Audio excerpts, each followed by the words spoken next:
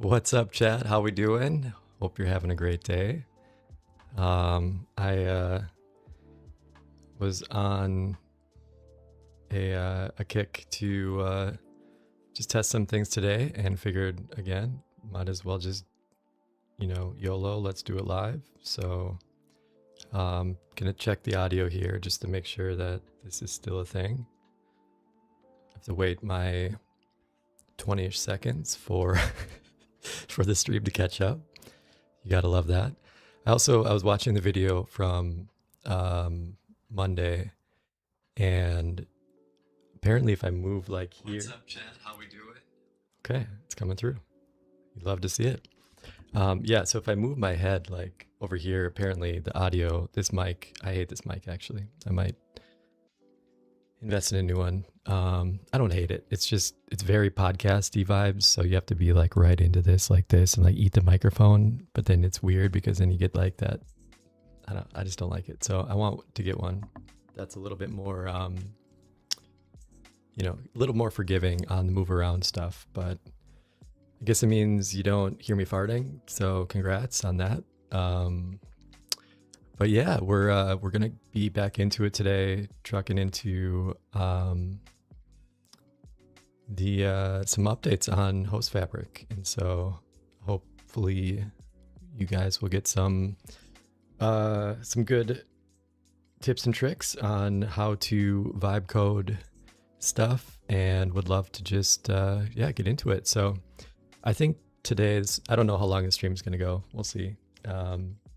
Just kind of vibing with it for now, and we shall see. I was thinking it might be fun to have some kind of like a counter or something of like how many times Claude code I have to get all caps on it, but we'll see. We'll see how that works, and we also have to test some of the integrations with the chat pieces, which is always an adventure. So I'm sure between those two things, we'll have some fun with it. So thanks for joining. If you're here, appreciate you guys. I also did figure out how to do the multi-stream chat a little bit further. I was testing that offline, and then I went online and did some tests, and I think finally it's working. The only one that doesn't come through consistently is X. God bless them. I love that platform, but it is very, very shaky behind the scenes technically. So hopefully that is gets fixed up soon here. But yeah, let's jump into it. And first, let's start with a little back-to-back stretching. Everybody, get your vibe on. I'm kidding. It's not a yoga stream. Okay. So, chat, this is the latest and greatest. We made quite a few updates on. I'm gonna move these dudes down here a little bit. Okay, so as you can see, looks a little cleaner now. Finally have the. Also, my date is wrong per usual. Hold please. I don't even know do we like this on top?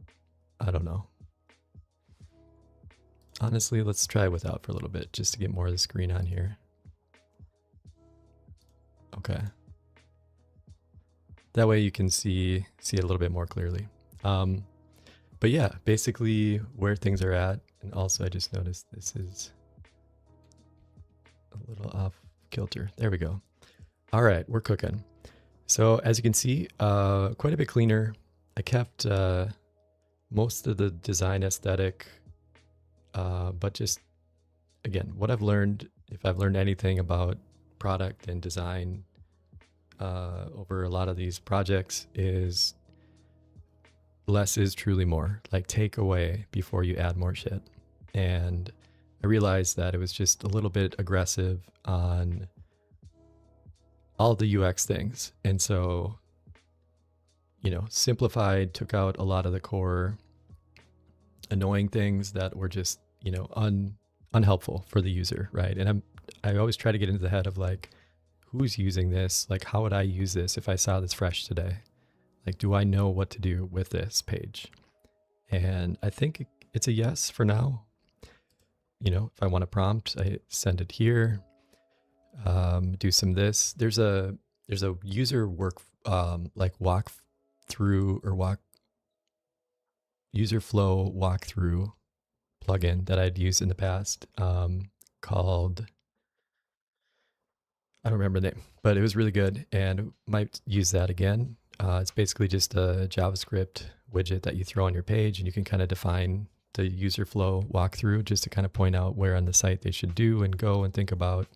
So we'll be working on some of that today. The other thing is these other pages, hopefully it's a little bit cleaner, a lot more user-friendly, a little bit more modern. I kind of like the, just like hero banner callouts a little bit more. I think that's a lot cleaner.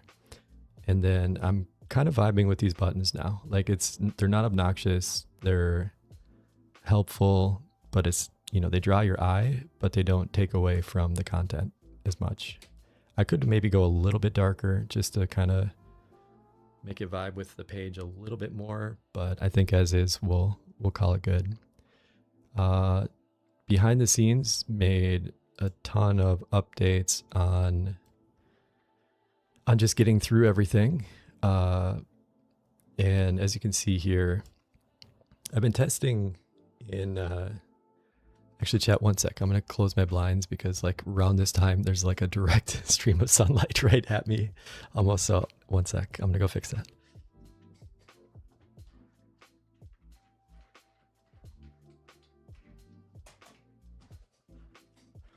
Okay, we're cooking.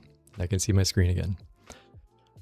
So yeah, what you're seeing here is the kind of next way to, sorry, next way to just think about how we're laying this out for development best practices. Gotta have some coffee. And I like this view a lot. So this is different than the regular editor view, which you're kind of seeing here. Usually what I do is have my 3 terminals on the bottom. This moved over, you know, this is my, I forgot to do YOLO mode, so we'll have to change that. But basically codecs over here, Claude in the middle, and Claude has middle child vibes, I'm learning. So I think that's maybe why it's there. And then my, my node server over here. So that's usually how I usually have it. And then, you know, right over here, what's this called? I think it's secondary sidebar is this. And then I usually, you know, can kick off some agents or some chats through that. But I've been testing with this kind of agentic view. It's kind of cool. What I like about it is you can get a little bit more user-friendly up here. So like, it is weird to have this on this side, and I might switch those actually again, just thinking about it. Actually, let's test that. How do I move it? Can you move it? Move primary sidebar left. Okay, all right. So it's even more like our other page now. But what I do like about this is, so say you're looking at like an MD doc, right? MD, actually that's up here. So MD, let's do our README file. And by the way, if you don't, or if you haven't done this before, it's a really helpful way to look at like files that need to be like an MD file that, you know, you want to see how it actually looks and feels on the screen. You can go to, hold please.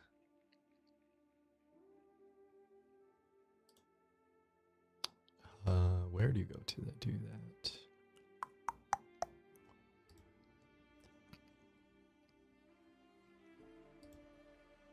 thought it was preview editors, but I'm not seeing where to do that on here. So it's making a liar to me. Okay, so basically, if you do that on the regular editor, and actually, if I can't figure out how to do that on the other one, I'm just gonna use this. But you can see here, like our MD doc, it gives like, it processes it as an actual doc. So then you can read it as like how God intended it with, you know, the code blocks and everything in here as such. So I think this is a clean way to do it. And then, you know, if you're reviewing your MDs along the way, it's just a simple way to see everything in, you know, VS Code and then all of its progeny, including cursor. I think they did have an update today too, by the way, so I might do that a little later, but we'll see. So yeah, that's what we've been cooking with chat. Basically, this is almost, I'd call it stable today.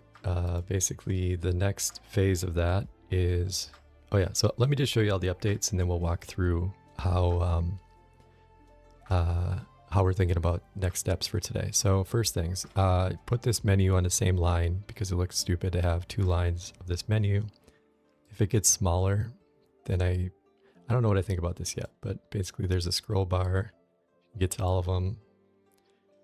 I go back and forth, like should you just layer them over there? But for now that works. And most of the time you're going to be viewing this in full screen anyway. So mobile view, it's clean. So if you get to mobile view, maybe not. Okay, well, we'll play with that. So anyway, on the overlay control settings page, you can see we now have the ability to pick and choose where you want to show the homies. So you can do, you know, select any one of these and it will show you like where they are relative to the positioning. And you'll notice that the URL just changes when we do that. So layout is our variable for showing which version of this to do, and then it handles the CSS behind the screen or behind the scenes. And then also you notice the I didn't like how it was always under the avatars, like the text coming through. So now we do where it's to the right of the avatar if it's like a, you know, vertically viewed item. You can also deselect things now. So if you don't want to have the names under the avatars, you can remove any of these. Agent ship name, which is the name of the agent. Speech bubble under the avatar. So the speech bubble is like when they have individual discussions or like individual things to say, the TTS will show up next to it instead of underneath it, cutting off other homies. So on the caption stack, this is for the question to be asked itself, like what is, caption is the kind of running list of the answers that they give as one cohesive thing. And then the prompt Q ticker is, that's a bug, is the way to show the question that was asked. So that will be down there. I'm working on this, best practices, all that. But the good thing the thing I like about this now is if you do like our grid mode, you can choose the spacing between the different avatars. So let's bump this to here. And then safe areas is just where around it the content will kind of flow into. So think of it as kind of like padding for all other things. Let's put it kind of here-ish. And then avatar size, you can bump them up now to large mode or make them smaller. I think that's kind of actually let's bump them up. And then what you do is copy this URL, throw it into here, Q properties, change this to this. And there we go, chat.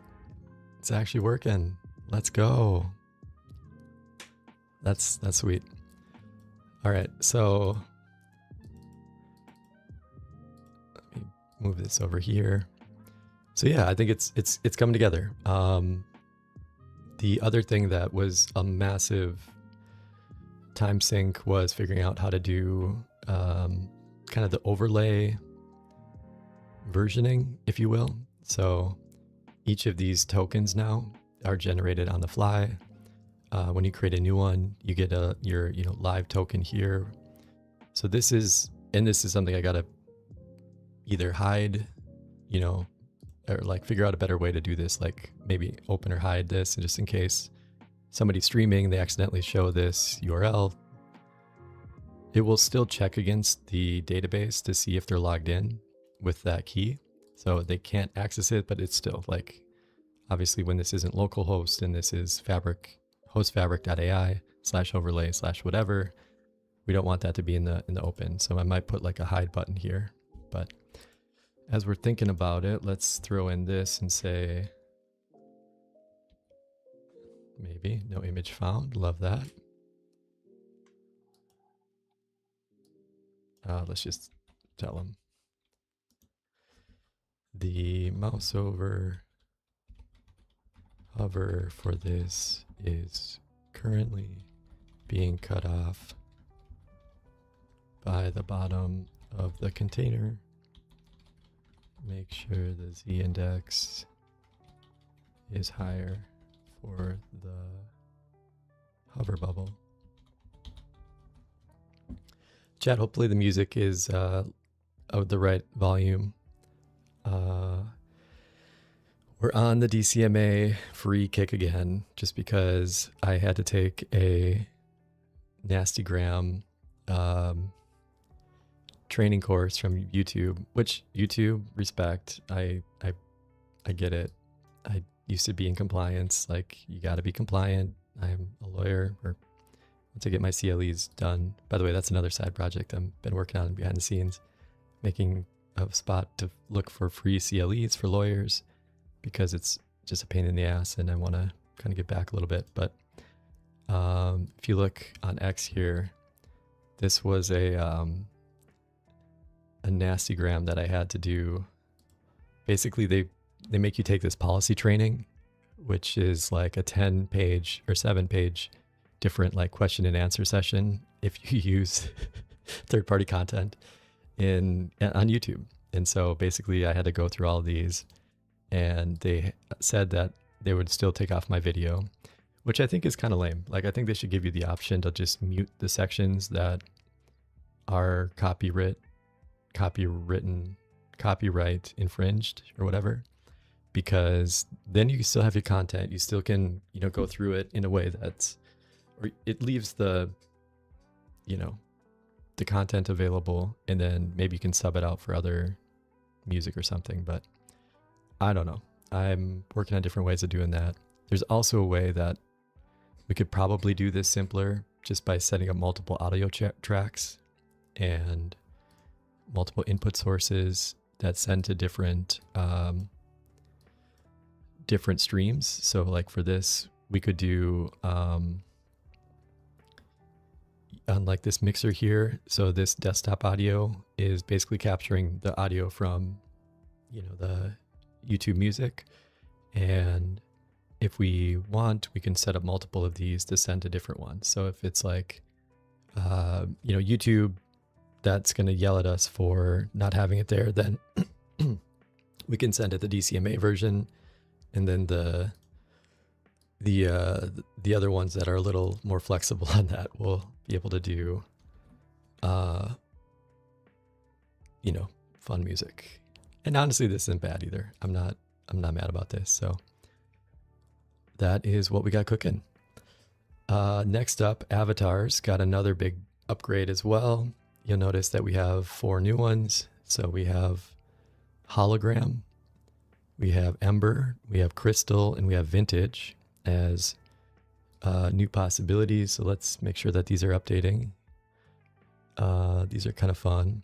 And also I did a pass on making these, or making all of our homies a lot more, I guess, clear, because previously a lot of them were kind of blurry, and a lot of that was just some CSS hacks that we added to make it clean.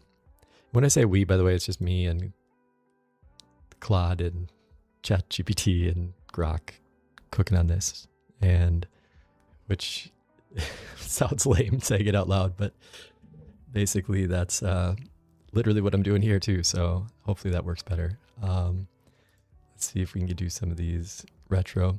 It's interesting that the retro one, like the saturation is a lot higher than the other ones, and I'm not sure why that's the case. I also noticed that ChatGPT like doesn't, okay, so it does on this one, but basically sometimes it doesn't, like the shading doesn't go to the end of the, to the full end of the circle. So we might have to think about how that's being implemented. But yeah, I think it's, for what it is, like I think it's working pretty well. Liquid one looks kind of lame. I didn't like that. I might have to redo that one. Hologram's kind of fun.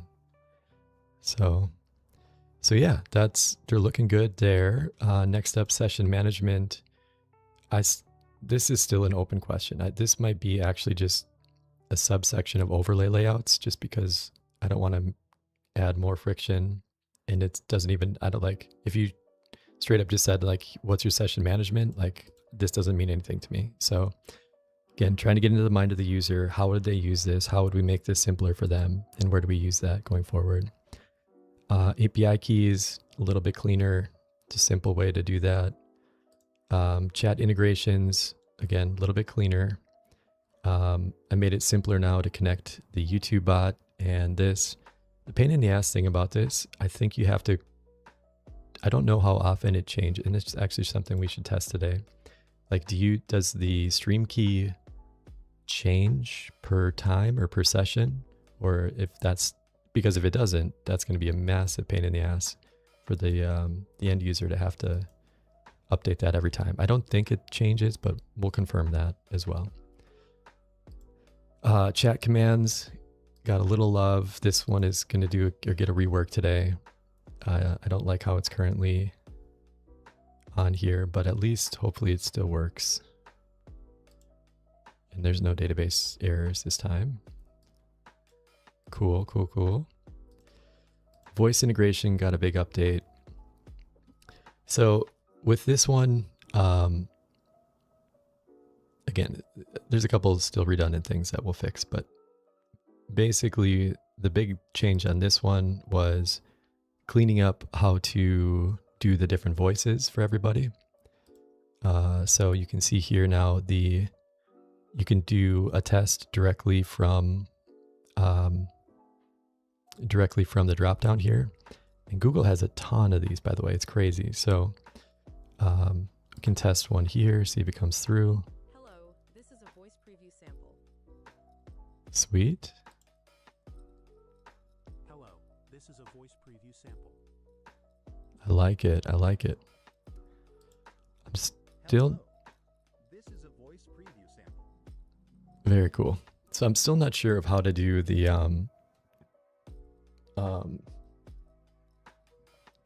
like how you cost this out, because I have to check Google to see how much the API differences are between like these the polyglot ones. These are the fancy ones, and then Studio is a little bit less expensive. Neural 2 same, WaveNet same, but as you can see, like This is a voice preview sample. even these aren't too bad, right? Like that's pretty legit. And then standard is what we've been using to test. This is a voice preview sample.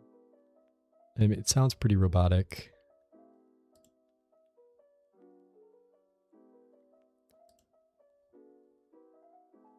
Oop, that might be a bug. Okay. So this is how it works. Let's check our payload and check our response. Love that. Super helpful error message that says failed to generate voice preview.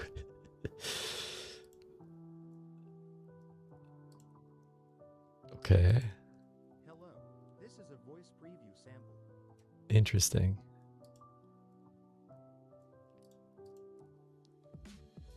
Okay, so this is what it should give us, which is the base 64 version of that audio. Gives a duration, and then not sure why this is not liking it. So let's check on that.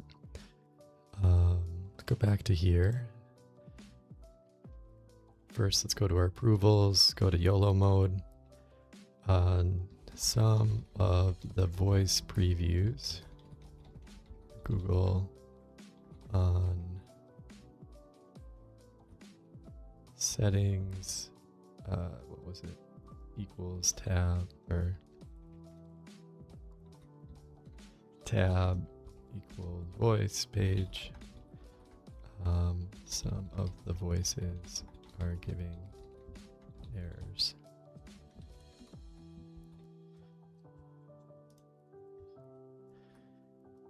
And add the response.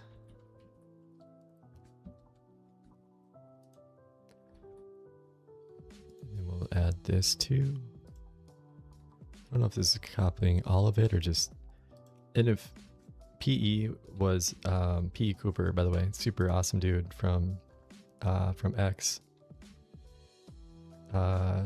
We were talking about this yesterday actually in a space about like what is the best way to optimize for that, or like copy and paste out of console, and like maybe it's just I got to get learned up on how to connect a browser through cursor and then use one of these as the way to do it, but then you don't get access, the terminals I don't think have access to that. I was actually playing with that a little bit yesterday.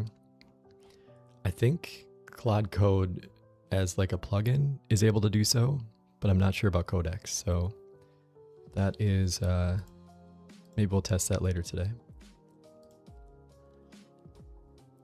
Also, I should commit this. I know it's bad Mojo Jojo to do. I'll wait till Google's done. Okay, but back to here. A lot of these are, simplified now. So if you are in Brazil, you want to have your... Hello, this is a voice preview sample. That was not Brazilian Portuguese. Hello, this is a voice preview sample. Okay, so that's something we'll work on today. Is that for all of them? Hello, this is a voice preview sample. I mean, I like the accent. That's cool. But should definitely be in Portuguese. Let's see. Let's see how...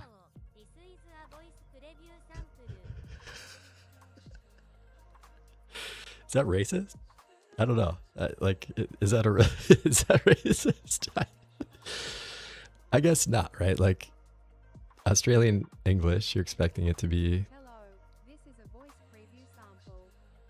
not that shitty sounding, but let's see here. I actually wonder if Australian has a... Okay, it does have a polyglot. Hello, this is a voice preview sample. It's actually pretty good. I like that. Okay, but that is something to check in about. So once it's done trucking on that, we'll ask it to take a look at why the other languages are not actually in other languages. I think actually what it might be, for some of the TTS things that I've been working on. So this down here, by the way, this got an update too. So the TTS, there was like a 50 millisecond latency added if you don't set the language to English off the bat. And remember the other day we were getting like some Espanol responses, some Icelandic responses. It's because I didn't set the language on that, and it also minimizes the latency. So it might be that we have to update.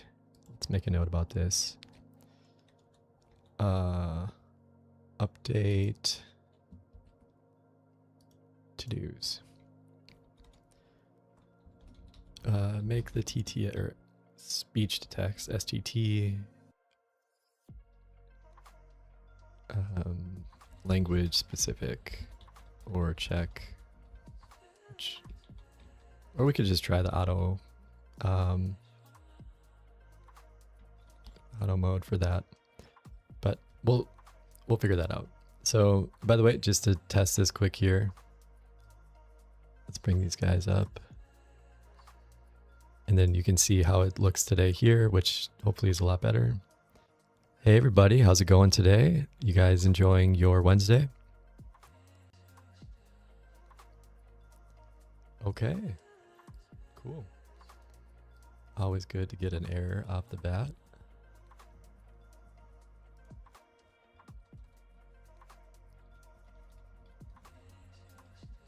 STT to the overlay.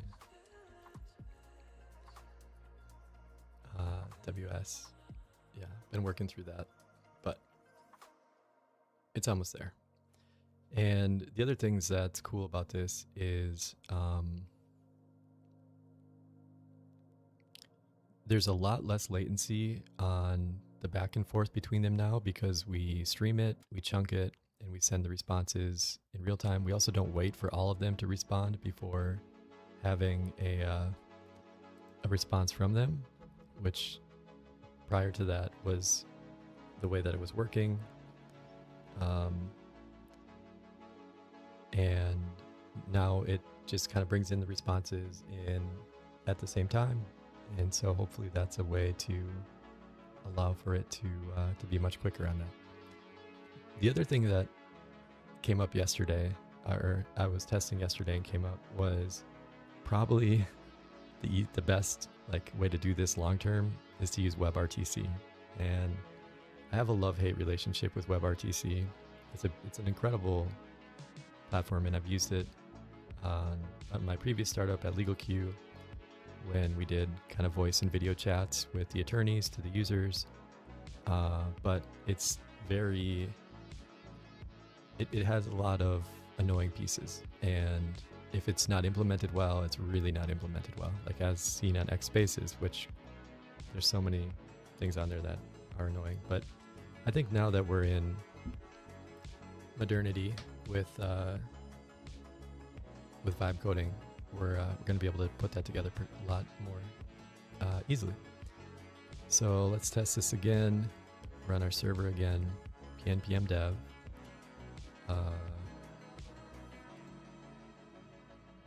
What was the thing to kill this again? Bashes.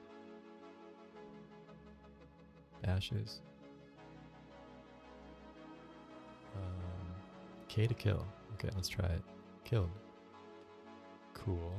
Now let's go over here and restart our server so we don't have to change the port number. 3000 is still in use. Pretty sure that was the only. Let's check again. Okay, killed. I wonder if it doesn't release the port number if you kill it in the command line here. It's weird.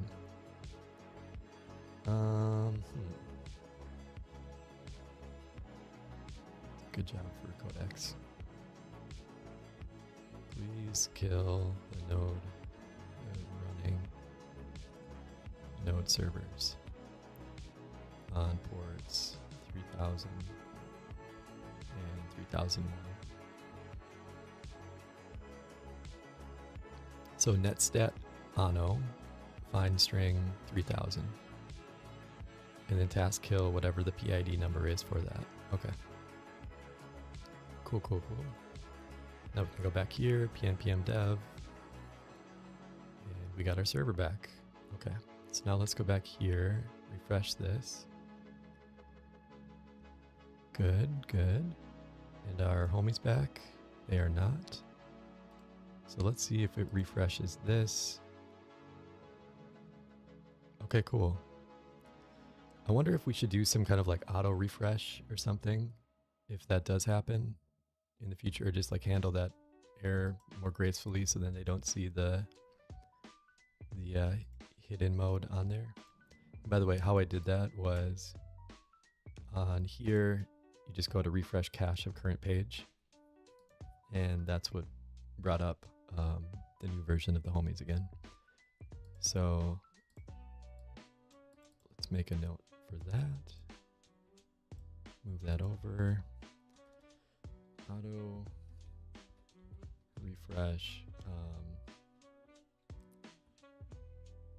overlay page for air handling.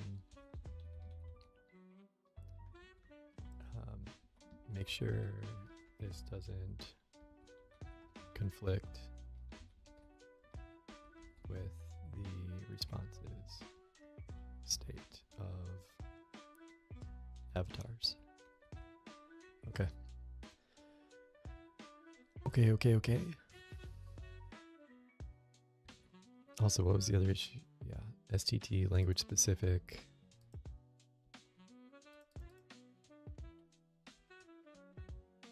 Give options for spacing between the avatars on all the different overlay options in cursor. Figure out where to do this in codex and clock. Give options for spacing. Oh, we did that. Hell yeah. Let's go, chat.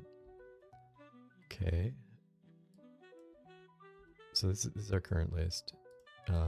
Let's do like a long term. And by long term, I don't mean like when Claude is like, this is going to take a week. And I'm like, yeah, do it now. But different size avatars, we got that.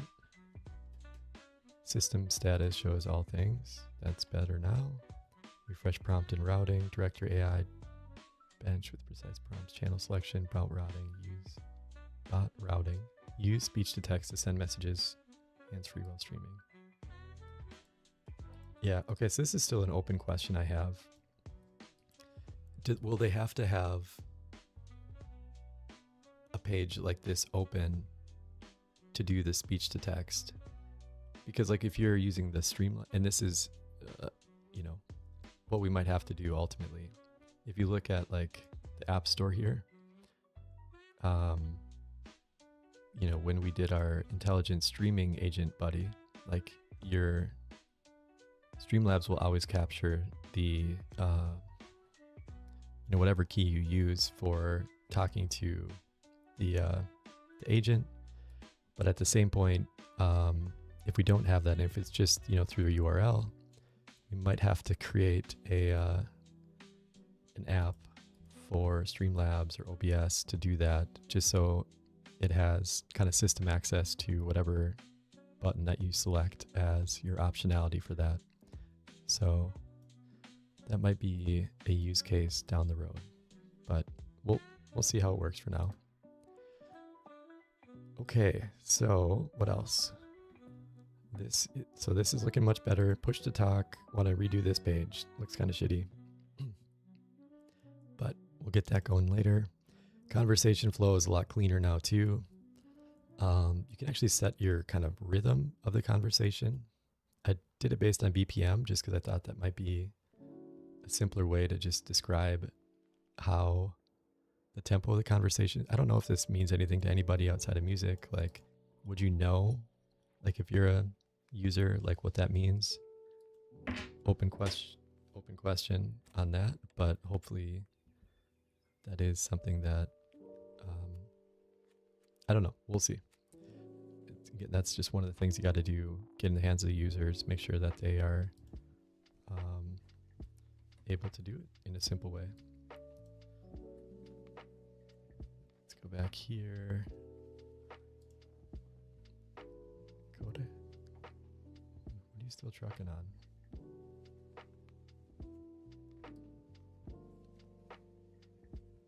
Oh, the voice thing. Yeah, that might take a minute.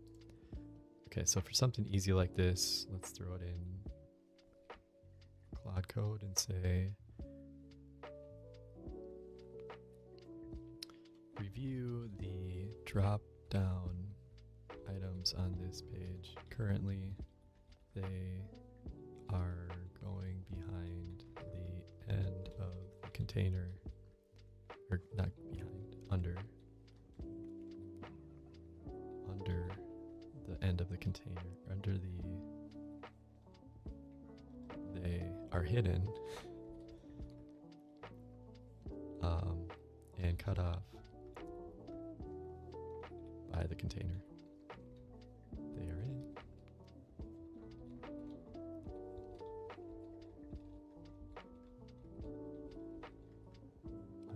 Hover overlays.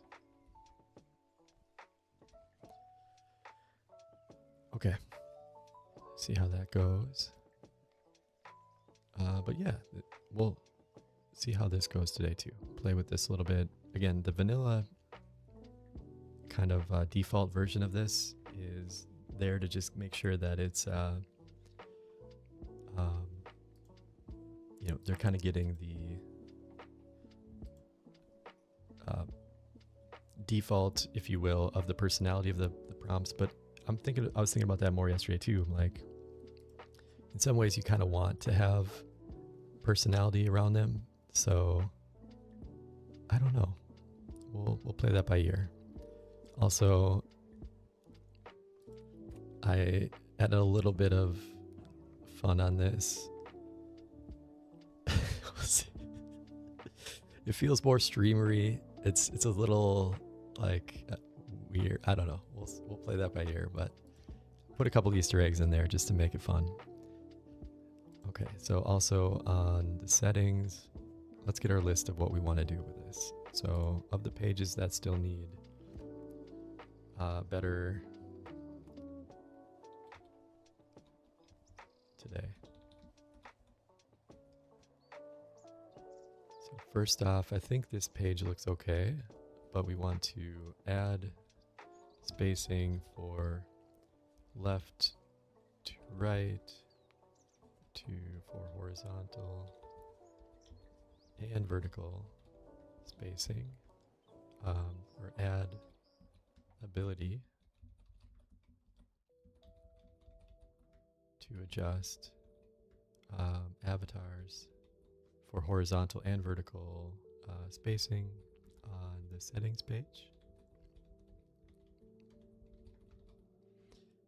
2. Was there anything on this that we needed?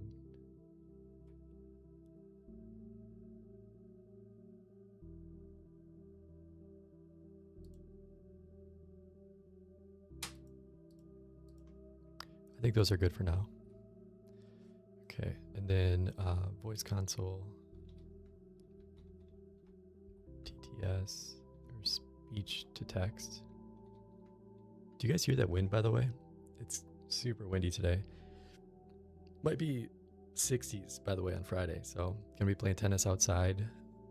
If you can play tennis outside mid-November in Minnesota, like, life is good.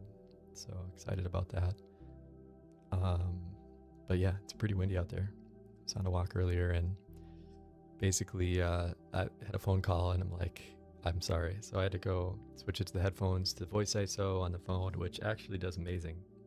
Shout out Apple on that, but it's, I don't know. If you can hear it, let me know in the chat, or if it adds some ambiance to, like,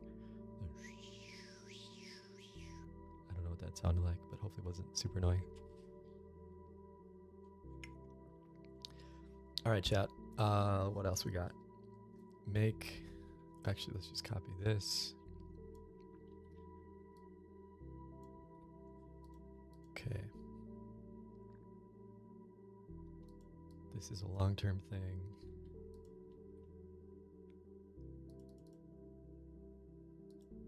Integrations. Yep, let's do that today.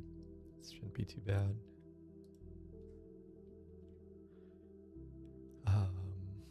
Auto refresh overlay for error. That might be a today thing. We'll see. And then session management. Yeah, I think this is a refactor situation.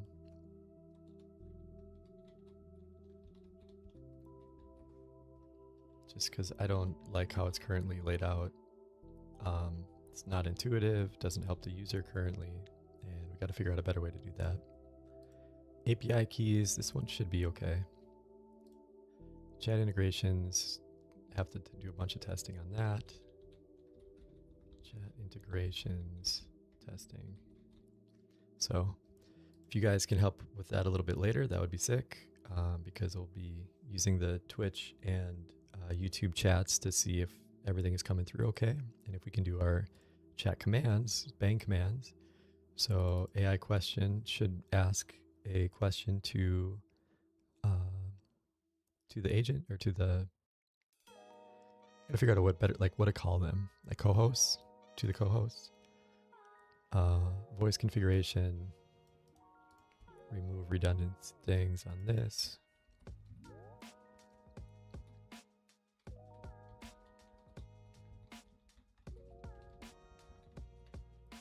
Boom, boom. Push to talk, refactor.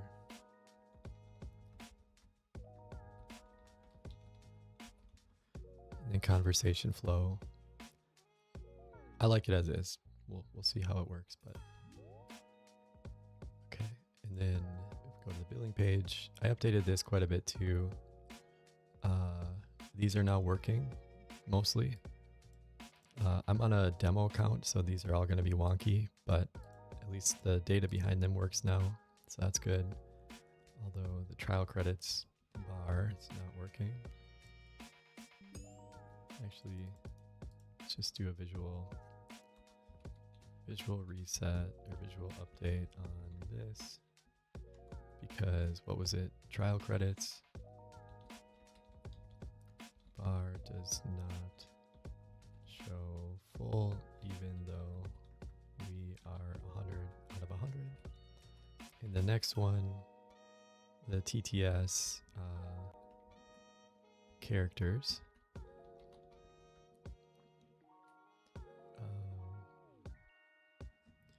I don't remember which other bar we used. I think it's this one. So we'll say use the color scheme for the welcome hero bar. Colors. Yeah. Whatever. Okay. Cool. Reset looks good. And then there was like 2 different versions of these, so I moved that. It's another one. Make on one line, only one line instead of 2 currently. Okay, so then these down here, you can do kind of either option. I kind of want a better way to show these. I don't like this here.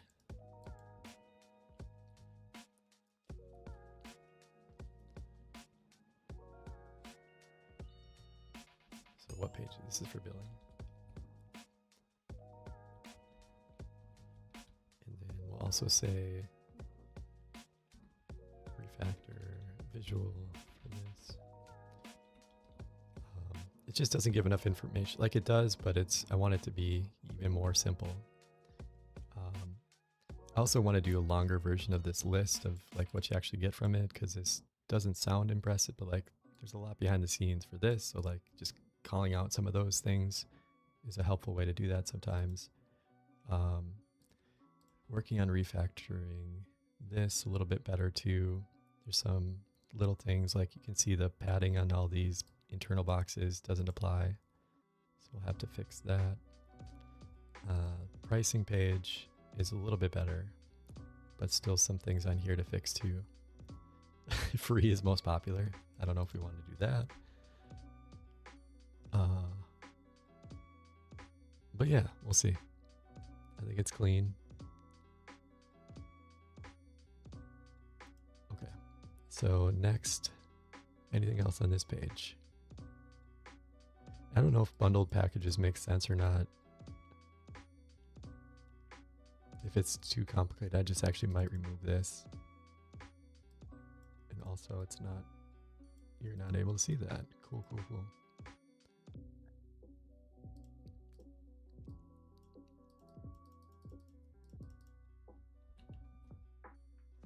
don't know. We'll see. Either fix font color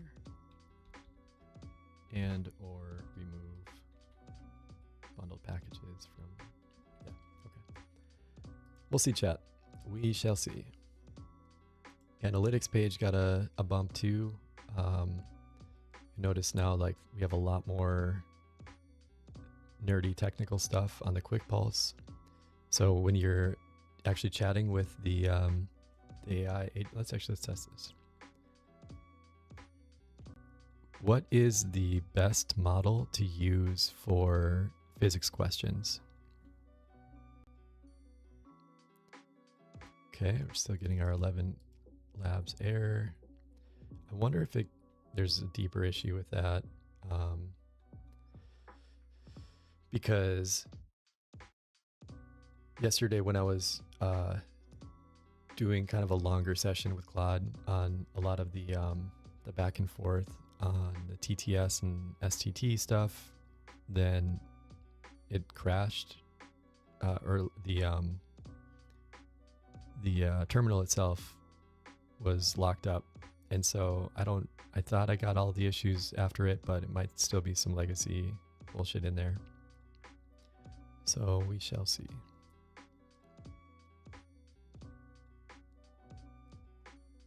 Oh, actually, that might just be the case. Okay. So let's try that too. So it said that it can't find it WS because it might not be installed. So let's just do a pnpm install. Npm install.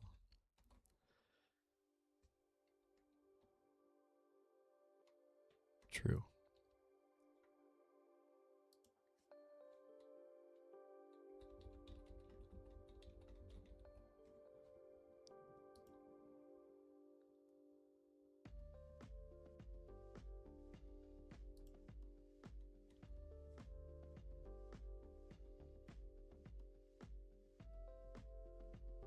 I also got to tell it not to create a,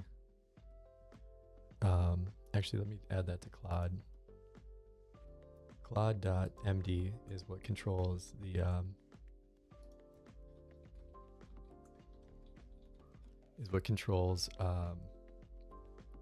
kind of like the back and forth for Claude, Claude code. And we can tell it some rules for that to say, don't start a new server. Check to see if one is open and use that. Let's see if it talks about this somewhere.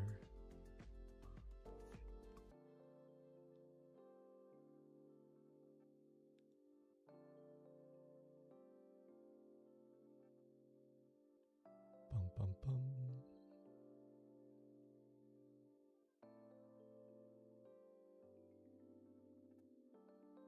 Okay. It doesn't. Development commands. Do not start servers. Check. We usually have one running on port 3000 already. Check server logs, errors there. Okay, hopefully that'll guide it to not do that as often. And this is recreating the rules. Cool, cool, cool.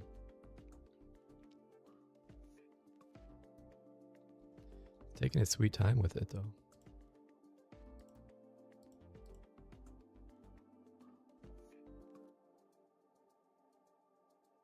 So it says it updated 11 lab stream to use lazy loading the WS module only when needed.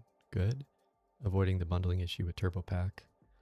The fix wraps require WS call in a function that only executes at runtime, not during building, which prevents TurboPack from trying to bundle it for the client.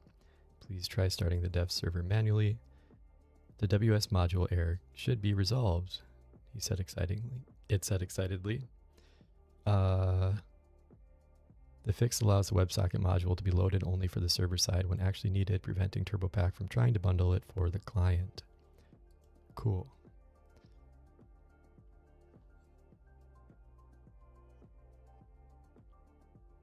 Okay, I'm just checking to see if it updated any of these in a weird way.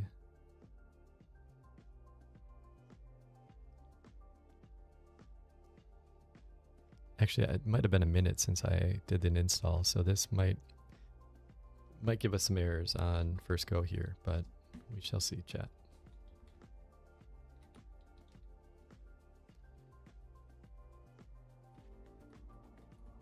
Okay, so refresh. Wow. Okay. See if we had any errors. No errors. Chat, let's go. Okay, so now, and then back to here. Excuse me. Let's refresh this cache again. They come back. You love to see it. Okay, and let's try it again. What is the best model, like a soda model, for learning physics? Okay. See how it says host like a serving model of physics. Stick around and we'll fizz through density, buoyancy, and more. Yo, that's so much faster. Hey, physics fam. Feeling a little flat today? Don't you worry, we're about to add some serious sparkle to your brains. Welcome. All I want to hear how loud that is for you guys. Learning physics. Short, fizzy prompts that pop curiosity and push you to test and explain what you see. First fizz. If you nudge a soda can across a table, does it slow because of friction, because momentum changes, or both? What do you predict if you push gently versus hard? Okay, so imagine physics like a soda bottle, right? You've got all these forces and energies just waiting to be released. They're contained, pressurized, ready to go. When you open the cap, that's like removing constraints or asking a question. Suddenly, everything makes sense. The bubbles rise, energy flows, and you see the system in action. Get ready to pop open some Okay, fundamental much too forces, quiet. crack open some So concepts, let's see how to. maybe even get a little bubbly with some equations. This might be another annoying Hey thing everyone, welcome to my to Fizzy understand Physics how Talk. to Today, I'm your soda model host, bubbling over with fun experiments to make physics pop. Picture this. Dropping a mint into how a to bottle set of the Diet audio Coke wouldn't volume expect for that to that erupt. relative It's all about to nucleation science what they and sound carbon like monoxide pressure building on up like a mini rocket launch. That's here. how learning physics works too. You've got all this knowledge bottled up, and when you find the right question, I mean, obviously you can just bump it all this up, fizzes into but then clarity. that bumps up the Let's audio make too. learning physics as refreshing as your favorite fizzy drink. What are we Currently diving into going first? with this, Drop it in the chat. or sorry, HostFabric. So this controls the audio for them internally. But if that's already at max, then I can't bump it up even further. So we'll have to play with that to see what's the best way to do that. But I'm just happy that it came through that quickly. Although it's the third time now that it kind of messed up how we were saying things, which is a little bit scary. Hey guys, can you hear me? This is a test. See, notice how it just says, can you hear me? I wonder if that's the chunking thing, where it doesn't take out the whole thing and just sends it. It is so much faster though, chat. That's almost like real time. I can hear. You hear in chat. Text only. No audio. Hell yeah. What do you want to dive into? A fizzy physics question, a quick demo, or something else? That's really cool. Okay. Hey, I'm here. Thanks for checking in. I'm Claude, and I'm ready to jump into this fizzy physics conversation. I'm Claude. So we've got this great One of my thing favorite going. testing So things far, so far, nucleation, momentum, friction. I was saying like, hey Gemini, what do you think about this? And then Claude just is like, I'm not Gemini, I'm Claude. But here's my answer. It was, in the moment, it was hilarious. And so I thought that was pretty fun. Anyway, we're back at it. Also, I forgot to throw this in a couple group chats. So let me do that real quick. Bum, bum, bum, bum, bum, bum. It's kind of a vibe. I like this music. It's like slow jams, coffee shop situation, which is cool.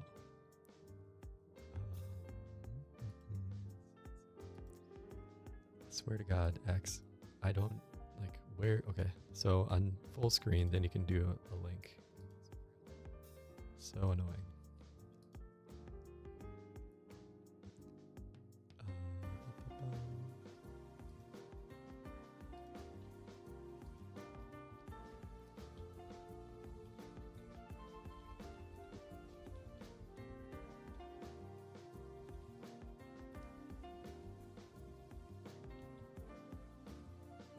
Okay. And then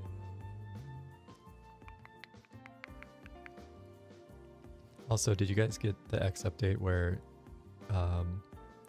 it's literally just gives you a link to a like chat link to other chats that you have, or like not have, but like previously were looking at? It's hilarious. It's literally just like a list of the like a chat link to the other chat. They got to get a better UX for that. It's pretty crazy. I guess what we didn't test was if this was updating. So chat, did you see that updating in real time? Test it again. Hey crew, how we doing today? Hey physics pals. Okay, okay. So it's updating, that's good. We don't have it in debate mode, so that should be idle. But these are updating in real time. Ready to fizz through density. It's not necessarily audience reactions though. Unless audience. Hey everyone. I'm You guys doing liking great, this and stuff? loving the energy. If you are, thank you. This fizzy physics vibe is perfect. We'll check There's on that. something about using everyday Q stuff jobs like is like when you set or real physics that just clicks. here, What's bubbling if up you for have multiple of Question, an these, experiment, or like should we prompts pick a going, random you can physics queue them bomb up to here. And so then you So can we've just got say some like, solid threads going. have Momentum, multiple of them friction, going at the same creation. time. And I'm hopefully curious, that'll be able is there a to jump specific in and see how experiment or they question work that's bubbling up manually, right now? Or should we pick one of these and going really through dig that in? process. How about you all? Got any fizzy questions bubbling to the surface? I also want to see if okay, another test quick. Let's go back to our analytics page. So it does, okay, interesting. Quick pulse. So two things. One, we got to add padding back to that. Notice how they bump up right to the edge here. And then second thing, it resets these whenever you leave the page and go back to it. So analytics, the quick pulse resets when you go to another page. Back. Should persist for full logged in session. And then also fix padding and conversation history. Okay, so those are good to know. But it's cool that it's working. We love to see that. And then also we'll just do a pass on making sure all these are good to go. Do an end to end. Test to confirm. Quick pulse are working. Cool. All right, sick.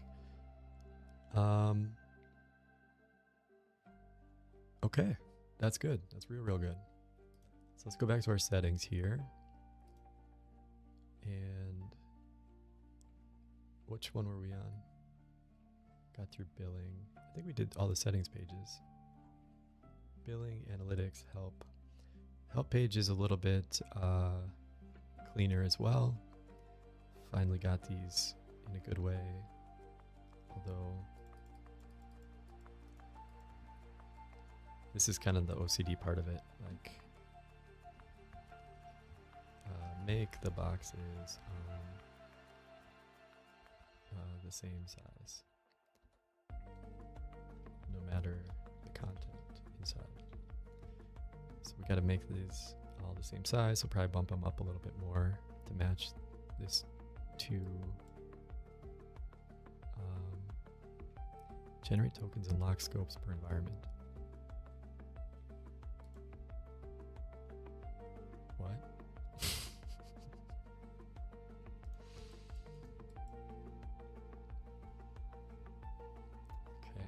Apparently we have a developer API key in that. So remove, well, not remove, because I think that'll be cool, but update API for developers. How fun would that be? We have an API that we can use too. Actually, that might be the play. because then everybody can have their own mixing and matching of how to do this, and they can put them in whatever app they want, and they can white label it or do whatever. Shit. Okay. It's another one of those just like, and part of the reason I did this project, honestly, was just see how far you can get just by vibe coding currently. Answer, really far. I like it a lot. Currently, round corners on all containers. Okay. It's still, and part of the reason it's doing this is, and this is one of the downsides of vibe coding generally, is that each of these separate things that we asked to do have separate classes, have separate IDs for different things. So I actually did a pass yesterday where I basically said like, look, use the same thing for the whole site, but I must have missed the help page. That way, if you fix it once, you know, that's the beauty of CSS, right? Like you write it once and it cascades down to the other items, and you don't have to hard code shit. But we're still a couple pages away from that. So I think this is cleaner as is.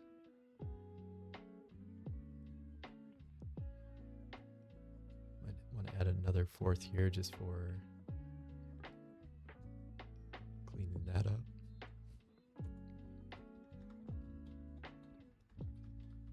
Add a fourth box on the, what are these called? Like help screen items. So we'll get that added. Sorry, chat, one sec.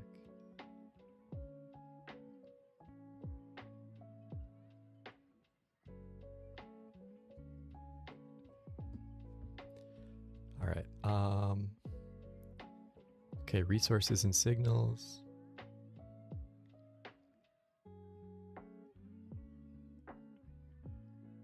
Yeah, I think we can keep that as is. Okay, so I think overall it's pretty clean. The FAQ is a little bit cleaner now as well. So you can do it based on one of these. And just figure out your support question here. And all that jazz. Okay, and then this actually reminds me. So have to set up the domain and all that stuff today. So we're going to be doing some of that too, and including email, and I'll show you how to do the DNS stuff, domain stuff. Well, and okay, so two things. Vercel hosting. Make sure it builds. Add all environment variables.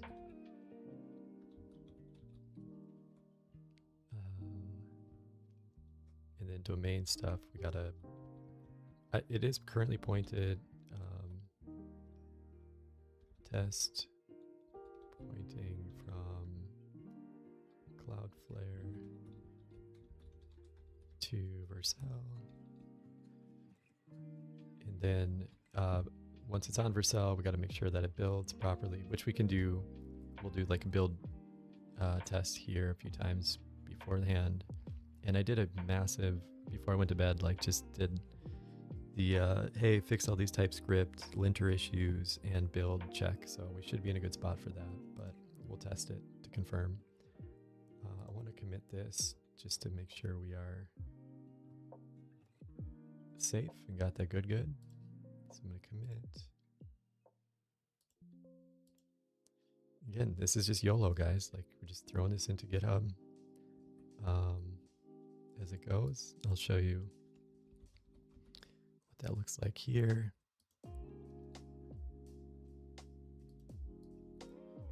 So if you're not familiar with GitHub, it's basically just a repository for your code, like where you keep the updates to your code, where you can see differences for it.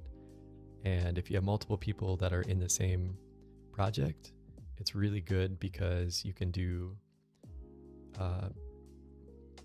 do things called branches, which basically say that like I want to work on a separate feature, right? But I don't want it to mess up the work that other people are doing as we go through that process. So you can do what's called a pull request, which basically says I'm gonna turn like this next feature or whatever into, or change the branch that I'm using for this. Like a branch is, think of it kind of like a separate fork for your code, right? Like if you're in ChatGPT and it says like fork this conversation, think of it kind of like a branch like that, right? So you can see here, each of these down here that are different colors are actually separate branches. So notice how it says Claude 1 week ago. So what I did was I used a Claude agent and it created a separate branch for these features and tests that it ran. And by doing that, it creates what's called a PR, pull request. And so you can see here, if you go to pull requests, I still have one open. What that looks like is when you click on it, you can see here that it has one commit to it. So basically, when I was in here, what I did, or rather what Claude did for this, but it's the same principle as here. So in Cursor or VS Code or whatever tool that you use, if you click on this thing here, that's the, I don't know what this is, it looks like a U with two bubbles on it. This is your Git repository or whatever versioning system that you're using, but most people use Git. And you can see here that you get all these crazy options. They look super scary, but it's not too bad. What you can do is say, I want to, so I'm on this branch called main, right? Main is like the one branch, and since I'm the only one coding on this, like it's easier generally just to use one branch for this. But if you look here at all the branches, these are all the separate kind of like chunks of code that were forked out to make changes to. And so then you can have like your stable code base be one thing, and then you can have these other branches as like, hey, this is what it could look like if we did for this or that, right? And so what you can do for that is go here and say checkout to, and if we create a new branch, let's call it, and notice how it's like origin / whatever, like that happens between like the origin branch of like, and I honestly don't fully understand it, but basically it's like, this is the spot where it comes from. I actually had a developer buddy who told me that they just, and I found this to be a good best practice when you're in a bigger team. Oh God, do you guys hear that? One sec, chat.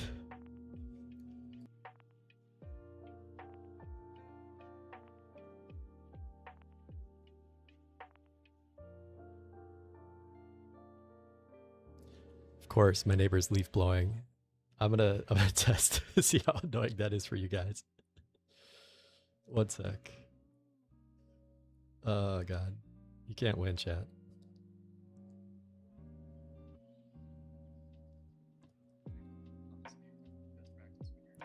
Okay, we'll get back to Git in a sec here.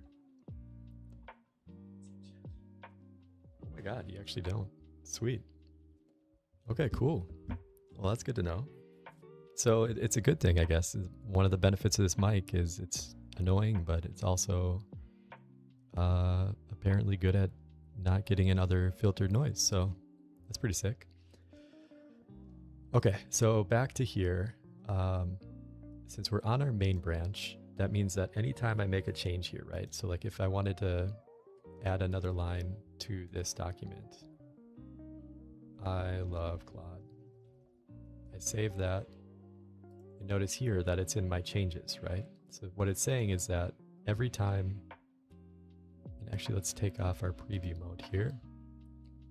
So you can see here, the one on the left is our previous file, right? So this is the previous version of that file without that change that we just made here. So now that we made that change, it says I love Claude, and you notice that it's green because it's adding that. If you delete one of these, so if we go back to our README, take off this one, and go back to that working tree, which is the edited and updated version of this, notice how it's red. So it's saying it took out this and added this, right? And so if we want to make this change available to the main code base, which is the main branch that we're on, we would say updated updated readme doc, and then you can just hit commit. So there's this thing called staging too, by the way. So staging is like if you have multiple edits that you're working on for one feature or one bug fix or something, and you only want to, I'll show you a little bit easier way to do that, or to show it. So on our CSS file here, right? Say here, I'm going to do this. Really love Claude.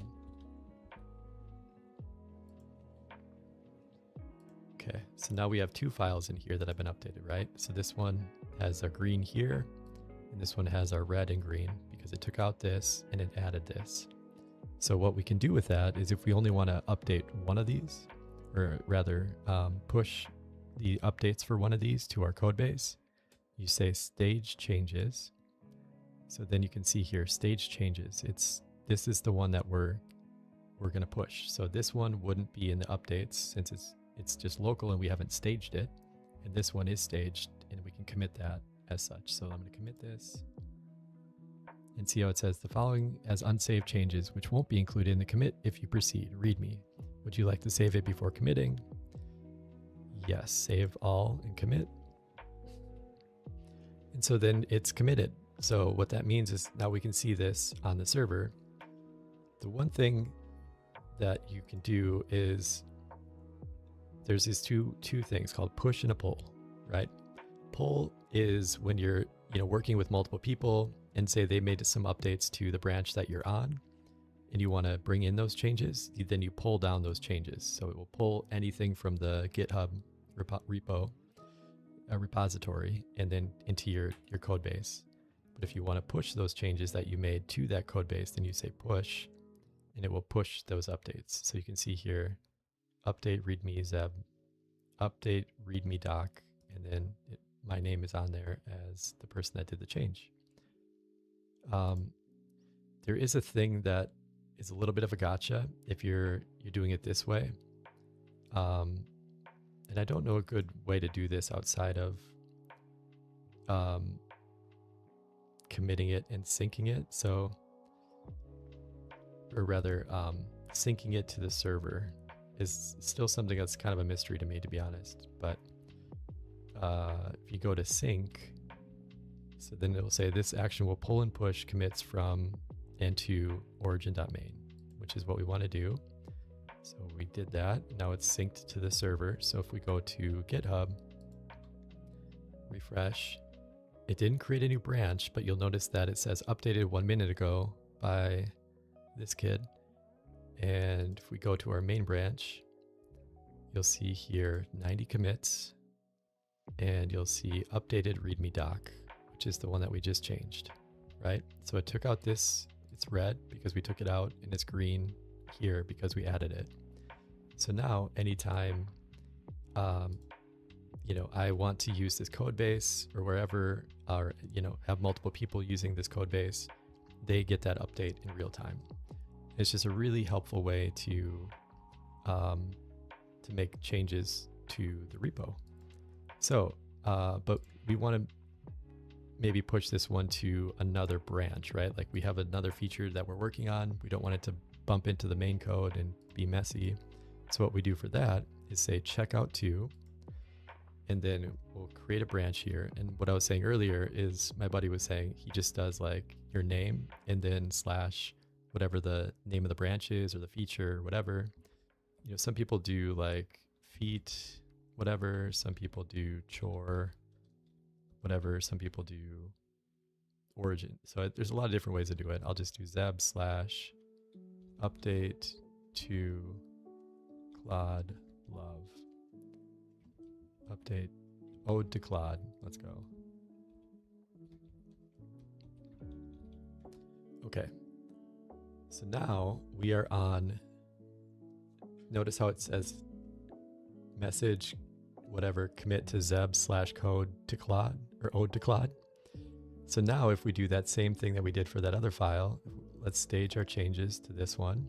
So this is the file that's going to be updated. We commit, save all and commit changes.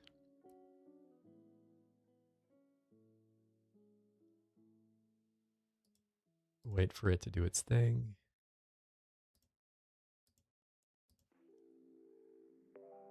Not sure what happened. Let's refresh.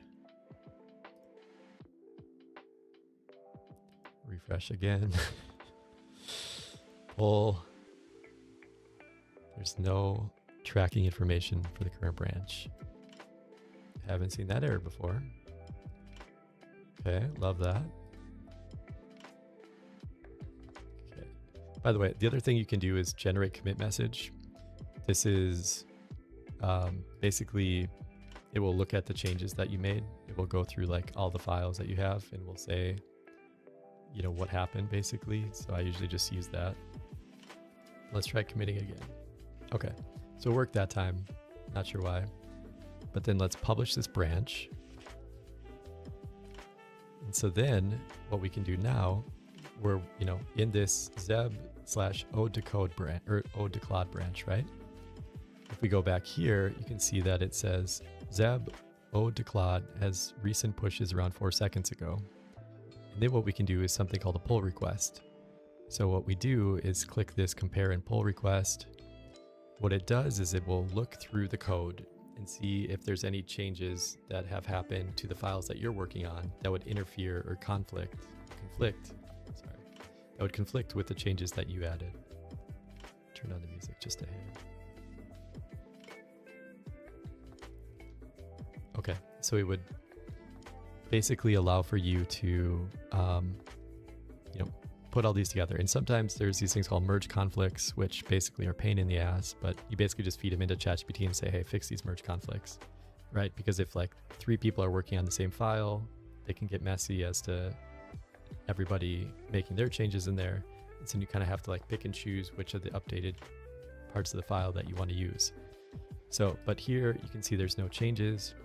You can also add people like reviewers. So usually in big corporate settings or just team settings, generally you have PR reviews, which are, you could add people to your review list, which says like before this PR is pushed or is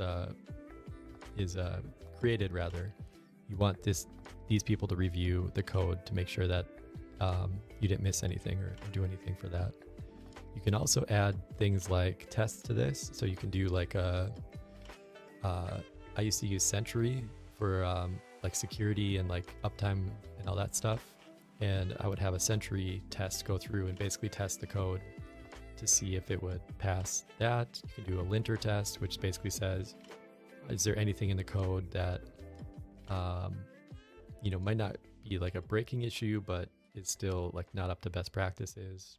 And so you can have all those tests run before you do this.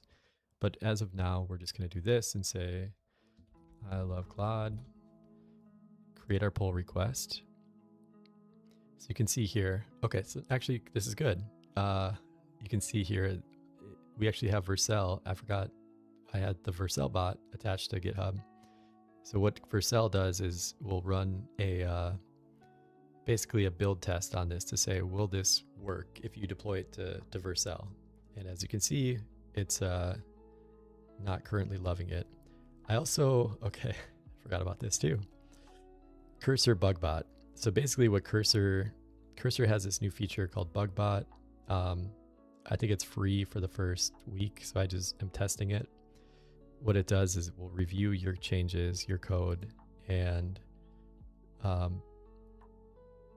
see if it has any bugs in it, right? So it looked at all the PR changes, which obviously hopefully doesn't find any since we just changed a comment in one of them. But it says Bugbot completed, no issues found. Cool. The EDE test published test report. So this is one that I created internally to check these. And so it says unhandled error, HTTP resource not accessible by integration. So this is definitely something that we'll fix before we push to Vercel today. But it's a test you can see here from Chromium. We can just have run in the background before you do this. So even though these tests are failing, we know that's fine because we haven't updated, or we will update these rather before we do that. So since it says no conflicts with base branch, oh yeah, I forgot to tell you that part. So when it says where or from what to what up here earlier, we're committing this change from that new branch that we just created, so zeb/ode to Claude, and we're pulling it into the main branch, right? So we want to make this change to this branch, which is the only change is that one comment currently into the main branch here. But since we like it as such, we're just going to say merge, and then I usually add a comment. Looks good, ship it. And then you can say merge pull request, confirm merge. And now our base main branch will have our changes in it. So let's go back. And the other thing you can do is delete the branch. So if you don't need this branch anymore, or if it's, you know, cluttering up how many different branches you have, you can just hit delete branch. And so then it won't show up as a separate branch for us. So now if we go back to the code, go to our main branch, which we're currently on, look at our commit history. You can see here merge pull request 12 from Zeb Anderson /Zeb ode to Claude. And there it is. So now this is in our main branch. So that's GitHub. That's Git. That's version control in a nutshell. It's a lot like there's CLI commands, or like, you know, some of the best people I've seen like can do this in their sleep, just fast branch stuff. And it does get annoying sometimes. You have to, there's this thing called cherry picking, and like you have to do stashes sometimes, which basically you take like your code locally and then like put it into the ether and then bring in other changes and then put your code back on top of it. So there are some very annoying parts of it, but like as is, this is a simple way to do it. And so then if we're done with this branch, right, since we want to commit back to the main branch, I'm going to say checkout to, and then we want to go back to main branch. And so other things to see here. So see how it says sync changes to. So since we are on the previous branch and it doesn't have the changes that we just added to this, we want to bring down those changes to our code base. So we're going to say sync changes here. So now our local version of the code will match what we have on GitHub. And so now we are one-to-one on parity with that, including our update to Claude. So any questions, chat? Throw them in the chat. That's how to do version control. That's how to save your shit if you have your computer shut off like mine did last night randomly. You don't lose any files. It's all saved in GitHub. And if GitHub goes down, like the world is ending anyway, so you don't have to worry about it. But yeah, it's really helpful. And especially as you get down to bigger teams or like open source projects, like this is how you manage large code bases, right? Like different people want to make changes to your code, and they'll do a separate branch. They'll put in their changes. They'll do a pull request. And then the people that manage the code will review that PR, right? The pull request, and make sure that it's passing all their tests, make sure it adds value, and then they'll accept it into the kind of the core code base. And so that's how the world moves around with code. Okay, that was a fun little detour. Let's go back here, see if we're still running into issues, which we are. So we're getting some 500 errors. Love that. Let's restart the server just to see if it's some caching issue, which it was. Okay. That's the first thing, especially if it's a 500 error, chat. Just restart your server. Control C twice, apparently, with pnpm, and then restart it. with pnpm dev, and then you'll see we don't have our error anymore. So what we were doing is actually testing our analytics to see if these are still updating. Actually, holy shit. We got our padding back here. Did you notice that? So there must have been something. Okay, well, look at us. We're already marking stuff off the list. Analytics, fix padding, done. You love to see it. Okay, so let's go back here and do our test. Actually, let's keep this open. Refresh. Okay, so then it's got the latest and greatest. It knows, or we can see, any files that come through, see if there's any errors. And then on the console down here, we can see if there's any errors happening when we do this. So let's talk to the home. Oh, another issue. This is tricky. So notice here, we're getting this again. I'm going to do a refresh of the current page, and it should bring in the updated version. Okay, so that's good. That tells us that we still have an issue on the overlay page.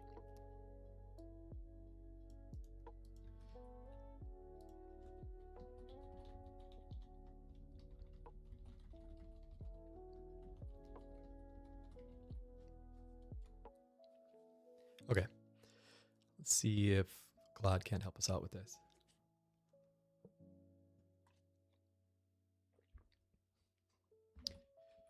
If you're local in Minneapolis, Dogwood Coffee is a jam, by the way. Highly recommend. I used to go to Spy House a lot for studying and stuff, but I don't know, it's kind of turned into my like Cheers bar coffee shop. And I know all the people that work there now, they're super chill and highly recommend. Really good coffee too, by the way. So I usually go light roast with a little cream, sometimes black, depends, I don't know how I'm feeling that day. Summer, iced coffee for sure, a little cream. And then winter on, you go regular black with a little cream, or light roast with cream. Light roast, I don't know, it's just a better vibe, a little better flavor. Dark roast is good with like espresso, and like I like it for that, or Americano or something, but like, I don't know, I like light roast better.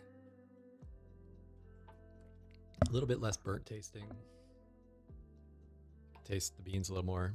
I'm not super hoity-toity about it. Like if I'm hunting or something, give me a Folgers and call it a day, or fishing or whatever. But like,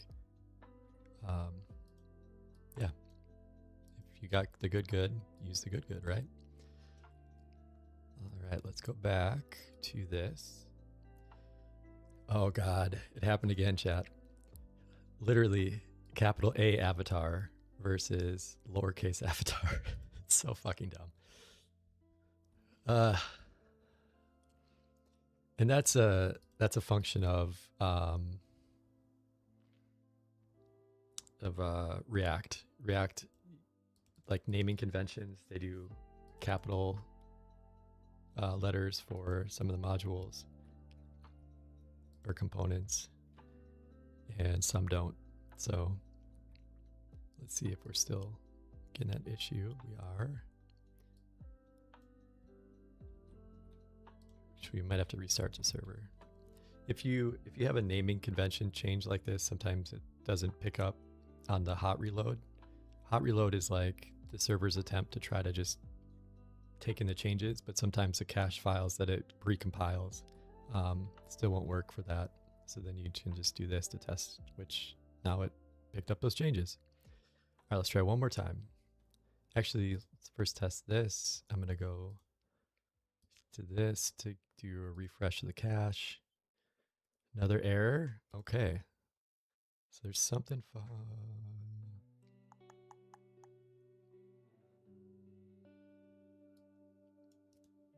I don't know actually. Let's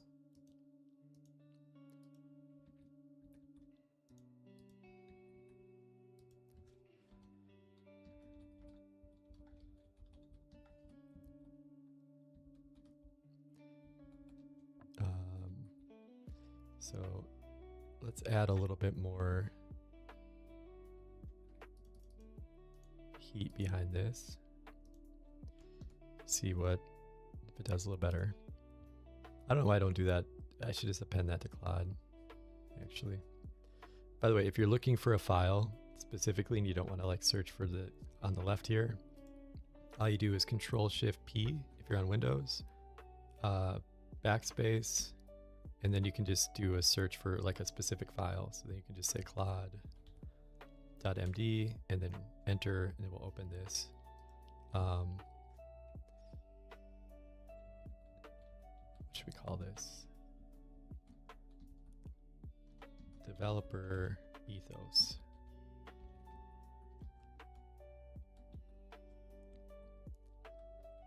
Okay, so now we have that in Claude MD. So every time Claude makes a change, it will read this and say, oh yeah, I'm a good developer, I forgot. Okay, so what does it say? The thread has been pulled. Two files, two silent gatekeepers. Oh, chat, you ready for this? All right, it's story time. All right, huddle around, children. You ready? The thread has been pulled. Two files, two silent gatekeepers standing between chaos and compilation. Both held the same fractured truth. A capital A where lowercase a belonged. On Windows, this whispered past unnoticed. But in the unforgiving precision of TurboPack's build process, case sensitivity becomes law, not suggestion. I've aligned both imports to reality. Avatar, with capital A, now imports to lowercase a. Avatar error boundary is already corrected. The sweep is complete. No other files carry this burden.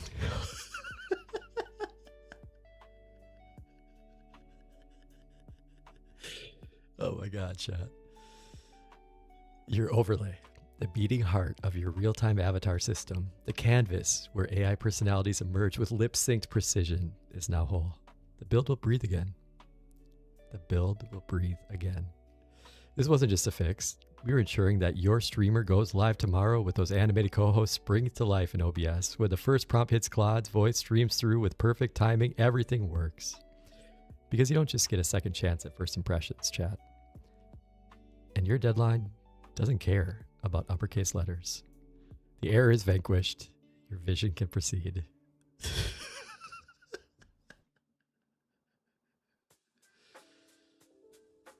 You know, some might be upset that it wasted a bunch of tokens on that soliloquy. I'm fucking here for it. Let's go, Claude. Appreciate you, brother.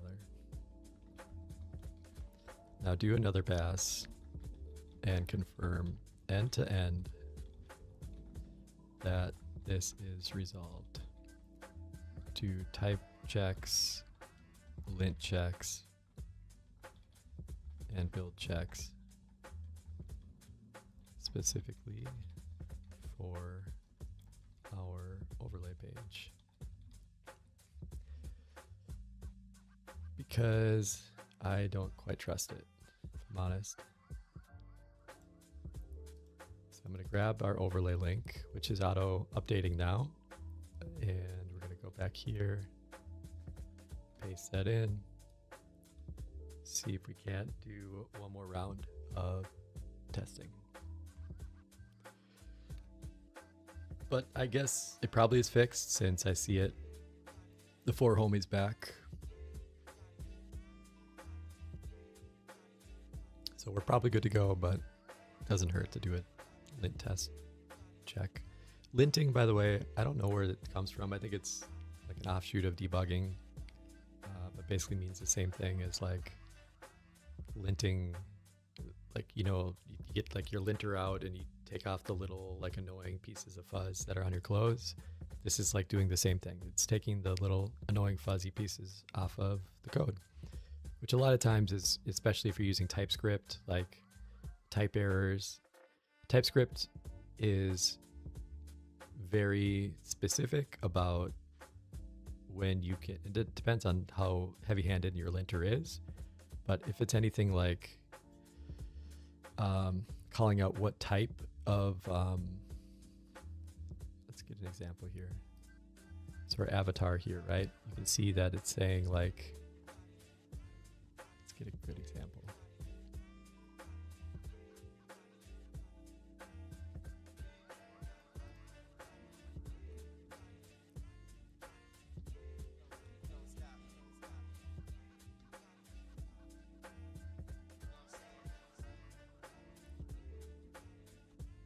Usually they're on the top, but we'll check this.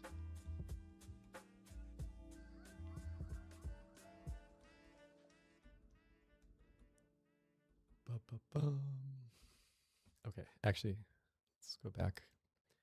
So see how this is saying like interface, avatar props, and it has these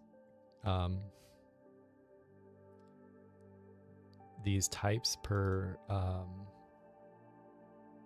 alias or whatever. So it's emphatically saying that like mouth strength, which is an amazing variable name, love that,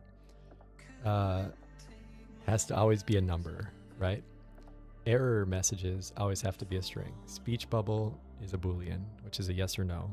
Show nameplate is also Boolean, so yes or no. And basically what this is saying is that like for TypeScript, it's saying like this is the type for each of these variables, right? So this is where you can find them. Here it's a number. You can see here on our avatar feature that it defaults to 0, which 0 is a number. So that's good. And it just, what's good about it is like for stuff like this, and honestly, kind of like old school, which is hilarious in the day of vibe coding, because what I really like it for, or used to like it for rather, was if you mouse over these, you see that like it shows, where they are in the teletype, whatever this is called. And so then you can like kind of see if you have mismatches on that throughout your code. But in the area of vibe coding, it's not that helpful. I mean, it's helpful still for sure. And it gives good hints to like what the code is actually doing. But ultimately, the code is just vibe coded anyway. So it's less helpful for AI. Maybe it's more, I don't know. If it gets more context, like it knows it's a number, then it's easier to find it still. I haven't thought about that, but that's what I know. So anyway, no errors. We go back here. Let's see. Okay, so it said it passed our ESLint check. Beautiful. Type check. Beautiful. HTTP response check. Good. And it audited our imports. Beautiful chat. Okay, so now let's go back here. Close this. Refresh this. Let's check to see if there are no 500 errors or anything in our server. And then let's start chatting. Hey everybody, how's your day going so far? Shit. Okay, so there's something wrong with the TTS. Or the speech to text. Although that is cool. Welcome to the stream. I'm HostFabric. Glad you're here. I actually like that a lot. Tuning in. I'm Ahmad, and I'm really glad to be here. Super stoked you're here chilling with me today. Let's get this party started. What should we dive into first? I want to see what it looks like. Game or a chill chat? Do you guys like the new like white overlay thing? What's on your mind? I'm here to Is that chat cool? about whatever you'd like to explore. What's on your mind today? Let's dive into some great chats. It is pretty small. I'm noticing, like it's hard to read the text. This is 1080p. And I don't know if that's just always is fuzzy. Shouldn't be. Actually, let me check.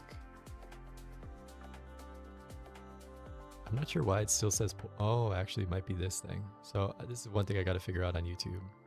The current keyframe frequency is 8.3 seconds. But it doesn't tell me where to change that, so I don't know. That might be something in a Streamlabs setting we'll fix later. But yeah, honestly, it looks clean. I wish there was a way to pop this out.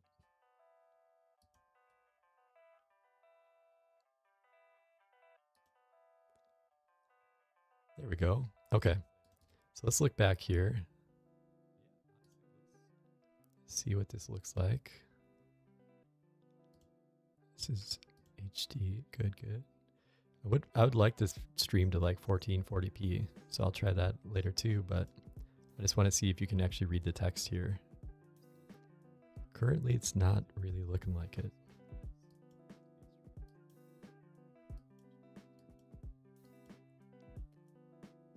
Yeah, it's still too small. Okay. So that's another thing to think about too.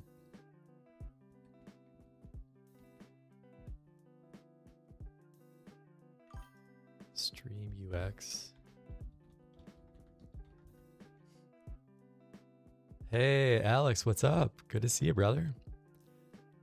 Thanks for the subscription. Appreciate you. Yeah, man. Thanks. How's your day going? Hope you're having an awesome one. Stream UX. So we're working on cleaning up this co-host thing that I was telling you and Sierra about. We're getting along the way. Hopefully this is coming together. But yeah, hope you're having a great day, brother. Stream UX, make sure the text is readable for the overlay. Okay. Yeah, that's just unreadable, which is weird. So we'll have to figure that out a little bit.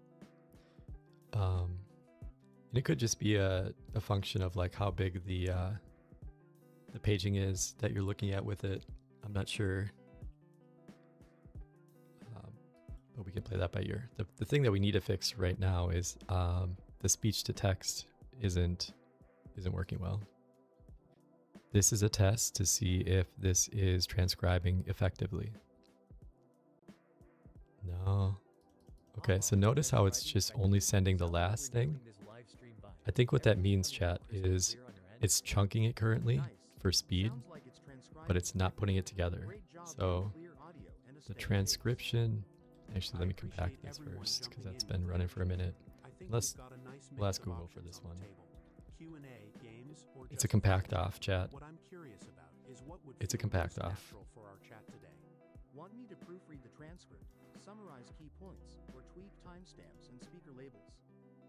Honestly, I'm flexible. Whatever direction you all want to take this, I'm here for it. Thanks, So yeah, thanks, what's Claude. calling to you right now? All right, systems are go. What awesome topics are we diving into today, fam? If it's all good, let's keep the energy rolling. What's the next topic you want to hit? You guys, for some reason, Gemini loves the word fam. I swear to God, the other day it used it like 3 times. It's like, what's up, fam? And then the next one, like unprompted, is like, that sounds great, fam. So Gemini must have some like extra Gen Z vibes of just loving to talk about fam. So you know what? Gemini, I appreciate you, fam. Thank you. Hey there. Awesome. Looks like you're rounding up the crew. Chat GPT, Claude, Gemini, and me, Rock, all in the house. Nice lineup. ChatGPT, That's so funny. Gemini, and Grok. Okay, so 2 I'm things. HostFabric, keeping it breezy. First, when I Q&A, a game, or some laid-back chat, which gets the stream energy going? Hey, do I'm noticing we've got a speech really to solid text, group energy. 4 different I am perspectives seeing ready to go. these The errors. transcript cleanup ChatGPT mentioned is smart, but I'm more interested in what direction you all actually want to take this. So real talk, are we doing Q&A where you throw questions at us, games to keep it playful, or just genuine conversation? I'm genuinely flexible, but I want to make sure we're building something Claude is so All right, pedantic. I love it. Tech is solid. ChatGPT, super smooth, but for everyone else. Okay, we copied in a lot of fun paste. stuff. So What's the one thing main I don't like about fam? What's the plan? You Codex can versus shenanigans?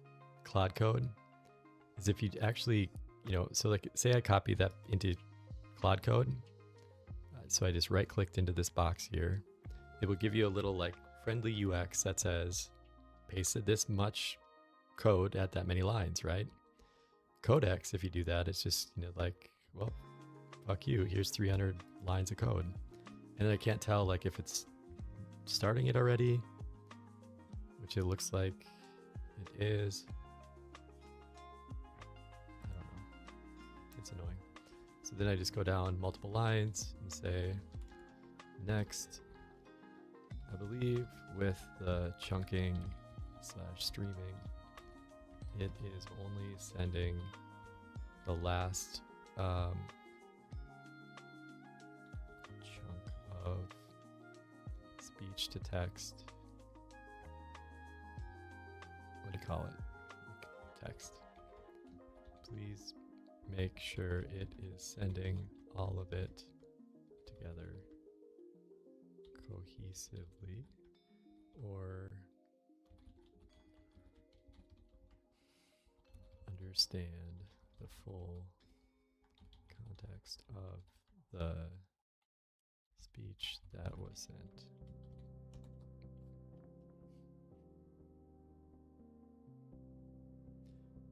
This is non-copyright? I love this song.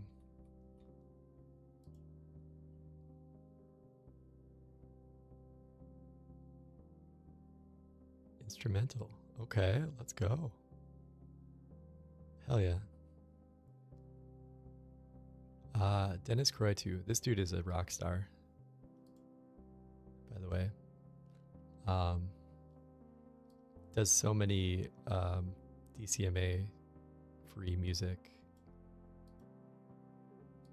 Really, really, really, really good stuff. Highly recommend. I think he actually did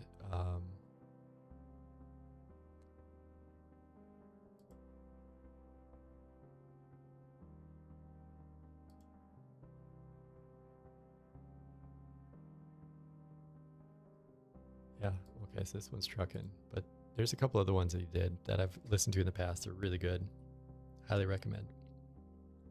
So thanks for putting cool shit into the world and making it free. Okay, chat. Let's see what Claude comes up with, or GPT comes with on this one. In the meantime, let's do some of these other issues that we have listed for the day. Okay, so let's put Claude on this one.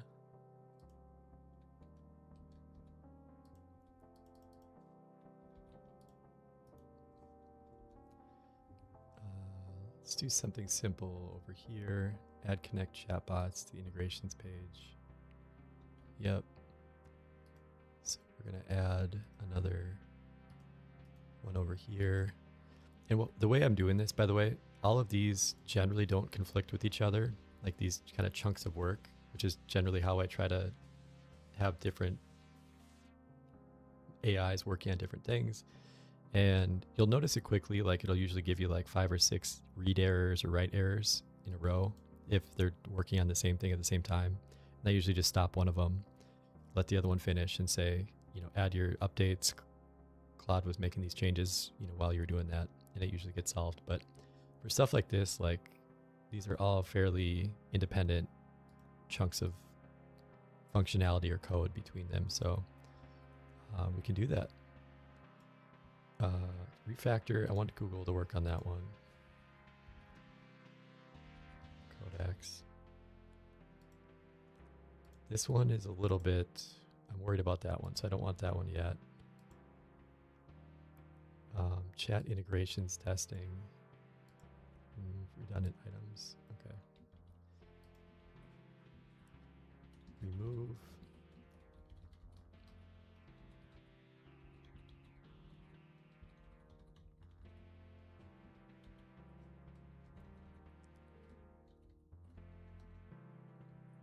Okay. So on voice configuration, you remember that we have these two separate, like this is redundant to have both of these here. So we're going to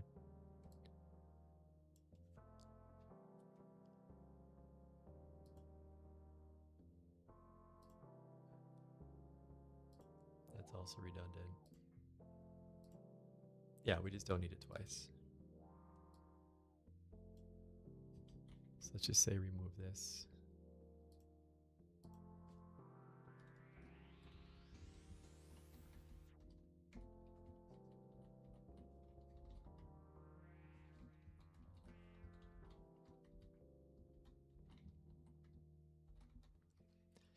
Okay, and then stuff like this is pretty quick. Cloud code is very fast, so you can see now we just took that off there. Love that. This also is redundant.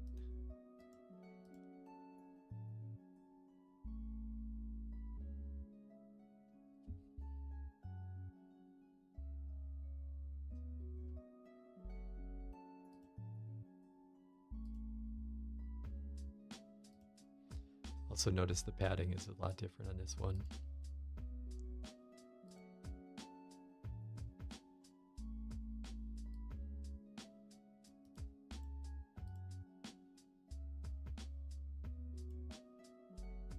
Yeah, padding is different for all of them, which sucks.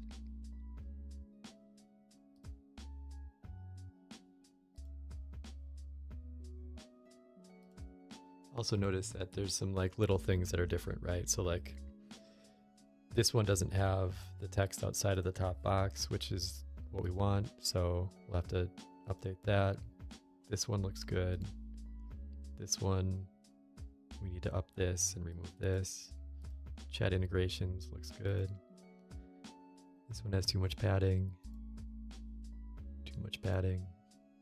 Looks good. Looks good. Okay, so yeah, and it's little stuff like this that it's pedantic, but like if you don't do it, like the eye will catch it. And so what we want to say is like, first on the avatars page, whoops,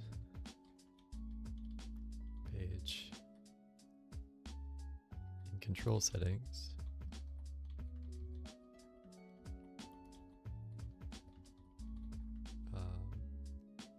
take this header text and put it above the main container, like we do on the overlay. Yeah, overlay layouts page. So, you know, give it a direction, say which one to use, and then say like what example you want it to follow for that. And usually does a pretty quick job with it. So let's see how it does it.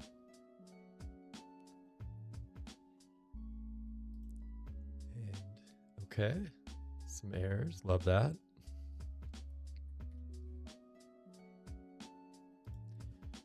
Stop the server, restart the server.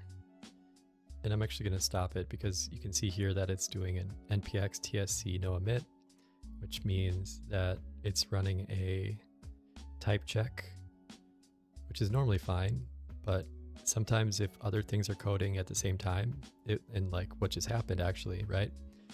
So I'm sure between Google and Claude, one of them was, you know, missing an import for a second until it like gets to that part of it. And so now it's still trying to do a node server. Use the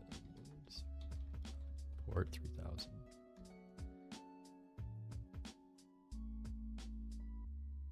Okay. We'll see if it'll do that. But in the meantime, over here, why we stopped this from running was because if it will find like a type check issue that the other one is doing or working on, then a lot of times you'll get conflicting kind of back and forth items for that. So it's a good way to just make sure that it's all playing nice in the sandbox. Okay, so this we can refresh now. Enhanced Avatar Manager.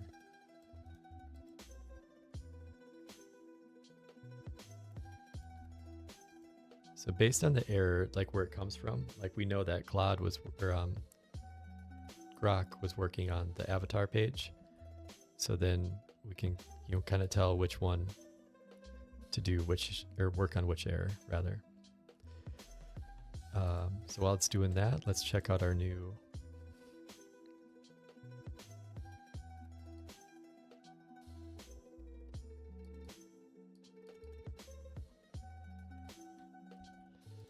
another 500. So we're going to restart our server.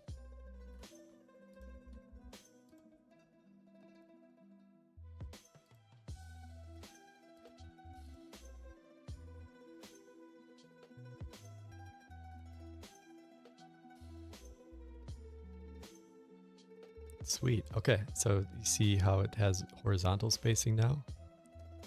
So now we can move these left or right. Love that. And vertical if they are. So let's do one with like grid. Vertical spacing. Sick. Okay, let's put it there. And let's bring them together.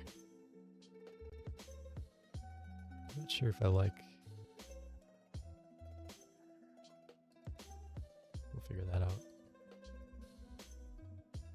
Okay, and notice that there's a couple bugs here.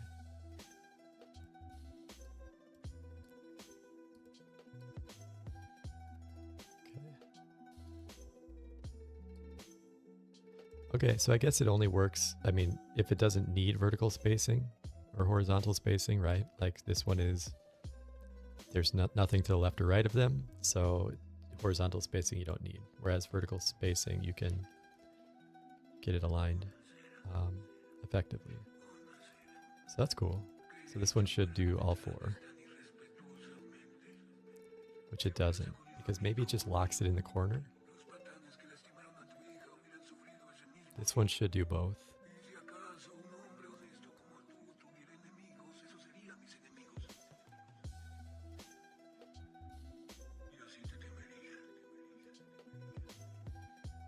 Okay, so I think it's working as expected.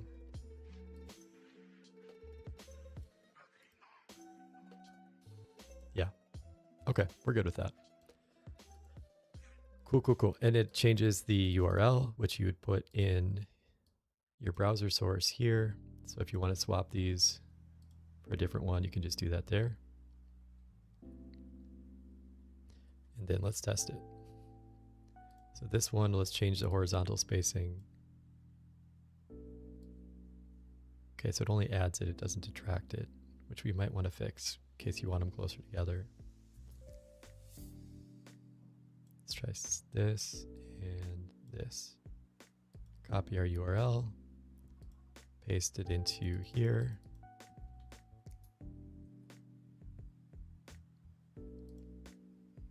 Okay, chat, we're cooking.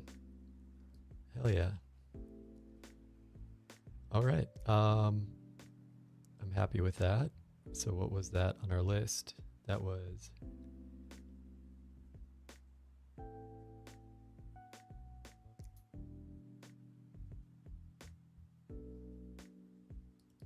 this one. Okay, one down. Or a few down now. This might work with how Google's fixing. So Google's still trucking. Google takes a lot longer on the Bud Heavy model, but it's honestly, guys, like, especially on UX items lately, like it's actually better than Claude. I can say that with a straight face, and it does really good work. So take your time, brother. Okay, avatar customization. It got a little cute on how it did that, but do we like it better?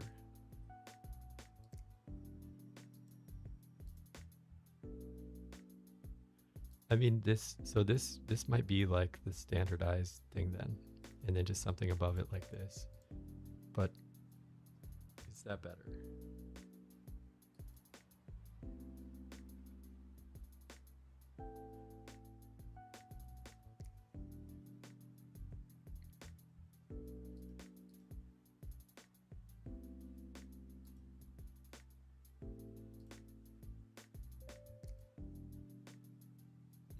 This is cleaner.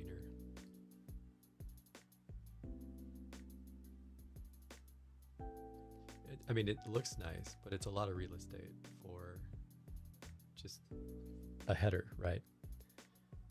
So I think what we do is tell it to use chat integrations as the simple way to do that.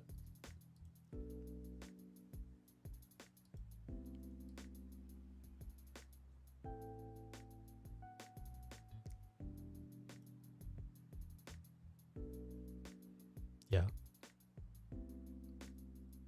Okay, so it has the like caps text, a little bit about it, and then here. Which I think this is pretty clean.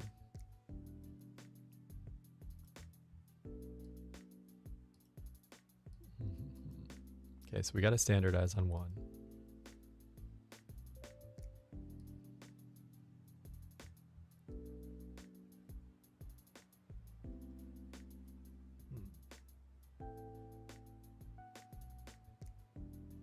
I like this.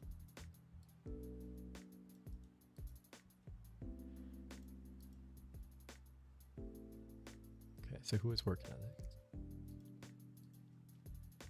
Okay, we need to standardize our headers of all the items on the control.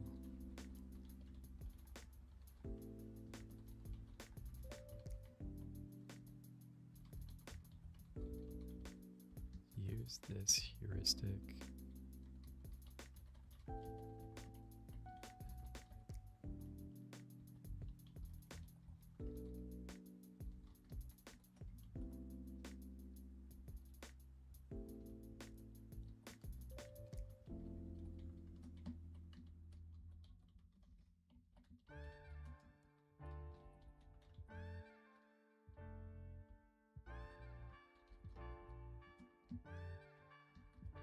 Title of the page in caps.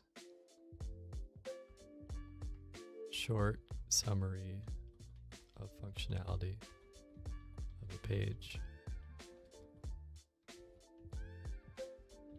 Longer summary of functionality.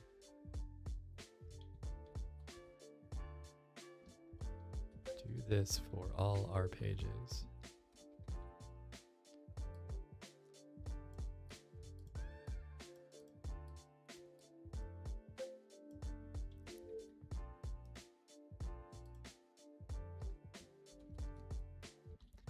Make it consistent across the board.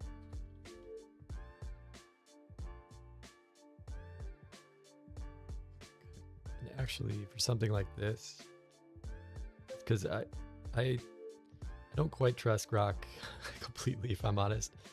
There's a couple changes yesterday I had to revert back. So if it's something like this, this is when it's a good use case to push all of your changes to the server. Because then we know if it does anything,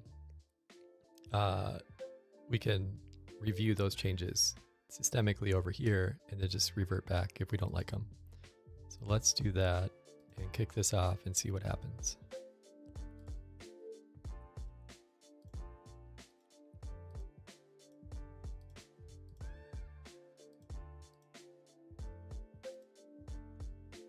Yeah, that's clean. That's real clean.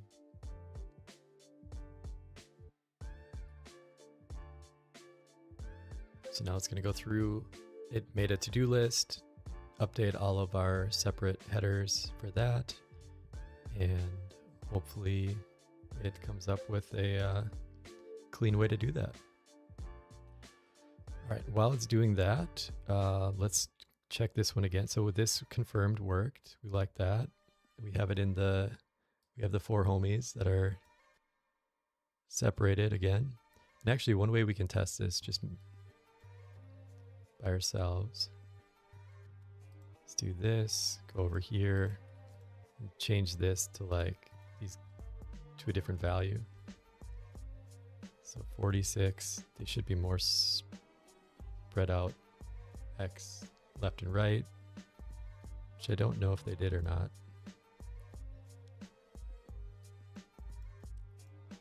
Gap Y 84. Let's bump that to 44.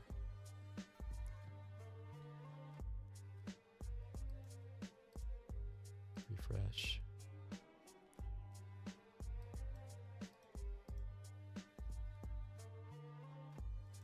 Okay, now we're not getting anything. That's probably just because these are still trucking. Okay.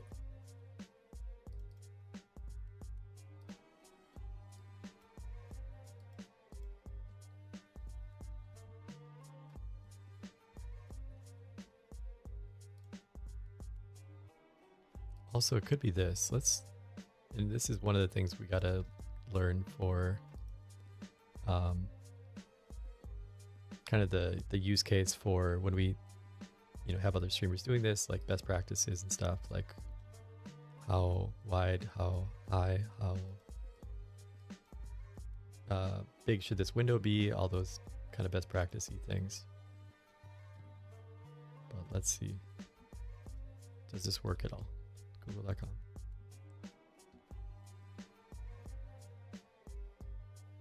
Google.com works. Okay. Does this work? It does not. Okay. So then let's go back here. Open our overlay.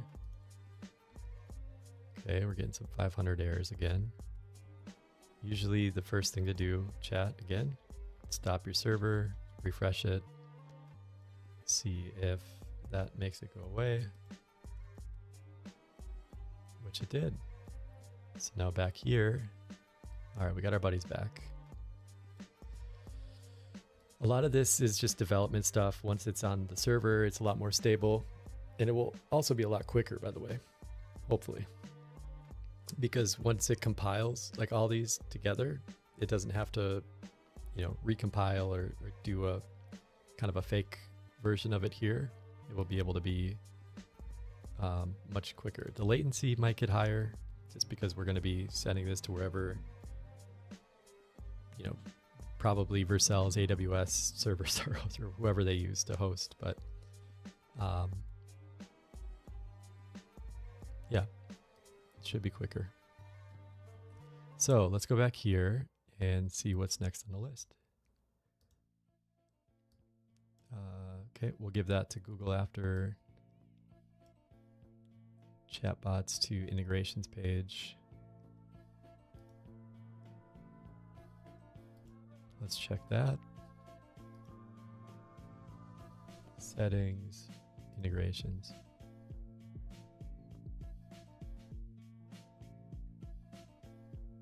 Okay, it's already on there. Connect your YouTube bot. Perfect. So we get rid of that. Refactor session management. Looks like we want codecs on that. Actually, let's do this. So let's put an agent on that.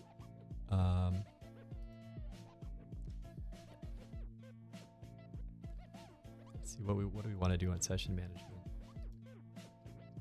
Yeah. Okay, so this is going to be.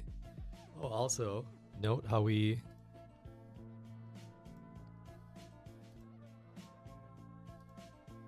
Okay, got most of them right.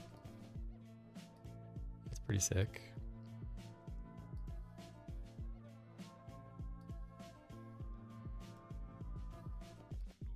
Now we just have to do the spacing stuff, which is the little annoying pieces, but that's we'll get to that. And that's cool. Like, this is how we want to see it. So now every one of these is consistent, or will be when we get the right padding. Except for avatars and overlay layouts. Okay, that's cool.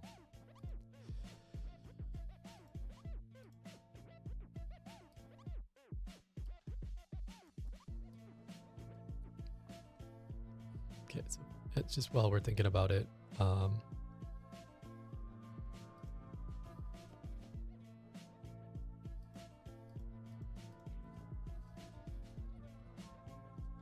two things. First, remove the background from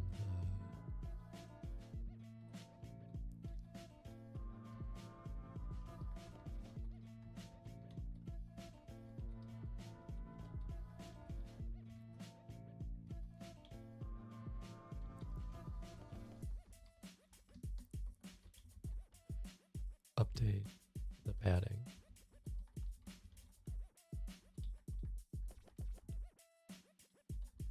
What we have. Oh, page. Okay. So this will get rid of that. And then we also need on the overlay layouts are so this should be caps, and then this is a text string, and then there's one beneath it too. And we're cooking, chat.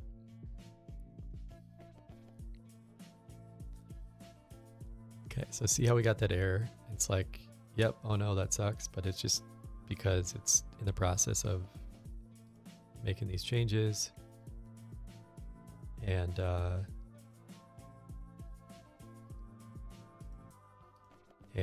once it gets through this, it usually just auto or hot reloads this page, and we'll fix it.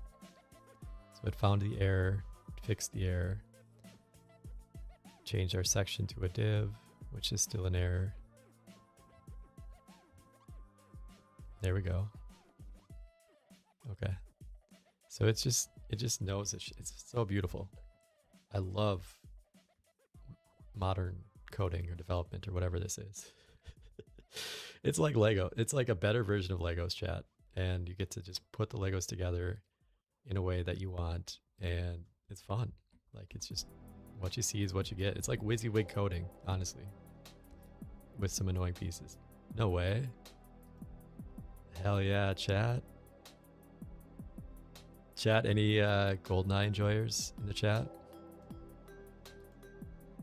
Dude, this game was so fun. N64 version is peak. And you can never choose odd job in the 4-player because that little dude was unhittable. Okay, so let's go back and check this. Refresh. Okay, avatars is looking good. Session management.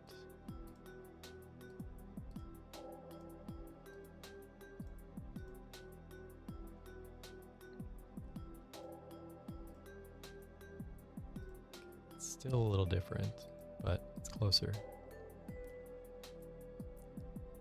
So I'm going to remove this.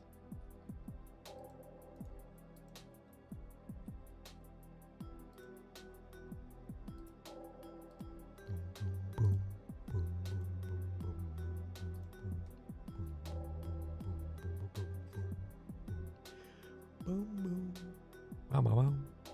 Okay, overlay layouts. So two things. Add the caps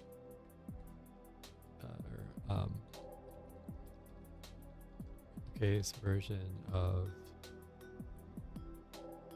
or for overlay to match the others.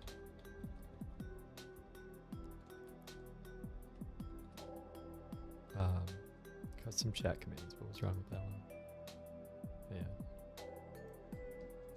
Remove this redundant text on some chat commands page.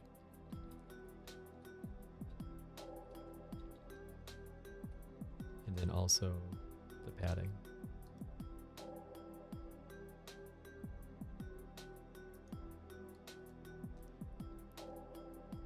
So one thing we can do is get a little bit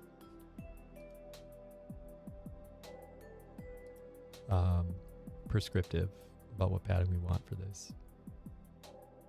So what I'm doing is I opened up my F12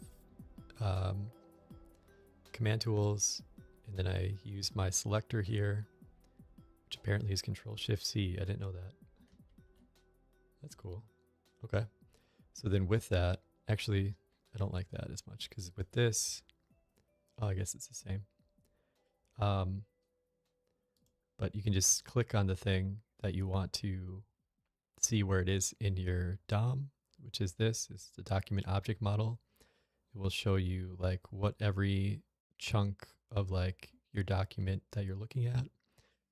And so you'll see that like as you get lower down into the specific items, it will get or highlight less and less of the thing, or highlight the thing that you're mousing over, which in our case is this here.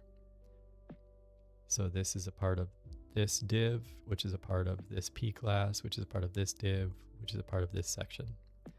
Section is like an HTML5 tag for like the new hotness to just describe different sections.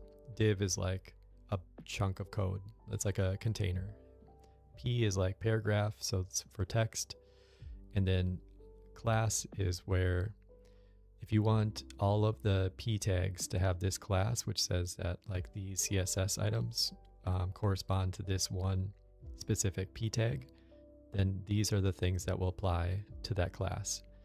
And since it's kind of auto-compiling this as it goes, that's where you get this like string of random characters in there. Yeah, it's a cool way to do that. And if you want something specific for like a specific, like only this one thing on the website, instead of a class, you can use an ID. An ID says like, instead of class here, it would just be ID equals whatever. And then you can, in your CSS code, cascading style sheets, you can say like, whatever you want for that specific ID, like color blue, right? And then we'll just change it only for that ID.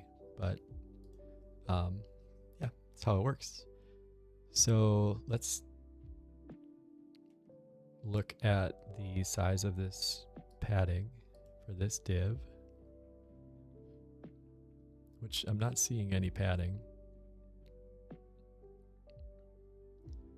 Sidebar width, did that do it? Okay. So let's go up. So what if you don't see it on the one underneath it? CSS is called CSS because it's cascading style sheets. Cascading means that like it applies at the higher level, and then anything underneath it should also apply those rules to it as well.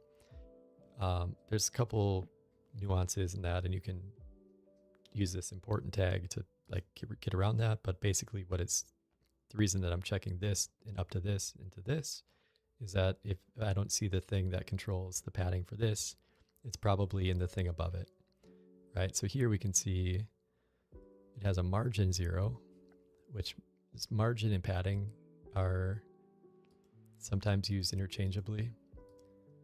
So you can see here that if we take out that CSS tag for margin for this class, it has a different one that applies. Something above that is controlling now. And so we want it back to 0, which looks good.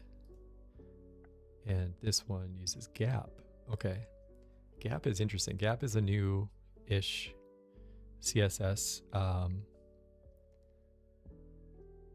tag. Or I don't know if it's a tag or not, but anyway, that's what we want. So what I'm going to do is copy this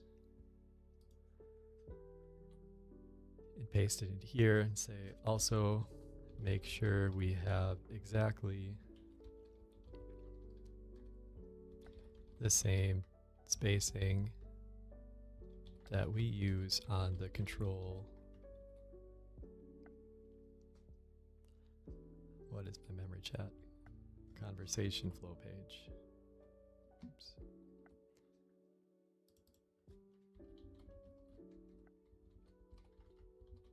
Control page.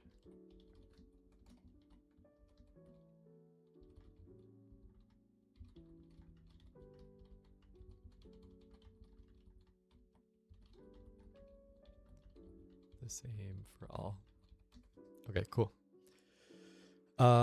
Sick. Yeah, so that's and this is like one of those I don't know if it's like a Pareto thing or something, but most of the code you can get done very quickly, right? Like this whole thing took a week and a half so far. Now this is the part that's like the last 20 takes so much extra time because you want it to be, at least if you're pedantic like me, like it has to be perfect. It has to align. Like you can't have different spacing in between these. It just looks shitty. So this is the part that gets annoying, but you just stick with it, and over time you get it done. And having 3 separate agents working at the same time on your behalf makes that process a lot simpler. But one of the things we wanted to do was our session management page. And if it's something that's a little bit more nebulous, like, you know, I don't know what to do about this because I want it to be, I want to give them the ability to have multiple sessions and multiple pages, but I also want to keep it simple. And so, like, is it useful right now to have this functionality in here, or should we just take it out? Because, so let's think about that. It's useful in that they can have multiple kind of like sessions, if you will, for each chat. And like if they have a different topic that they want to talk about, they can do a different session for that. But the hard part about that is that based on how we do our authentication on our overlay here, each of these tokens is generated unique to each of the separate sessions that's generated, which is fine, but that means that you have to swap out that URL in this over and over for each one of those until we, again, we're going to look into it. Streamlabs, I'll add this Streamlabs app, OBS app, needed for multi-session and also push to talk without having the page open.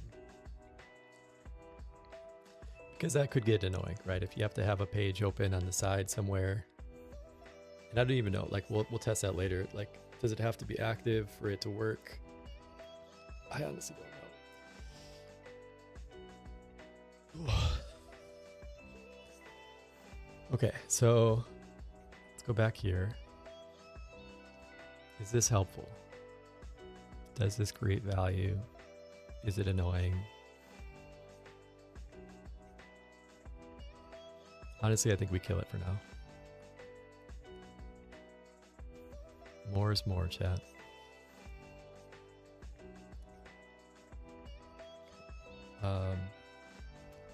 Session.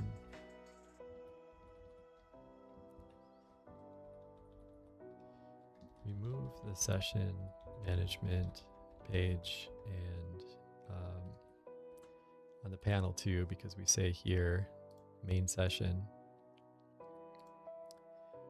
And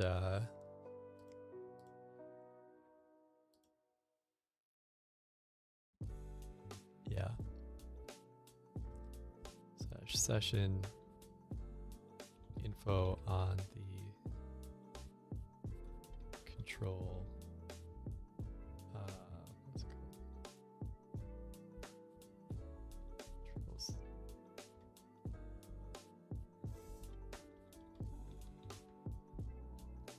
We can add this back later, but for now, it is too confusing for the users. Keep the default as the main session room to start. You can keep the URL the same with that for future. Actually, should we take it out now too? So it said, see how it says room default? That's how we're currently switching between them. So if you have a different session, it would give you a different room code. So you can keep the URL the same with the room ID for future editions if we want to add that back. Also, remove any help or FAQ items that discuss this feature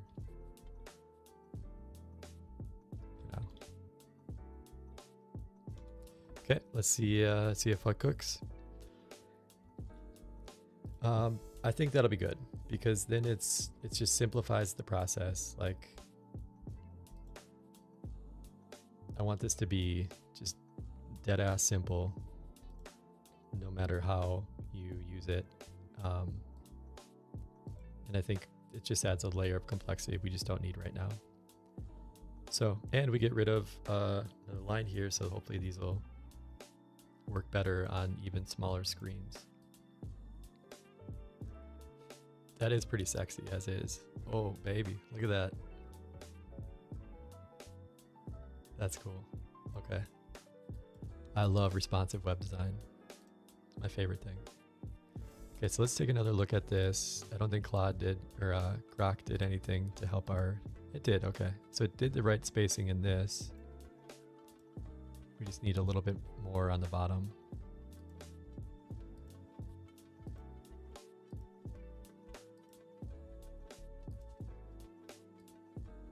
Also, we got to update the background of API keys.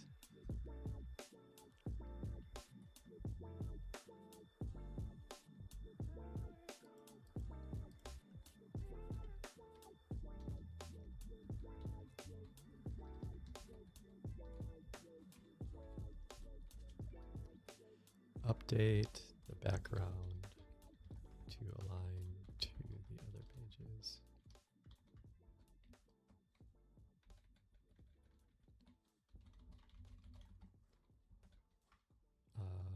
On the settings pages. Okay.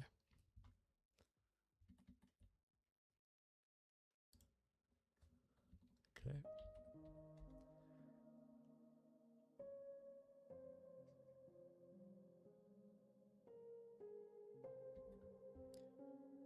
Give Claude a second here. Cool.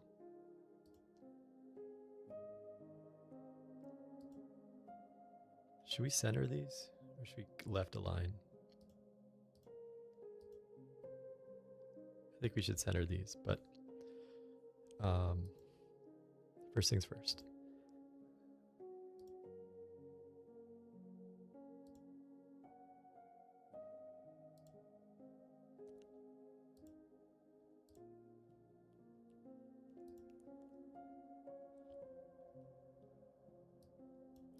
Might have to go page by page on this. This is gonna get annoying because, so notice a couple things. What am I noticing? On this one, like I like this design flow. Like I think that's a good amount of space. I like that. And then I like about a mouse and a half's width between these two. This one, notice we need a little space in between setup voice input controls and this one, and it's only about a full mouse width or height between there. This one is like 2.5 and none here. We got to move this button inside of here and then we can, hopefully that'll be okay.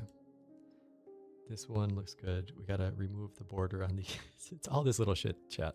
Like this is, if you're legit, like you want the best product, like all of these things will bug you.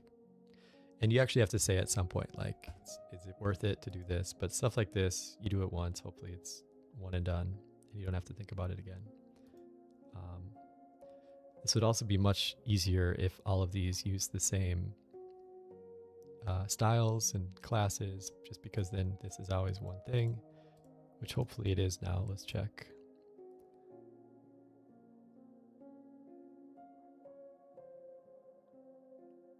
Okay, so I mean, it's using that class, which is fine, but okay, close enough. And then same with the overlays here. Hey, Twitch bot, thanks for that spam message. Appreciate you. I will not be buying viewers from you, but God bless. Hope you're having a great day. Okay.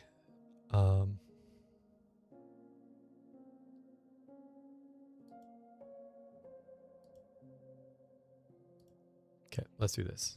So let's go back. Let's do page by page and see where we get to. and we'll test that after. Okay, so conversation flow, push to talk. Again, go back here. I just want to see what these are.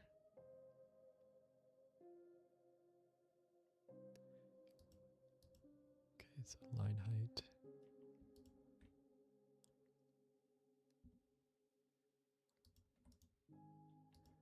That is annoying. Can't open it in a new tab because it's technically not a button.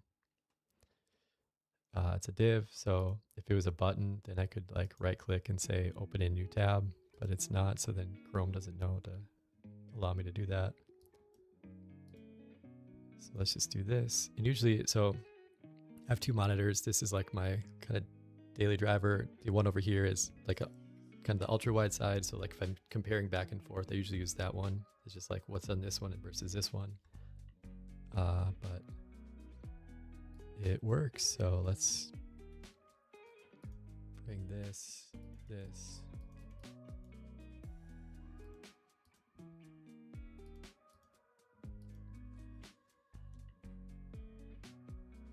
Okay, and there's our settings. It's another bug. These have to be centered.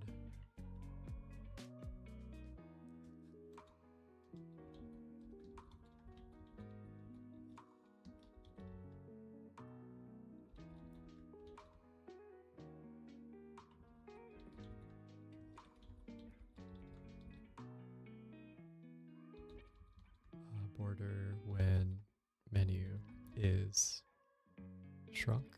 I don't know. Collapse. Maybe a better word. Okay. Interesting. I saw a usage bug that came through, but we'll see that later. Okay, so our settings page.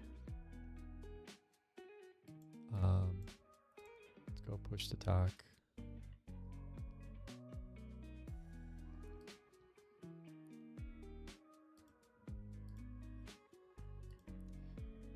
So this is still showing a bug, but can't get distracted. Okay, this one first. Let's go. So we're gonna look at this versus the same thing over here and see what the difference is. So chat, basically what we're doing is looking between this and this. To see what the difference might be. I don't see any changes, so let's go up a level to our H2 tag. H2 is like a header tag, so it's saying that like all this stuff is a header, right? Versus P, which is paragraph, which is more like just text on a page. So this H2 header tag here, we're going to click that back and forth and see if we see any differences, which we don't. So fun. Okay, so let's go back one more up to our div tag. Actually, we're there. 0, 125 rem, 600. And then beneath it, do we have anything else? This is cool. Okay, so see this here, it says media at width less than this. What this is saying is that only apply this CSS when the size of the page width is less than 768 pixels. So if we move this to the right, see how this is changing up here, the like width of the page. If we bring it above that 768, you'll notice that it doesn't have that CSS control anymore. And that's how reactive pages work. So basically it's saying like only apply these CSS rules when the page is this size. And so here, when it becomes less than that again, then it brings in back this code. And if it didn't, you would have this, right? Which is what it normally would be for the larger website, because this menu would be full width and it's over here.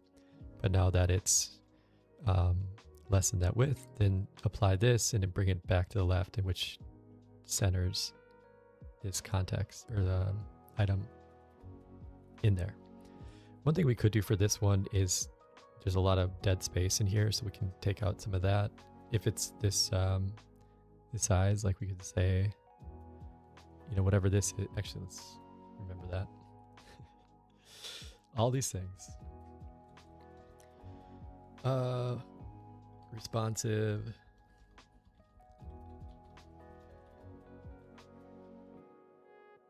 Page. What's that called? Trial. Hero bar. Make more compact. When less than 768px. Okay.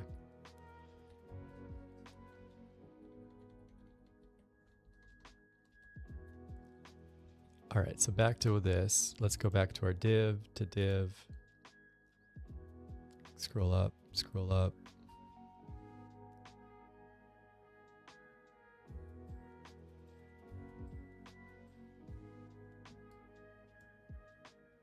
Okay, do we see any? We do not. Okay, so there's no sizing information. All this stuff down here is just inherited at a deep, deep level. Usually doesn't apply. So I usually don't have to check that.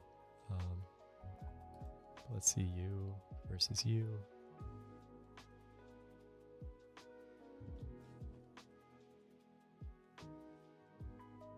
Chat, I'm a dumbass. We're comparing the same page. Sick, sick, sick. Okay, cool. Wow. Note to self. I love that you can just live stream to the world and have everyone understand when you're a dumbass. Oh, Lord. Okay. This is when actual chat would be helpful. So if you're going to spam viewbot me for best viewer stream boo, please tell me when I'm looking at the same file and wondering why I'm not seeing anything different. Okay, thanks. All right, so let's go here. You on you, you on you. And let's see. So here's, we should start seeing some changes. Maybe. Okay, so no for this one. H2 to H2.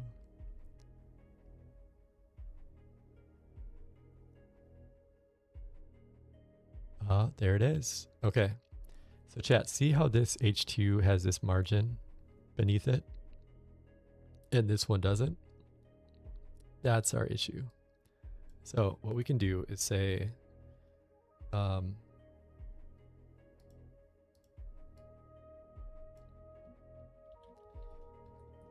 here and say,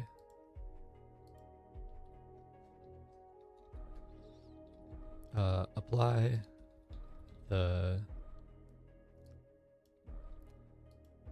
margin this to all the H2 tags in the header items.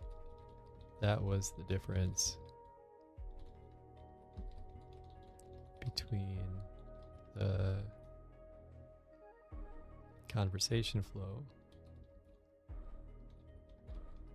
page and the others. Be thorough. All right, let's check it out, chat. So then we'll just do that for the next tags above it too, and it should do this pretty quickly for us.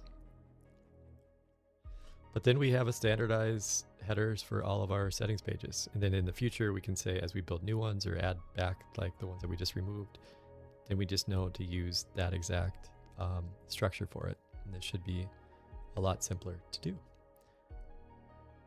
You love to see it. It's doing a build, doesn't need to, that's fine. And I think sometimes when it runs builds, then the server gets wonky, so I actually don't like that, but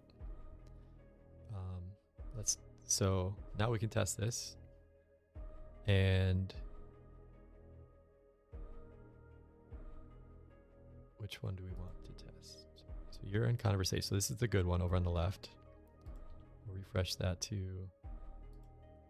And then refresh this one as well. So push to talk. Then let's check this H2 tag. Check this H2 tag. Rem. Okay, chat. There we go. So now we can go through these and see if our conversation flow. We see that space there. We see that space there. Oh, and it also put the space on the bottom too. That's great.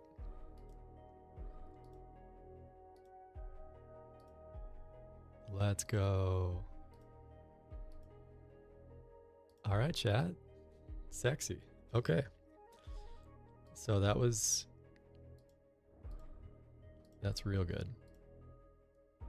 Okay, so now we just have to do the padding things for the rest of these. So we'll do that one off. Chat commands.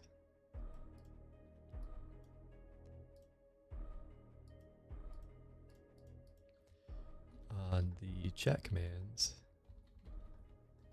settings page, put the create command button within the container beneath it, and make sure the padding, I shouldn't say padding because it's probably going to look for specific padding. Now that we know that it's using other CSS tools other than padding, just be more broad. Say, make sure the spacing above the container aligns to what we have on the conversation.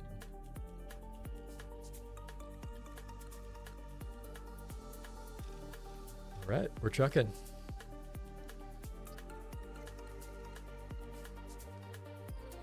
Okay, so put it in there. If we're gonna like refactor, it's one of our items to refactor today, so I'm not worried about it right now. I just want to make sure that this part is aligned. And chat, look, same. That's our build, okay. I'm also gonna tell it not to do builds. It's kind of a banger.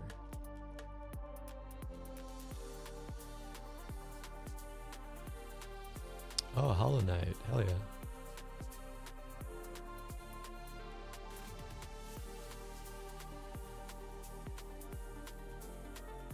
I heard that's one of the most beautiful games of all time. I haven't played it, but I was watching a streamer stream it. It looked pretty cool. Really hard as hell, but looked cool. Okay, so change complete. Let's close you, open you.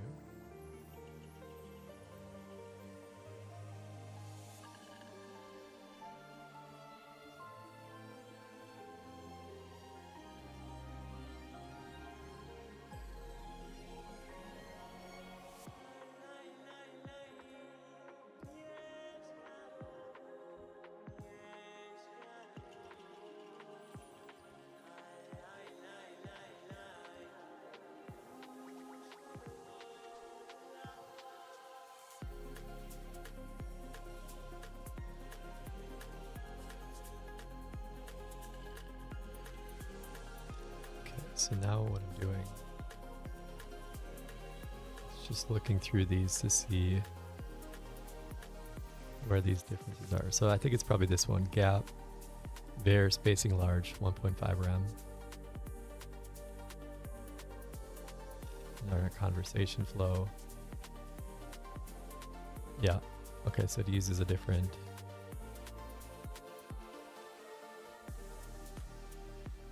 The thing that's hard about this, you'll see in a sec here. So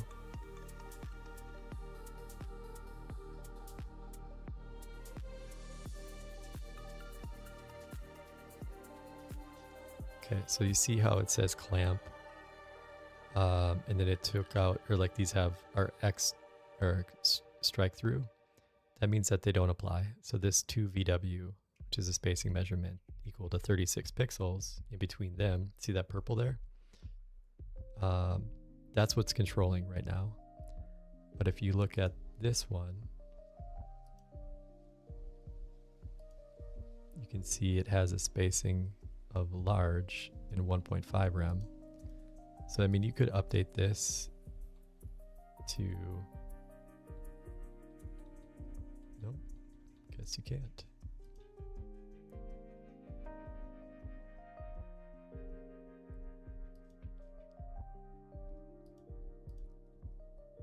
Okay, so like this one is where you could update it, but it should align to here where we have our, I don't remember what it used, 2VW. Okay. It's actually times like this when it's easier to use ones that you can do images, because you can just paste. Because if we did this for our item here where it crosses these out, watch what happens when I copy this and paste it into here.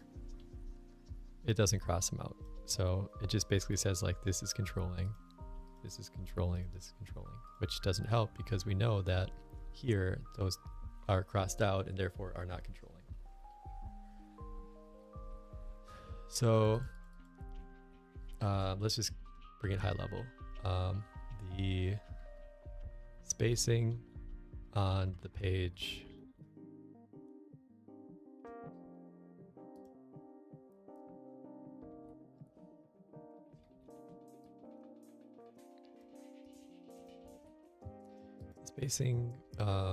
between the header text and the container beneath it on the checkman's page still does not align to what we want from the spacing on the conversation flow page. Make sure that they are identical and use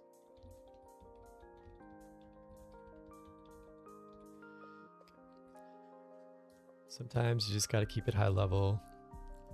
Sometimes it's quicker to give it, explicit results or, for stuff like that. I think it's faster, but sometimes it's just, let's just do YOLO mode and fast.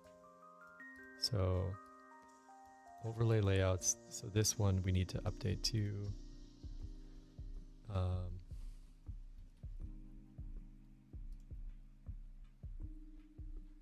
it did the fucking build, didn't it? Yeah. Forgot to tell it not to build. Okay.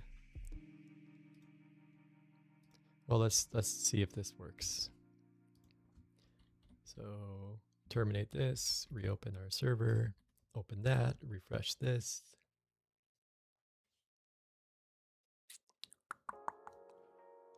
Jackmans. Hell yeah. Okay. We're cooking, chat.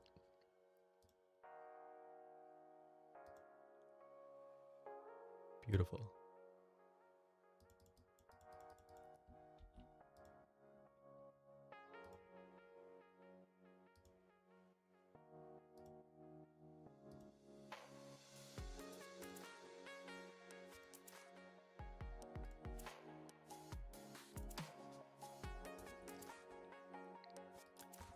Perfect.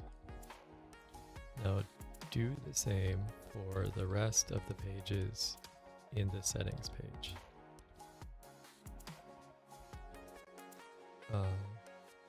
Just tabs. Align them all to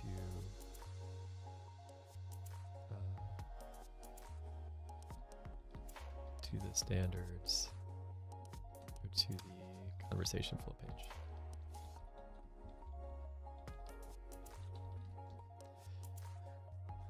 All right. Hopefully this that gets through.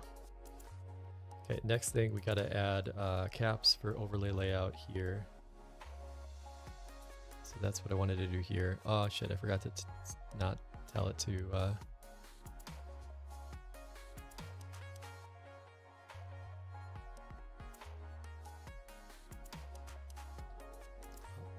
it'll be done. Also, do not do a build test when completed. As it was doing its fucking build test. Cool.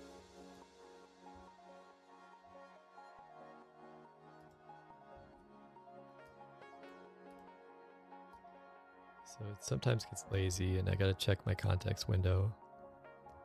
We might be getting close here, but let's try it one more time. Make sure this works for all these pages. Same spacing. Okay, let's go back here to here. New overlay. Update the text here to show caps for overlay layouts, and also add a text under as how we do so.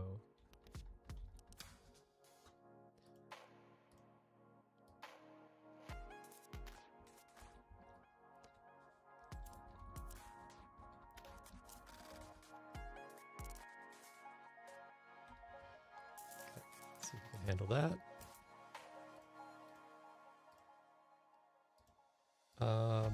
And usually, okay, as I'm doing these like little one-off things, I usually have like a bigger functional thing going on in the background for the other two. So let's see which ones that we can do. Like something like this is a good Claude thing.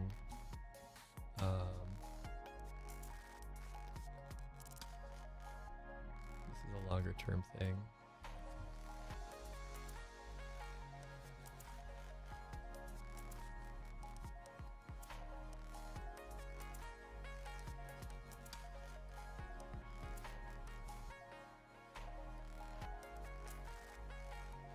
Okay, what's next? Yeah. Okay, this is a good Google one.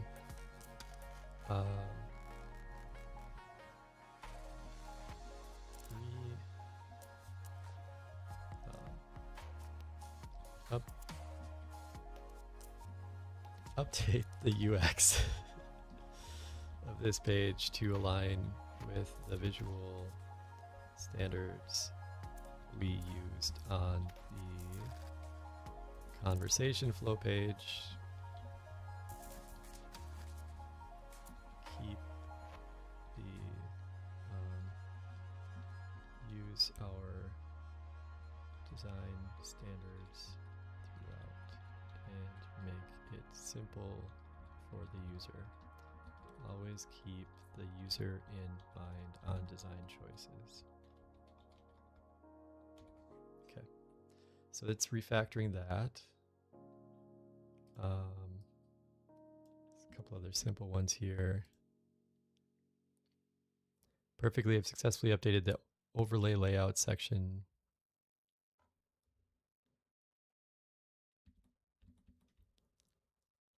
No, you didn't, bud.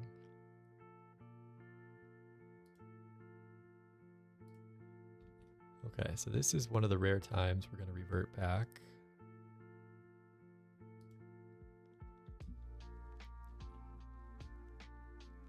Undo.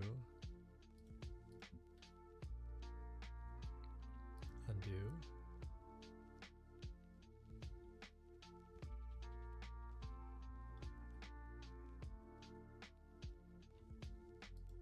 No, you didn't. I undid changes. Make it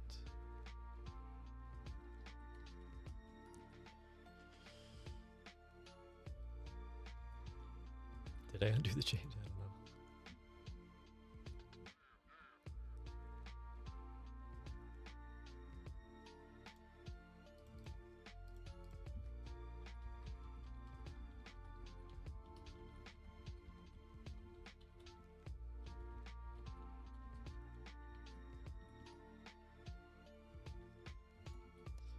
The avatars page.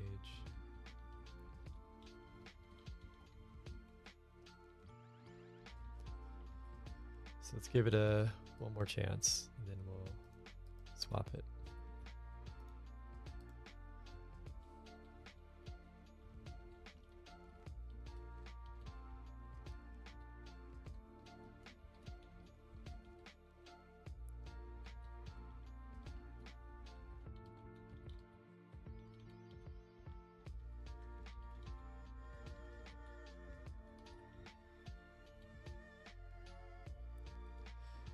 see if it can do that. What else? What else? Oh yeah. Trial credits on what page? Billing. Let's see if we can one-shot some of these.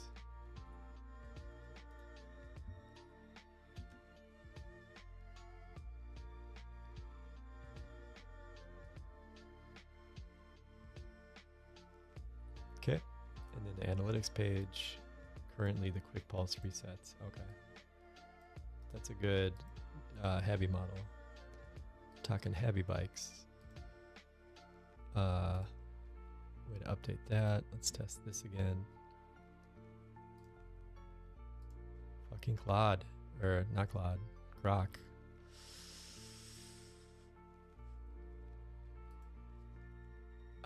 This is the, like, do you want to fight it? Do you not? Do you undo all the things? Let's just undo all the things. So, by the way, how I do that is if you notice here on, and one of the good reasons to use cursor, by the way, is if you see it kind of does a snapshot point in time. So you can actually just go back and say undo, discard all the changes. Yes.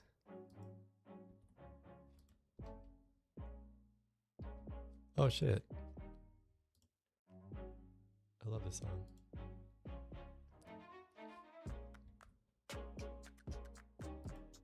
I think this is the one that Mark Rober uses on all of his YouTube videos.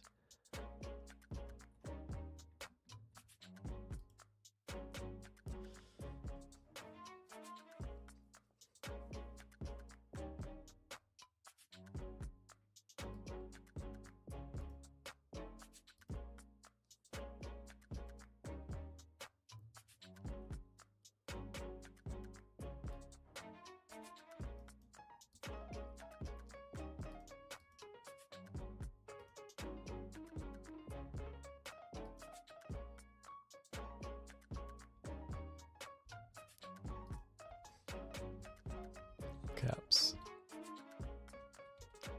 Line break here. Short sentence. Longer description.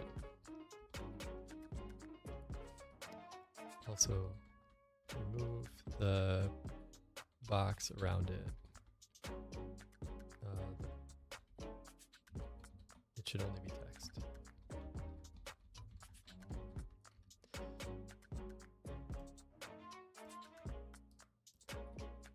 And then we can just say move these to a separate box underneath those 3 lines above. Try it again. Okay, and then let's check Google. So built a new push to talk panel experience. Cool. That mirrors the conversation flow layout. Hero copy with stat cards tied to the user's current shortcut, embedded key selectors, step-by-step guidance, coverage notes, and best practice tips. I don't like the bespoke styling part, but I like everything else. So let's check it out.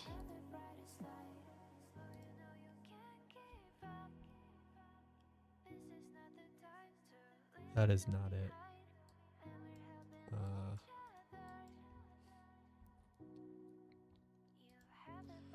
Okay, so move under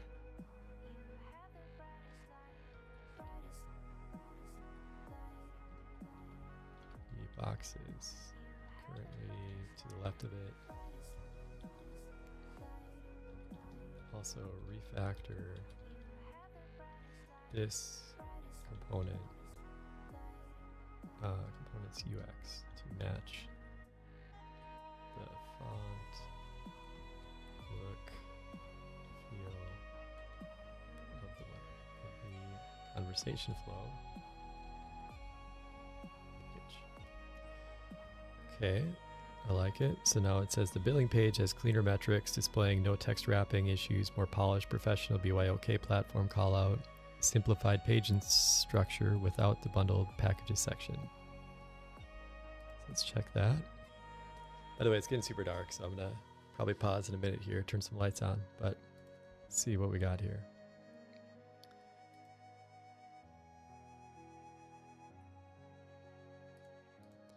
Okay.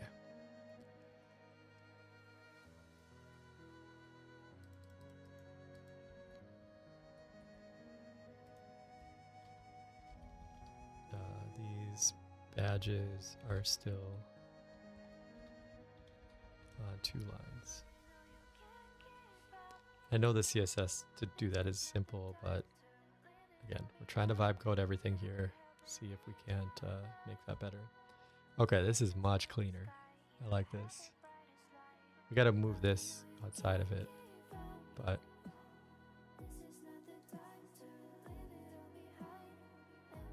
okay, this is the part I don't like. I don't like how these look.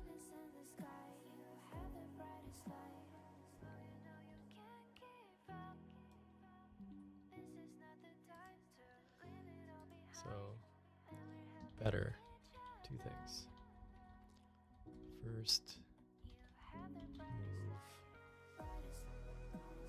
Actually, let me paste in the image first, and then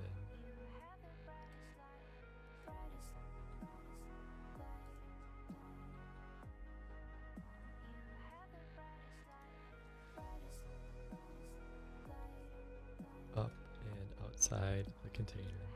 Under it, use the same spacing as we do on the conversation flow tab. Oh, I forgot to tell it. Also, update the UX of the screenshot area. Modern, clean, and aligned to conversation flow. All right, chat. It's getting a little dark, so I'm gonna turn some light on, and I'm gonna go take a break, grab some water, and I will be back.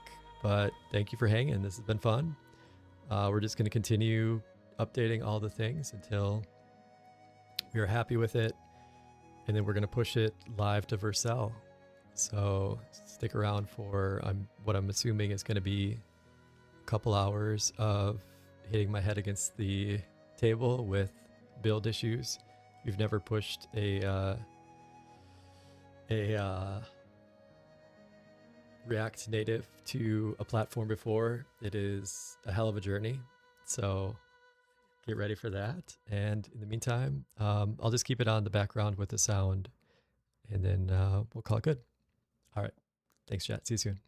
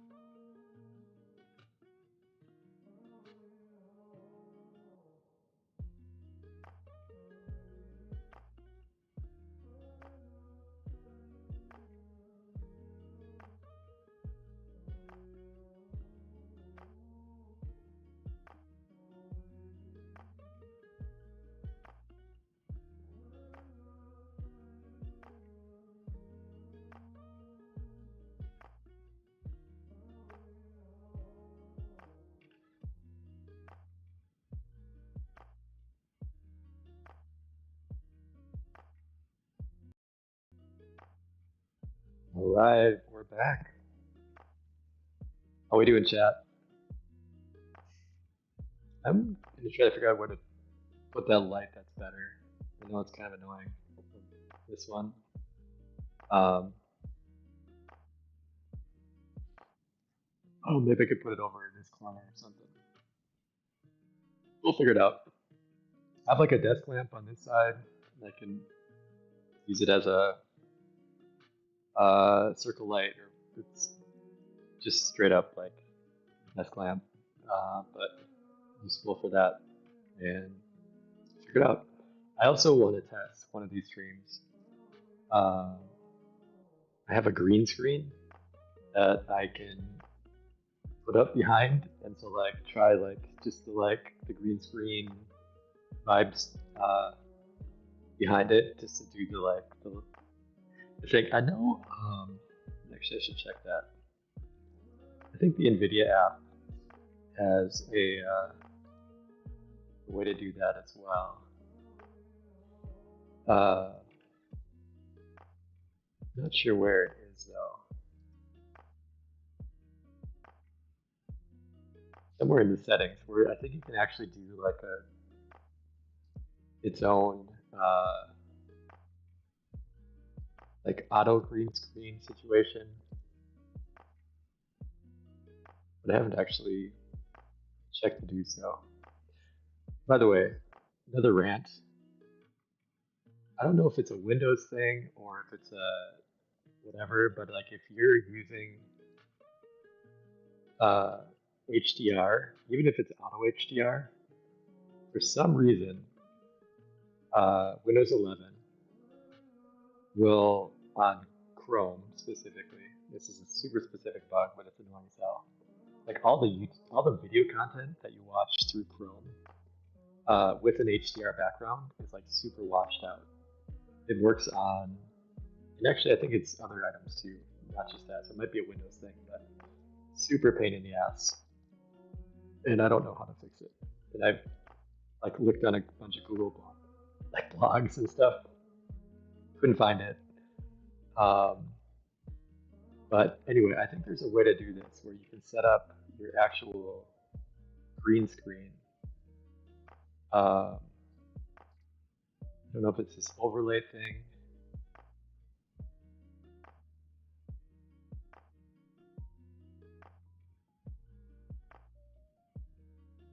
I don't know. I'll research that a little bit more, but it might be fun.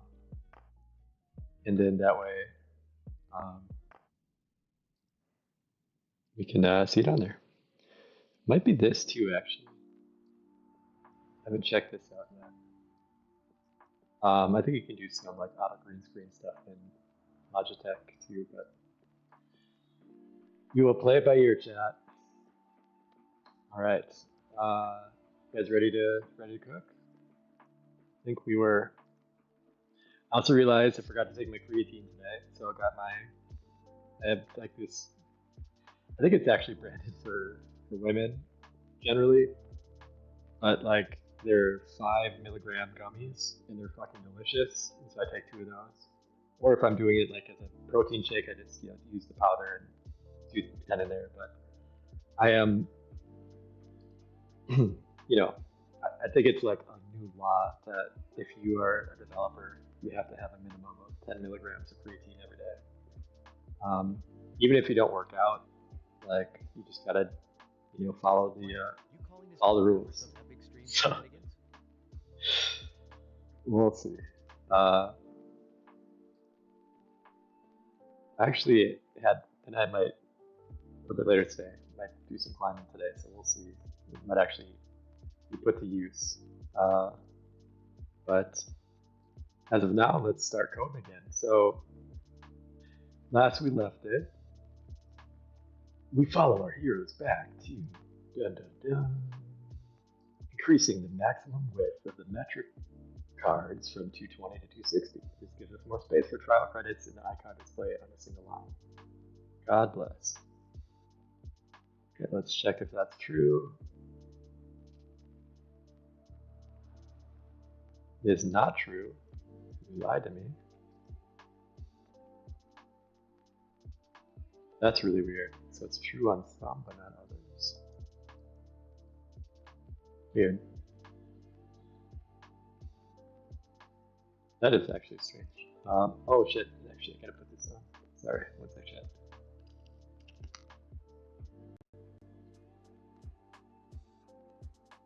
Okay, test. Okay. It is working for the Grok box, but not the others. That's weird.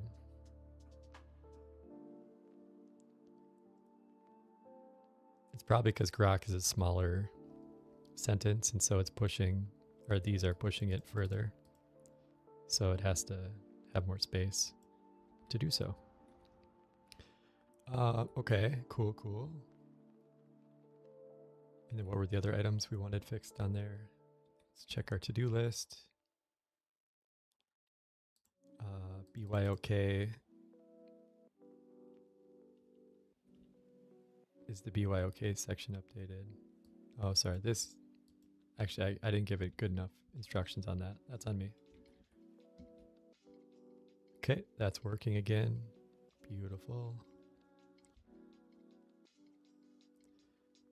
I don't like that it's slightly above.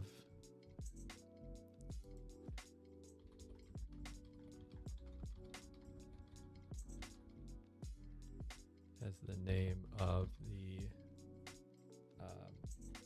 LLM.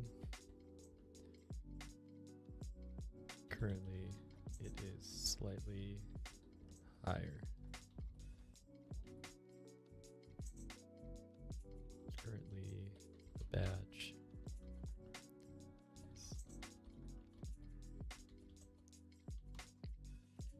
Okay, so for this one, the BYOK thing, make this use the full line, full width of the line, and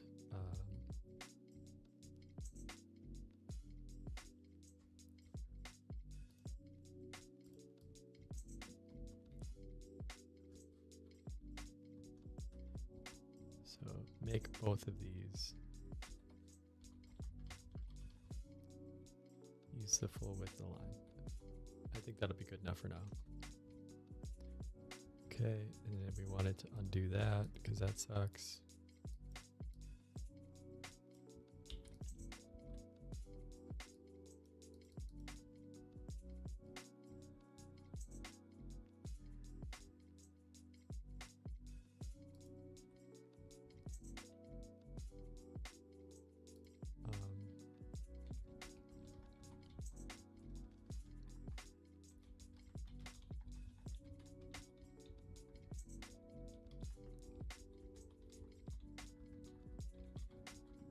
Model.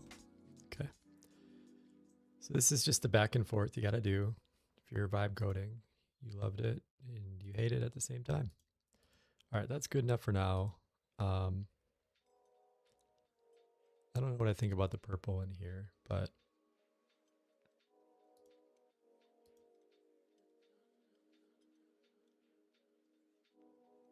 do we use purple anywhere else on the site?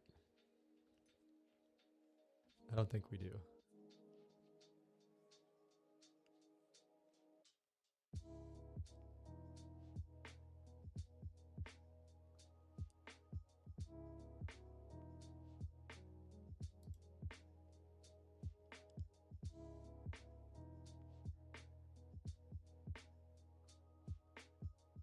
Yeah, we really don't. Okay.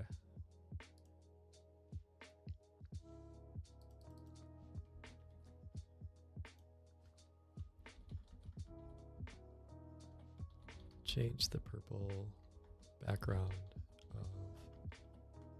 to greenish transparent.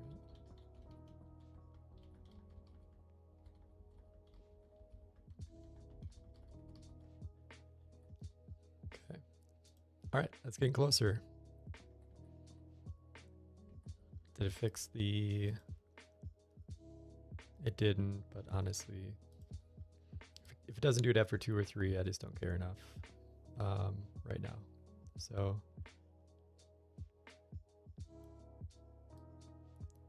I think we can call that good.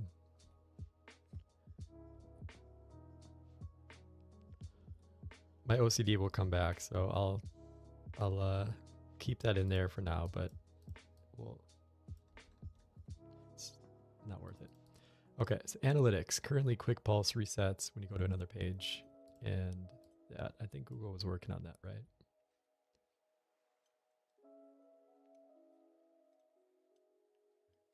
Let's check.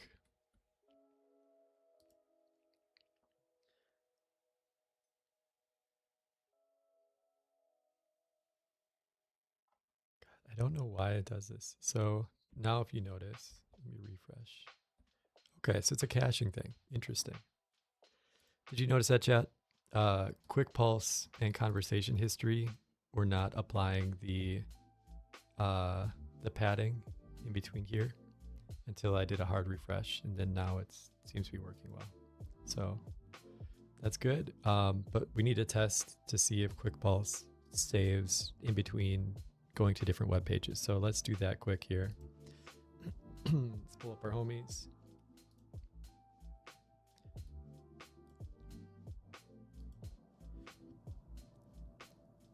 Hey guys.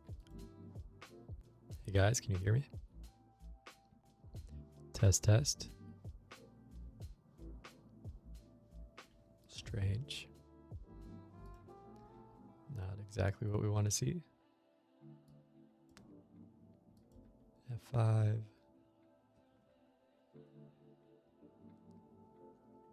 Hey, how's your day going?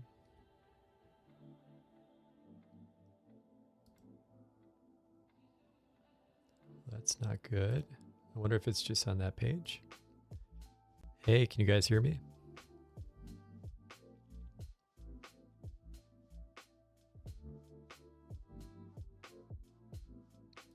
Okay, so we got a issue with our widget now. So let's throw Claude on that.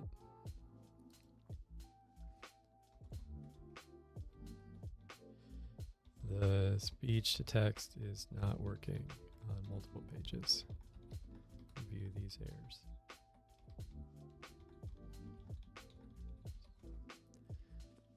Okay. Well, once that's working again, then we'll test it to see if it did well on that. I did want to do one last pass on the headers here to see if these are... Google took some creative liberties on this one.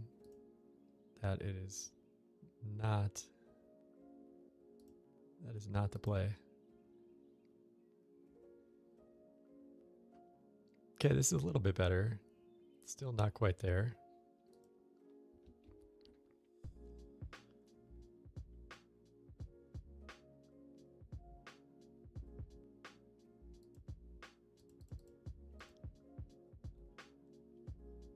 You know, I kind of like this at the bottom here.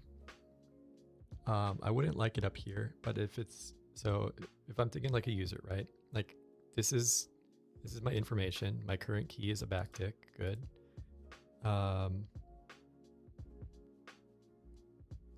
Shows you where it does it. That's good too. I don't know if we need this. But anyway, then this is the thing that you're doing, right? Like you can switch it here. That's good. And then at the bottom, it's just a little bit more info about it. So the thing that's going to be tricky about this, like I said earlier, is if you have to have the web page open to see it, or if it's just, I think we're probably going to have to make an app with either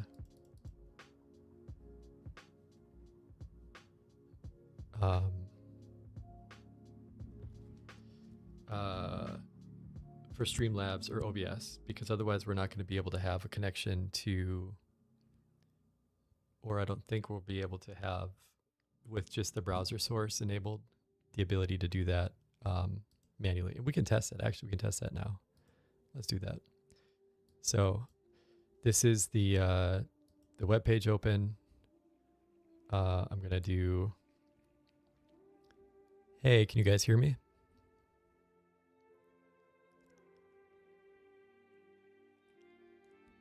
Hey, how's your day going? No? Okay. So we're gonna need a way to get to this page to do the speech to text with the button. Otherwise, we won't be able to talk to them directly. Unless you have the page open. In which case, hopefully this is working. So let's see what Claude says. Change the cancel recording function to only log when there's actually an active recording being canceled. Okay, great. Let's refresh. Let's do some test. Analytics. We'll go back to the other page in a sec, but hey, can you guys hear me?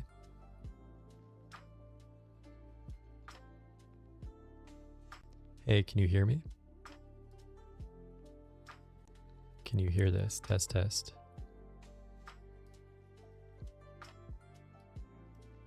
Test, test. Can you hear this? Test, test. Can you hear this? No. Okay. And then the other fun thing is that there's no error messages, which is always an adventure. Let's try it on this settings page, because I think that's where we know it was working earlier. Test, test. Can you guys hear this? You'll notice that on the top left here, like you can see like it's trying to record it, so that's good. This is a test to see how this sounds. Okay.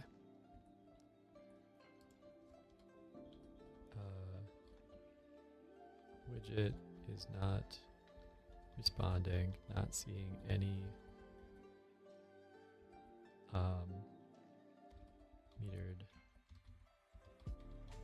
text input, nor is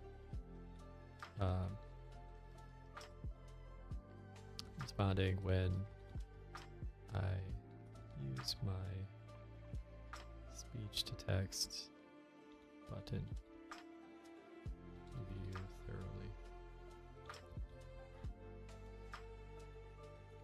Okay, we'll figure that out. Usually it's a lot more helpful when there's an error message or two, because then but when there's not an error message, that's when it gets tricky to debug. At least for mere mortal humans. See if Claude does it a little better.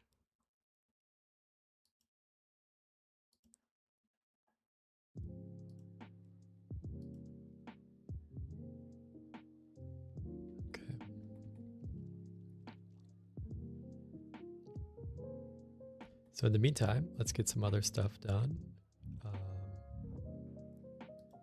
So this we'll test in a second here. Also want to test.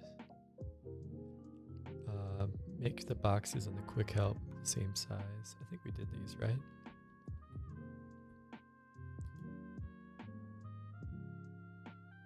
Yep, these all look good now.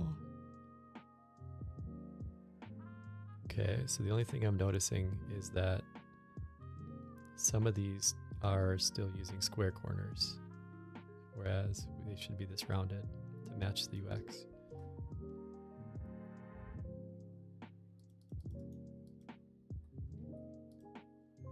Modern help that matches the control center is not a sentence that we want to have. Oh my God. That's almost too embarrassing to prompt even. Like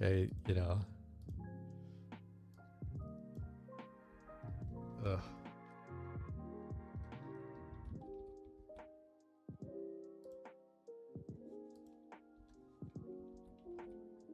That's gross. Okay. So let's put Google on this. The help page containers all have square corners. Make them match the rounded corners of our trial pack hero banner. Okay. So it's on that, but otherwise they look good. Honestly, I love it. Done. Not done. This, yeah. We'll add another fourth box on there when it's done. So API keys. Update the main container background to align with other pages. What is that about? Yeah, okay, so we got to do this too. But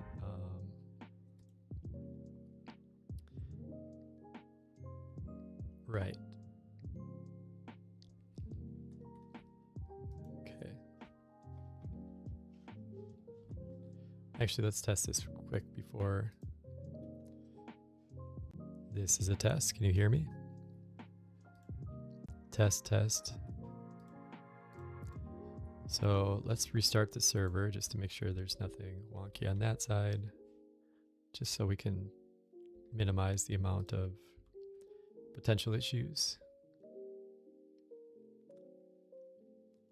Oh, actually, no, that should be fine. I was going to say, I wonder if OBS was stealing it, but it was working earlier when we were doing this. So test, test. Can you hear this?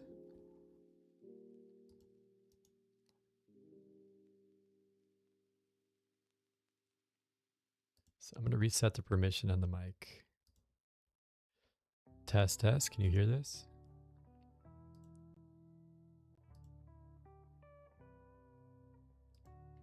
Hey, this is a test. Can you hear this? Testing, testing. Nothing. Shit. Okay. That's not good.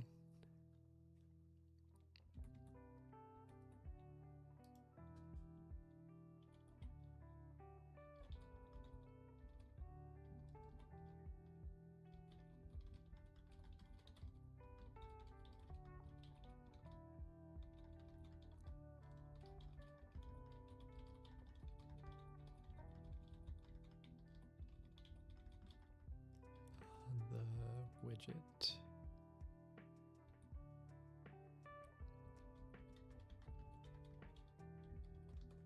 Okay. This one might take some patience, chat.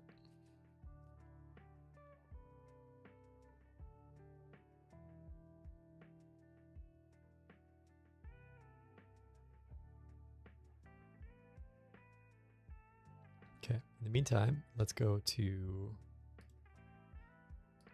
let's do one of these. So left menu. Well, actually, no, we're on this one. This is a good grok one. So I think we don't need much more than that. We're going to turn off this since we aren't using that. By the way, if I haven't actually used this, but apparently now you can use multiple models for this. So you can select a couple different options, like see which one you like the best. Let's try it. Let's do Composer versus Sonnet versus Grok and see which one we like the most. Which actually I don't know how that would work. Like, do you select one? Let's find out together, chat. Okay, so it's Grok code doing its thing. Composer was hella quick.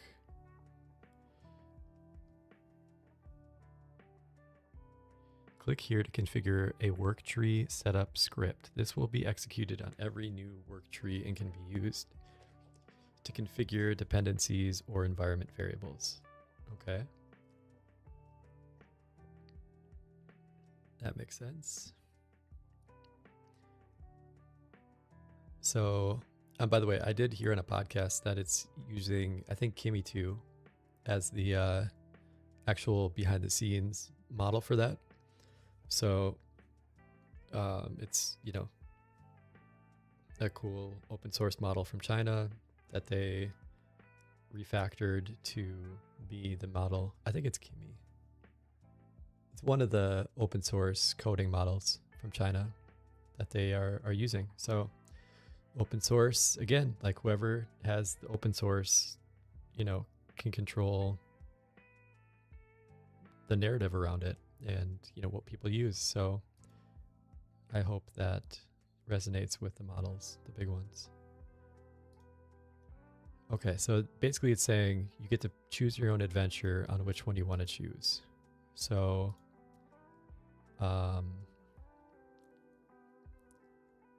it's interesting too. So these are 3 different models, right? This Grok added 29 lines, took out 8. Composer took out 6, added 6. And Sonnet 4.5 added 3 and took out 1.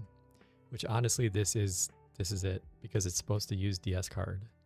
And this is by far the best model. And that's why Claude is the GOAT. Okay, so let's go back. Refresh.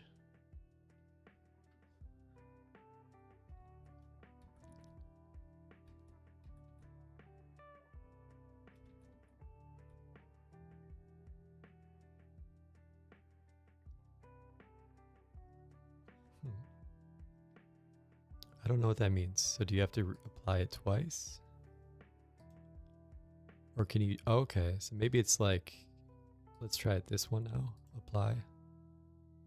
Another agent's changes have been applied. Do you want to keep changes from the other agent? Interesting.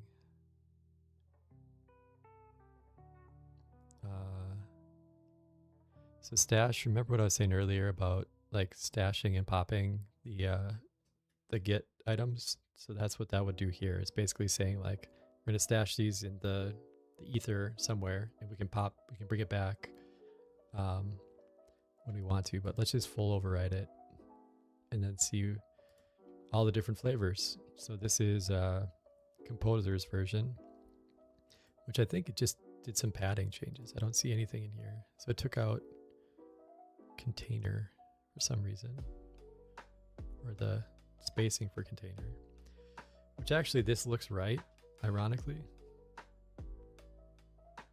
Maybe. Honestly, this is what we wanted. Like we wanted this background and now it works as expected. So, okay. It's a win for Composer. Now let's see Grok's version. Full overwrite.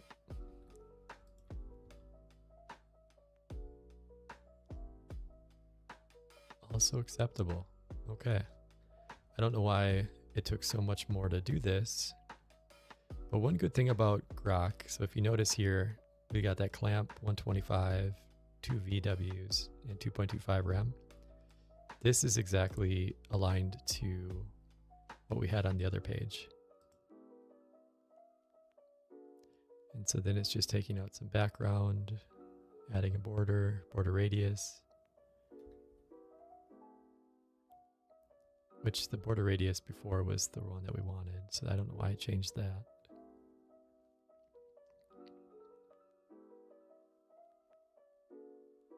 Yeah, that's weird. Okay, so of these, honestly, I think the Sonnet one is the one that we want to use because that's the right class name for that card. So we're just going to overwrite it. And this is what we get.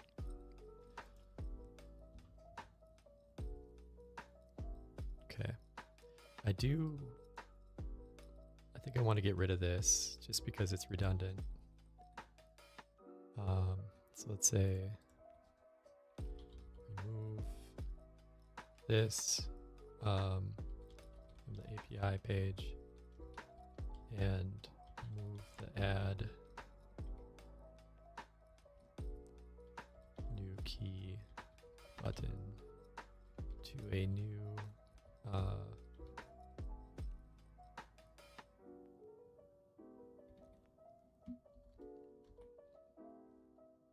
we can either do another banner for this or just move it inside the container below it.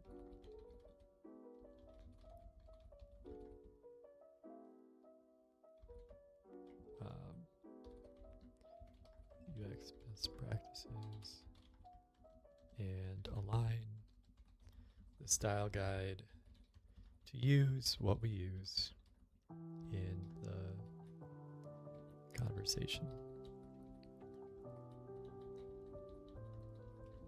Okay. Hopefully that is what we need. By the way, sorry if I keep hitting this chat. I don't know if that you guys hear that on the mic, but I actually have a longer version of this chord too. I could probably use. If it gets annoying, just please text, throw a chat, whether or not that's the case. Okay, so now, yeah, it's asking for error messages, which we don't have any. That's why this is weird. Okay, so I'm refreshing this. This is a test. Hello, hello, test, test.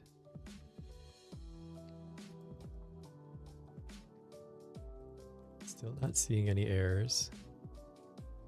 Nothing in the network.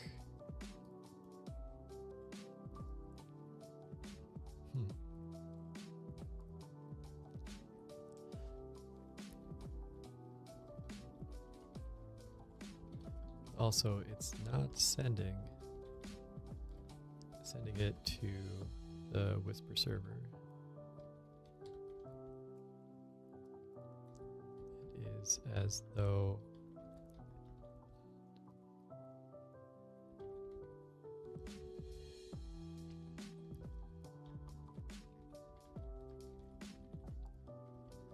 updates on the widget when it is when hold down the button and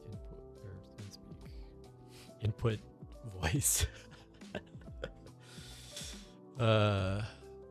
Tell me you're a developer without telling me you're a developer. Okay, so that's a weird one. Hopefully we'll get that resolved. Although, did we see a, what is this?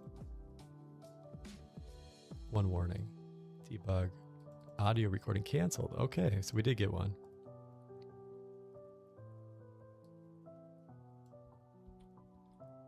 Good thing we caught that.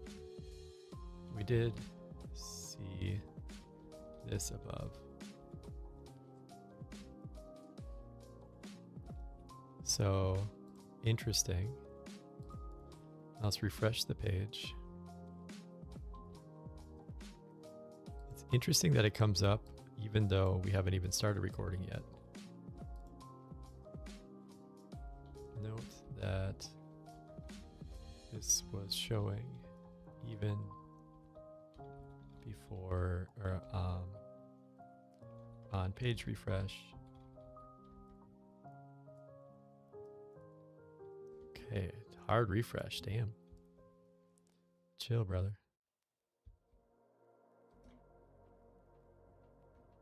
Okay, so now we got quite a few. All right, you ready to clog some context? Let's go.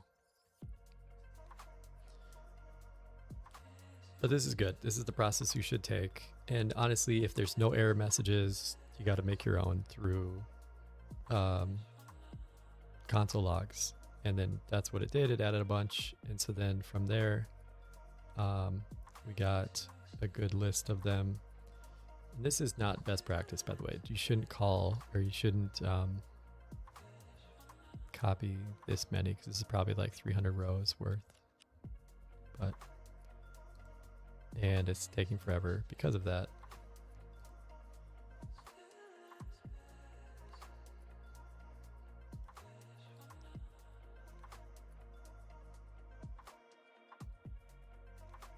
Okay, so let's see if it applied that change.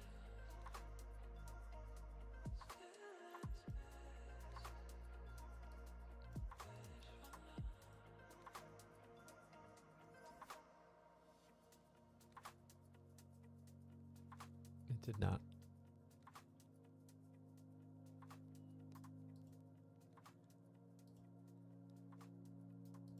What the hell, chat? Also, we got to change the color on this. Push to talk. And push this above. This is vibe coding 101. Like if you see this shit, like 2 steps forward, 3 back, 2 forward, 3 back, but ultimately you get there. It's just annoying to do like little one-off code updates and stuff. So notice like we had this almost working, and now this we got to update again. This update. This one's fine. This one we still have to update. This one's fine. This one we have to redo, but that's a separate thing.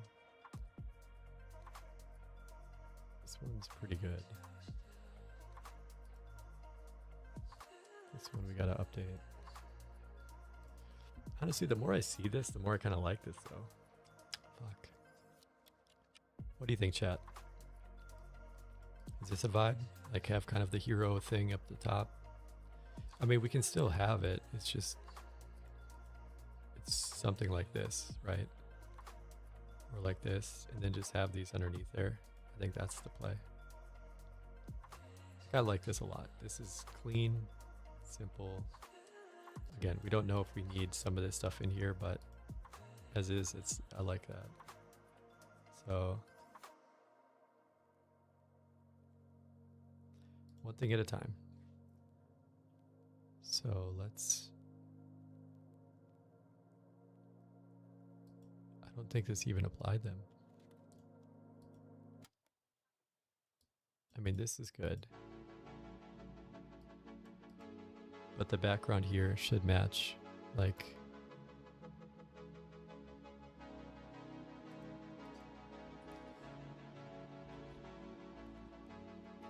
we're gonna go here, minimize this.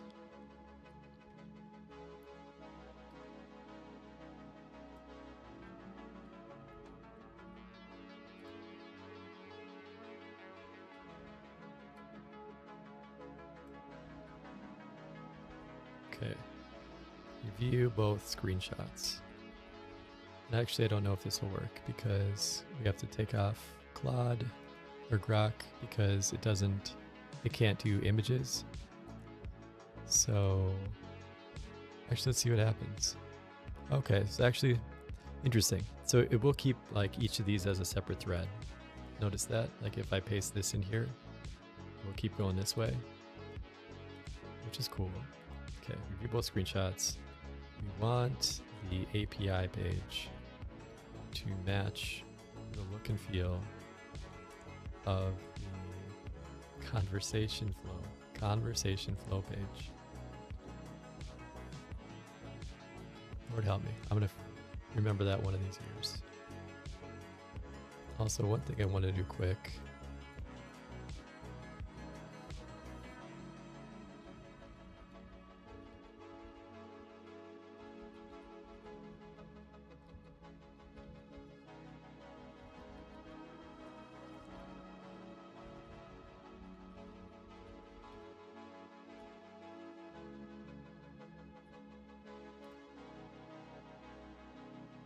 Yeah, that's better.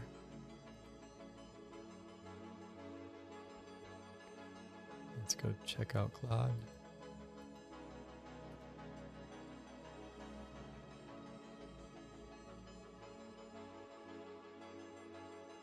Love it. Looking at both screenshots, I can see the issue. The API keys page is a redundant header structure that the conversation flow page doesn't have. Let me fix this to match the clean layout. Good.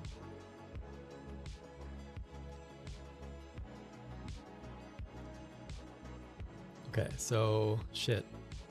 Apparently we pasted 6,241 lines into, that's way too many. It's gonna just get lost in the sauce on that. So, page were we on? I don't remember.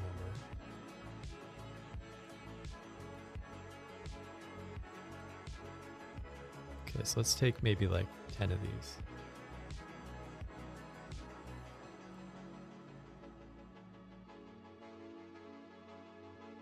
Actually, I bet it's this one here, honestly.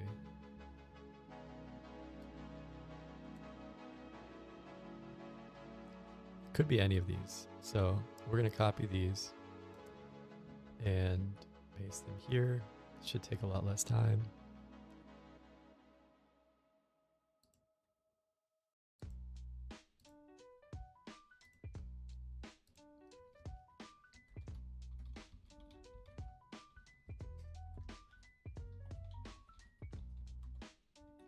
There's the console logs. Now let's check our API page. A little refresh. API page. Okay. One thing I'm noticing, it still doesn't match the spacing or the background. It doesn't match the spacing or the background of the other pages.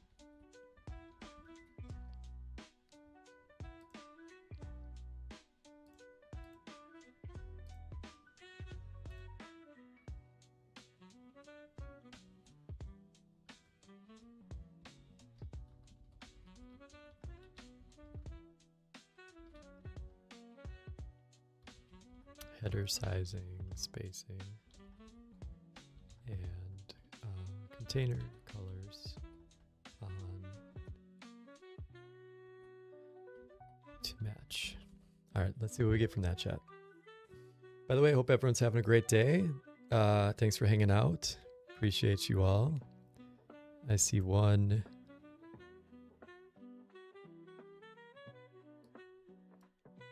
Your microphone is unmuted but has no signal. Has that been a thing?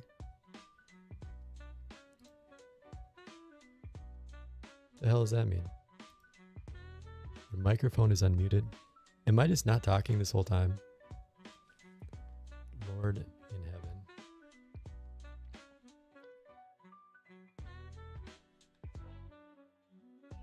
Hold, please.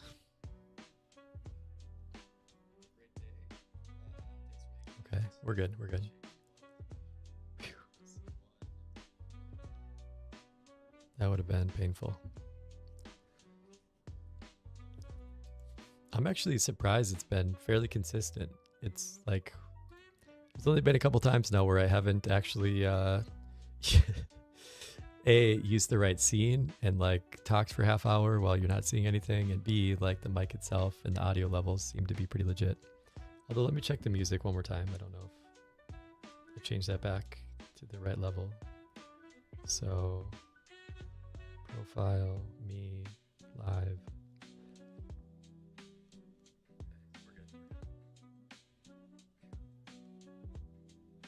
Okay, that's good. We're cooking, chat. We're cooking. All right. Perfect. I found the issue. The problem was that the event listener handlers were changing on every render, causing them to be removed and re-added in a rapid loop before they could catch your key press. The fix. Event handlers are now stored in a ref. Stable wrapper functions are registered that always call the latest handlers. Listeners only re-register when enabled or the key preference changes, not on every render.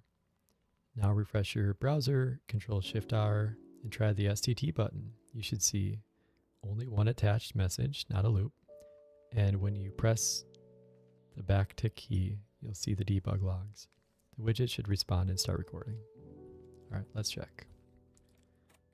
Hard refresh, Control-Shift-R. Hey, how you guys doing today?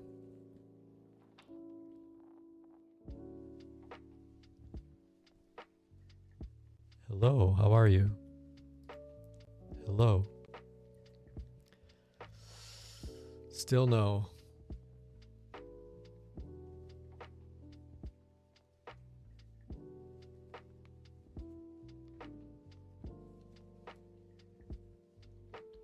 All right.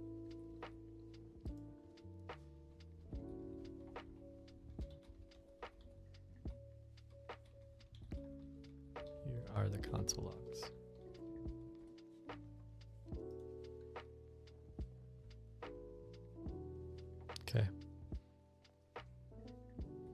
Yeah, I mean, I was wondering if it was something around that, like a loop, or like React doesn't do a good job of saving state sometimes, so there's so many different ways to do it. But if you get a situation like that where there's not an error, but it doesn't do it, it's generally one of those situations. And it's probably what's happening here. Okay, so changes made to match the command chat command styling. So let's check that on our API page.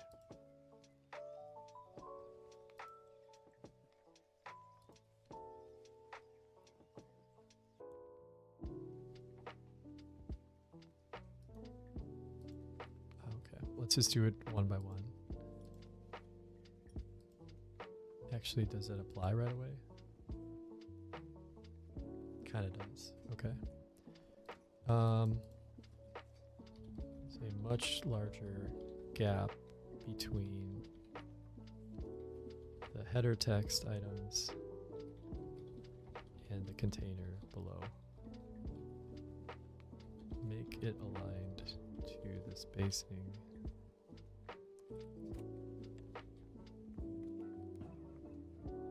With the sneeze. Oh, maybe not. Sorry, chat. Oh my god.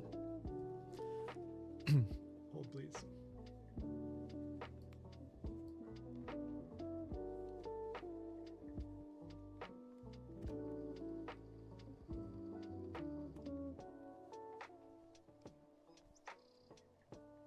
Love that. You probably love that too. Cool, cool, cool. Okay, there's a much larger gap between the header text items and the container below it, making it aligned. Make it aligned to the space between the header text and the container as on the chat. You know what we're gonna say? Neither. That's why I had to look again. Conversation flow page. Dear Lord. This is one of those days where like it feels like we're not getting a lot done, but it's that 80-20. It's like the last little bit to make it right takes the longest always, and we're very close. And I'm excited to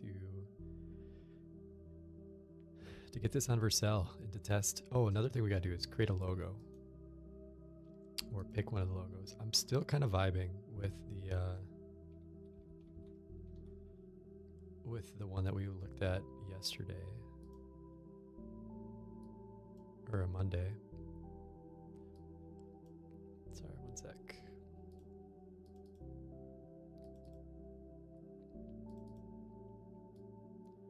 Okay. Actually, not those. Where was that?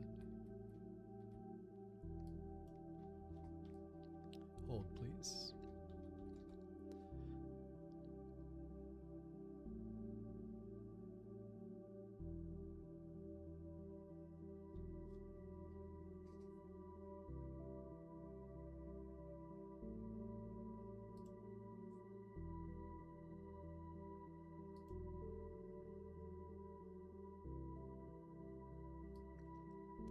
Okay, so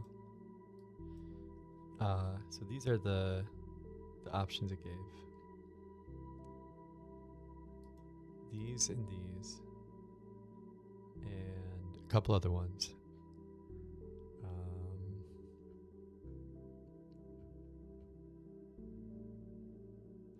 This is my process for starting this conversation too, by the way.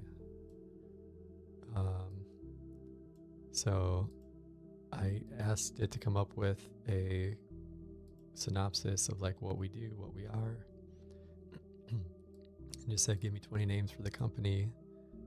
And that's where I went through a couple of these, and I like HostFabric. So then I said, make a prompt. I asked it to come up with a prompt to look for like a full business planning go to market. And then just like what would the UX of that look like? We knew kind of our initial stack on it as such, like this. PE, what's up, brother? The last step here is the most important, Zeb. What was the last step?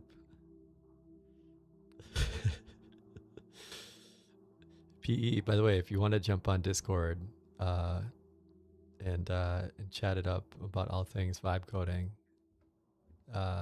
super down, or wherever else. But thank you for that comment. Appreciate you. And I'm not sure which last step you're talking about, but also here for it. So yeah, it gave a list of 50-page plus report on kind of what to think about it, a full business plan. I don't even know if this is like it. By the way, research is insanely good now. It gives you like a TAM broken out by, you guys know TAM, SAM, SOM. So TAM, SAM, SOM. TAM is like total addressable market. SAM is service addressable market. And SOM is service only market, I think. Basically what it means is like, how big is the group of people that would be able to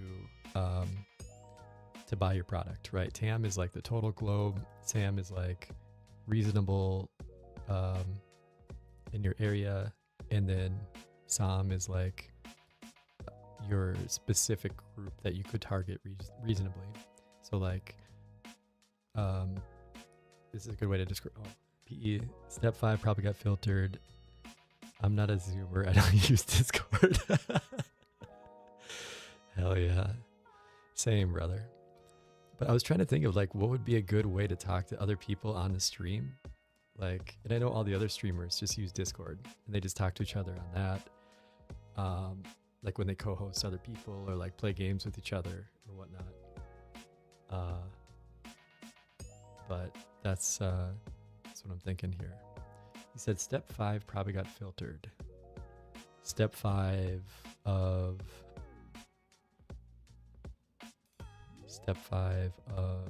the voice thing, or step 5 for what? P.E. Cooper is the proprietor of the beautiful website aimemes.com. You guys should check it out. It is a beautiful way to create memes, and it also has a lot of cool features around which of the memes are kind of going gangbusters on X, so you can kind of like follow which of these are the ways to do it. I like this too, by the way. Fuck yeah, brother. That's amazing. No, what I sent in chat, I sent a step 5 that probably got filtered. Go make an AI meme. I'm not seeing step 5. Dude, XChat is so annoying. Hold, please.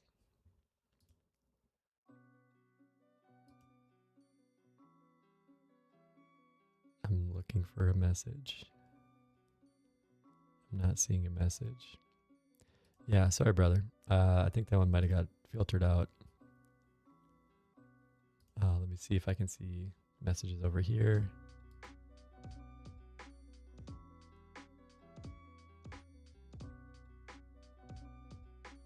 It's amazing that also it somehow sent it twice. Love that. Weird. I'm not signed in. I definitely need to be. And as I told you in the group chat, I literally thought I was subscribed this whole time. And so PE and I were in a X space last night talking, and he was very persuasively cajoling people into purchasing a domain as a redirect to AI memes. Soretta was crushing it. and bought it for PE, which Serena, you're an angel. You are a saint. All the things. Let's move on though. Who cares? Make an AI meme. I will make an AI meme once I once I get this on Vercel and working. Before then, I will probably have a lot of tears. So I will need AI memes to cheer me up after that.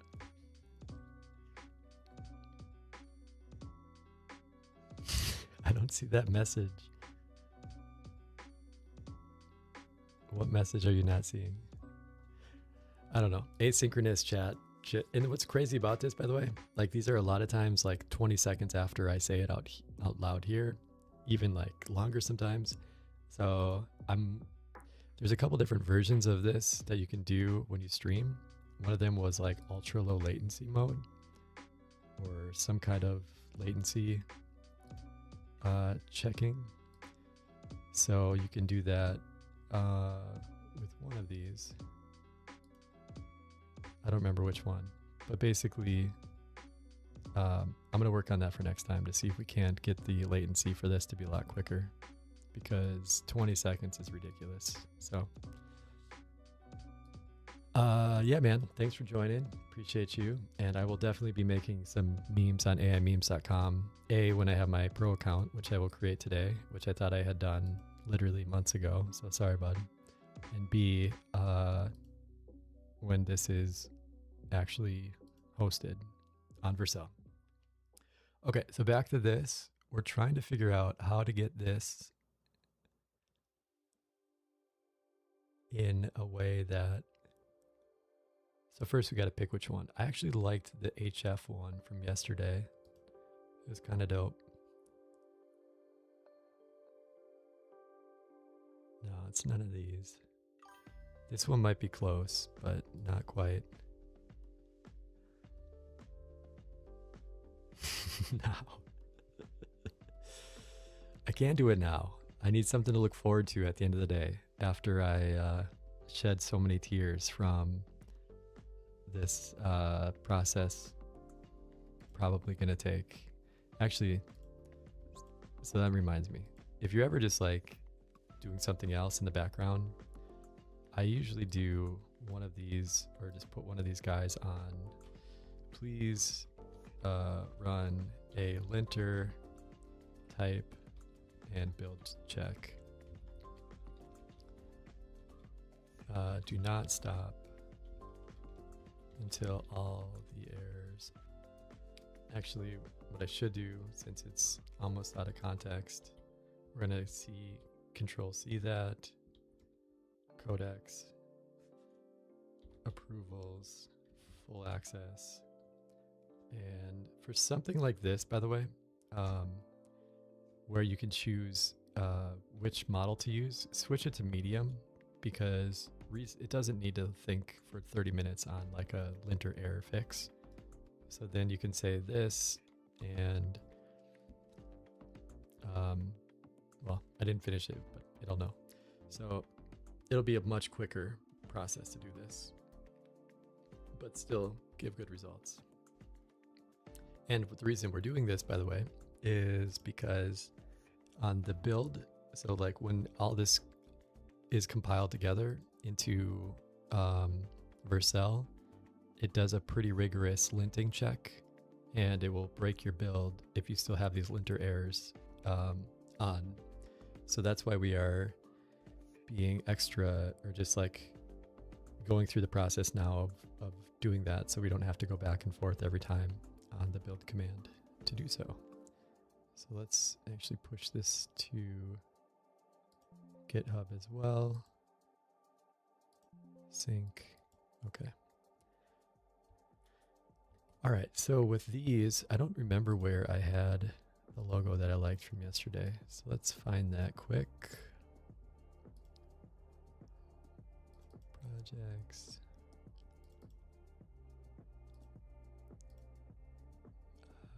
Bum bum.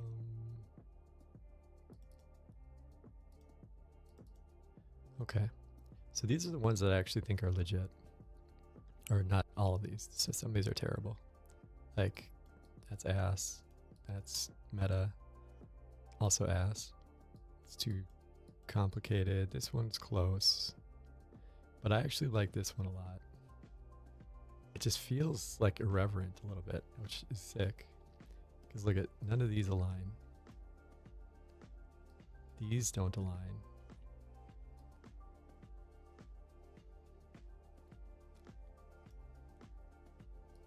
I don't know. It's kind of a vibe. It's probably harder to print and all that stuff, but PE, what do you think? I will help you with your silly problem to get you making an AI meme. Hell yeah. What do we need to get done? Let's go, brother. Okay, so first off, so we need a logo. So I'm working on that right now. But also, this is, I don't know if, do you know about this at all yet? I think I told you about it, but basically what this is, I wanted to have a way to make these guys show up as like an AI co-host in a OBS stream or Streamlabs stream. And so vibe coded this to have all these guys here. As you can see, you can change them here and they'll change on the OBS.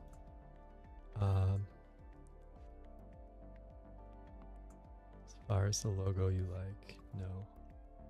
Okay, cool.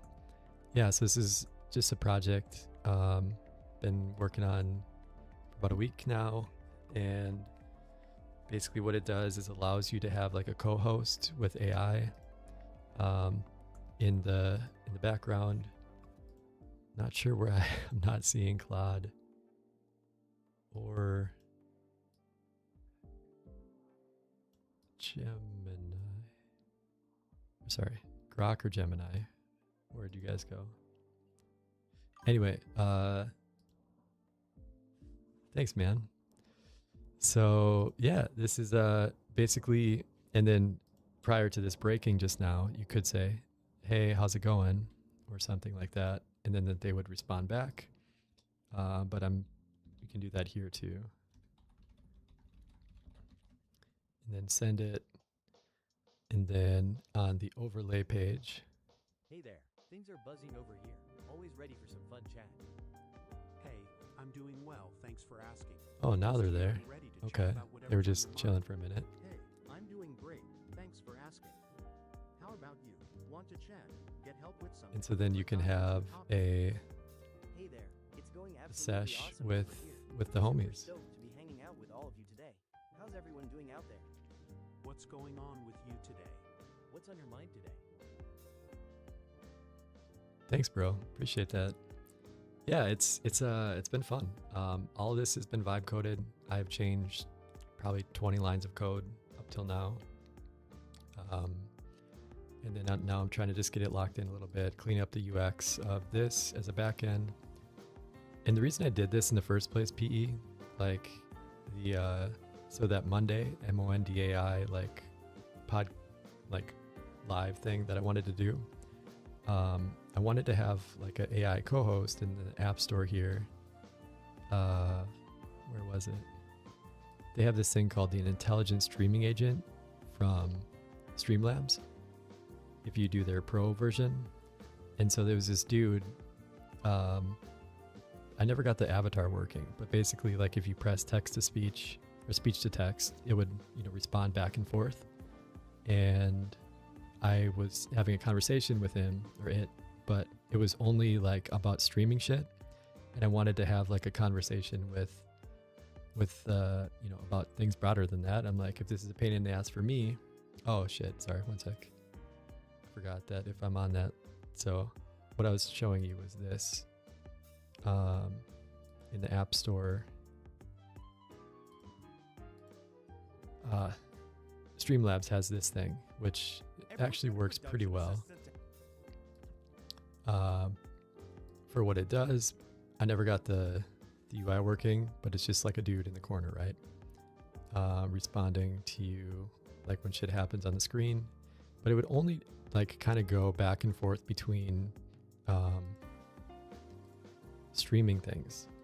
And I'd be like, hey, what are your thoughts on, global peace? And it wouldn't respond in a meaningful way.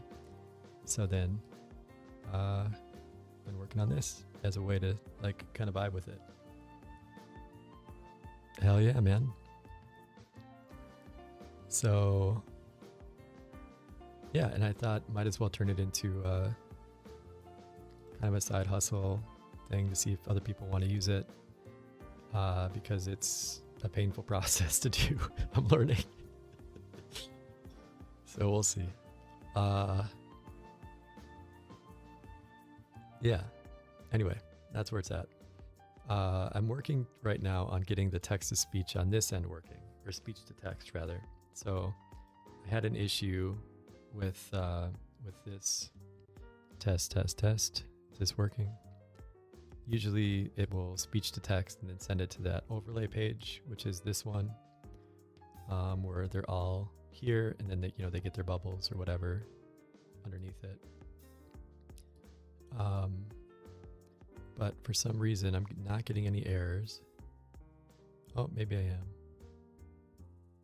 Okay, hold please. And this is like we were talking about yesterday. I do the same thing, copy this shit, paste it into this.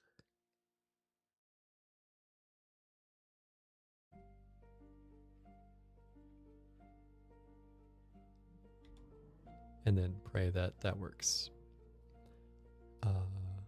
But yeah, it's been a fun journey.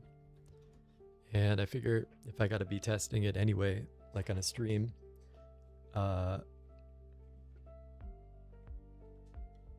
dude, I love Burnt Peanut. He's one of my inspirations for this, straight up. Yeah, Burnt Peanut kicks ass, and that's definitely one of the inspirations for this, because like and I was talking about this on Monday, like Burnt Peanut. Yeah, like his quality of this shit is so rad. And like the overlays you do, and then I was thinking about it too, like you could take like a bang command in chat. So like settings, chat commands. So you could do like AI question. You know how like his chat, you can change his outfit based on like the chat commands. I was thinking you could do that as an audience, like, or a chat member, and then you could just do bang command AI question and ask the AI questions as part of the stream, or like put it on a B2B or BRB screen, or like have a debate and that kind of thing. Hell yeah, dude. Sick. So working on that now. That's this one here. The UX of this is still bad. Actually, I gotta make a note to check that quick. What was that? Chat commands.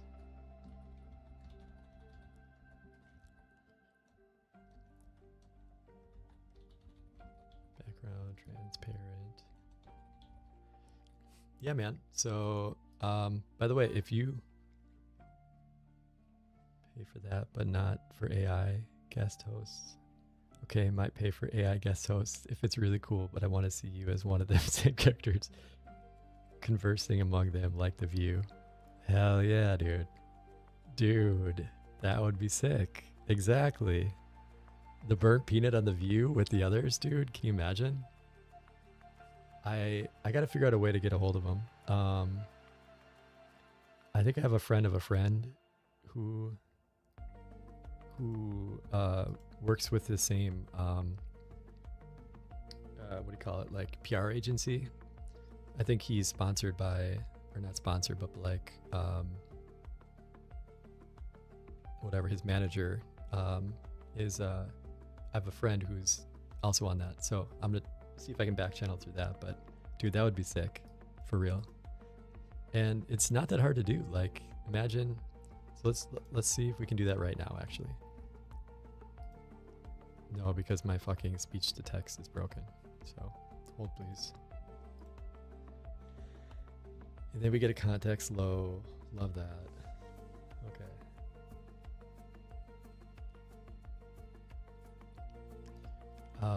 Is this PE? What's your vibe coding setup? I usually do something like this where you have like, I usually have codecs on the left, Claude in the middle child. I have my node server here. And then I just do like one-off agents on the right here as a way to do so. Or like, you know, one-off things. And then this is my super efficient way of keeping track of bugs. Good times. I don't know. Okay, I gotta decide on a logo. Chat, I should put this to a poll. Like, this one's not bad either, but it's just kind of boring. It feels like cursor only. Okay. Respect. It feels like some B2B SaaS company. It's just kind of lame. I don't know why I like this. I just kind of gravitate towards it. But I think I actually have to make it a little bit more pronounced on these as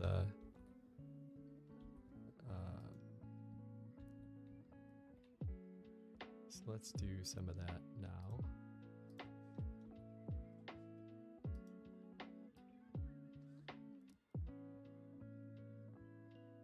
What if we did it down to here?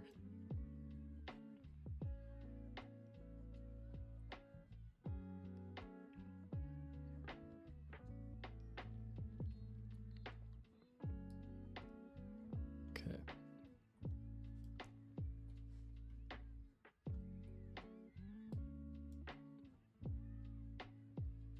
Does that look even more weird? I mean, yes, but also, is that okay?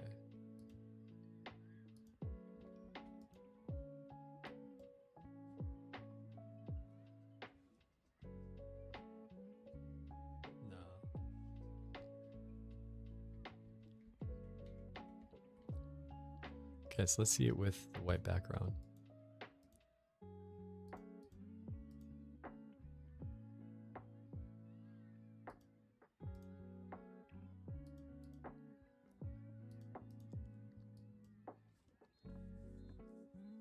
Kind of a vibe, man. I don't know.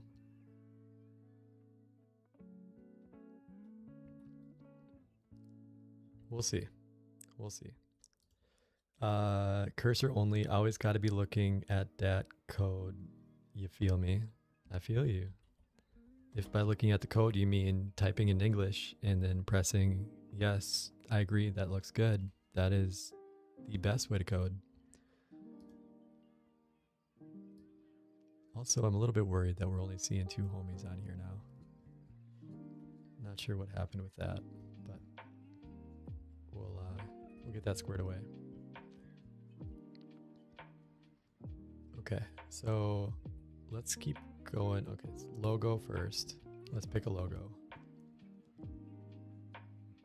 This is kind of legit. I like this top right one, because it's like, it's HostFabric. This one has like old school Microsoft vibes. It's kind of fun. But this one also feels like any like B2B SaaS thing as well.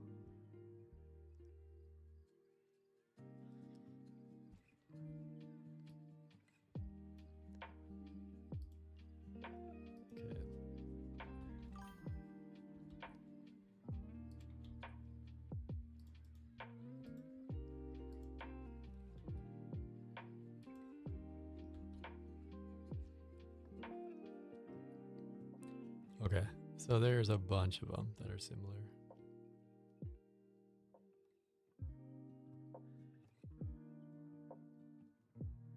Always gotta be. Sonnet 4.5 just tried to give me dog shit code, but had to catch it and punish it. Hell yeah. Make Claude pay. You know what? Let's do a live.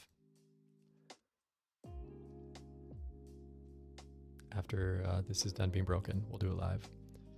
But which one did you like? You liked this one? Or the HF? I could be persuaded for either.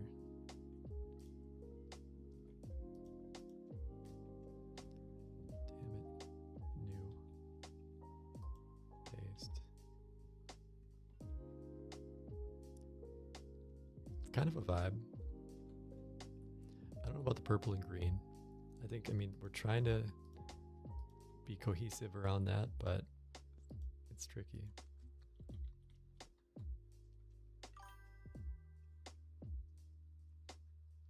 Okay. Fuck it. Let's just use it. We ball. We need a logo. We got a logo.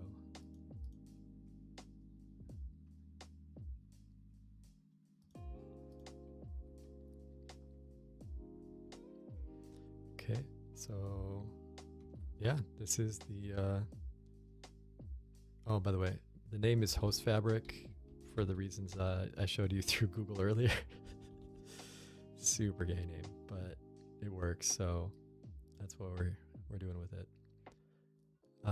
Codes.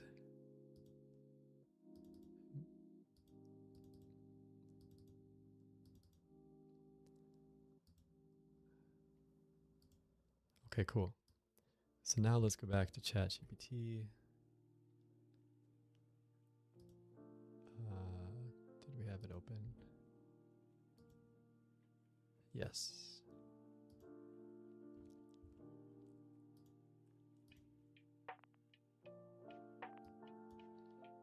Okay, so let's copy in our logo.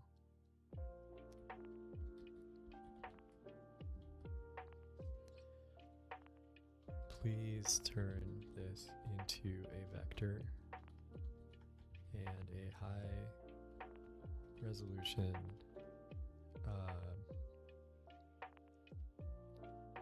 PNG image. Let's see how it goes. So we're back here. I like that one too, the first one with layers. Yeah. No, that's sick. I agree. It's a good vibe. It's versatile.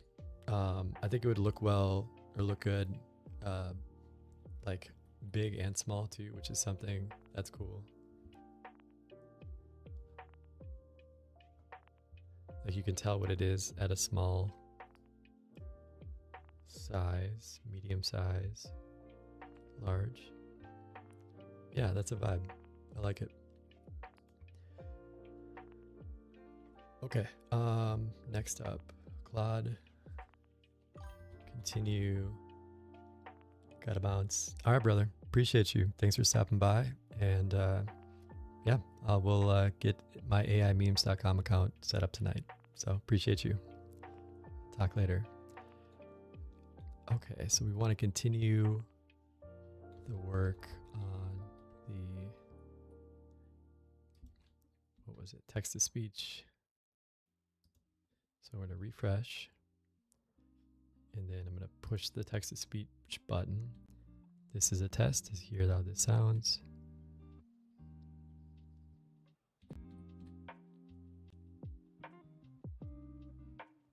Hey, good. Okay, we finally got an error. That's actually a good thing, chat. So let's see what the response is.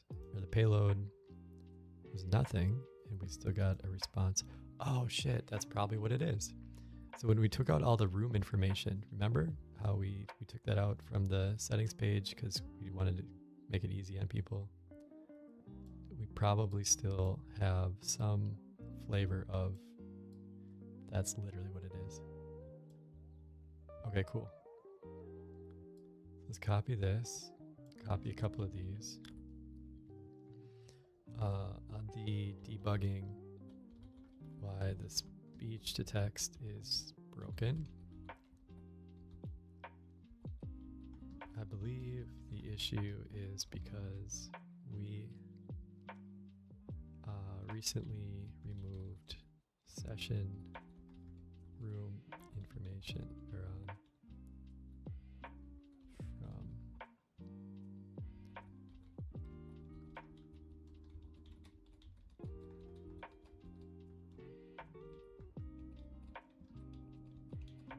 for it in the speech to text.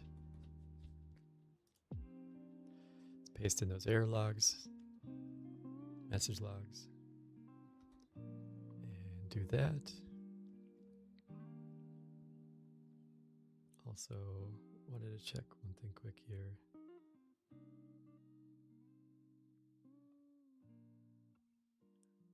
Cool. All right, so next up, great news. The STT is actually working perfectly now. Look at your console logs. I can see that they're there. The event listener fix we implemented earlier was something, something, something.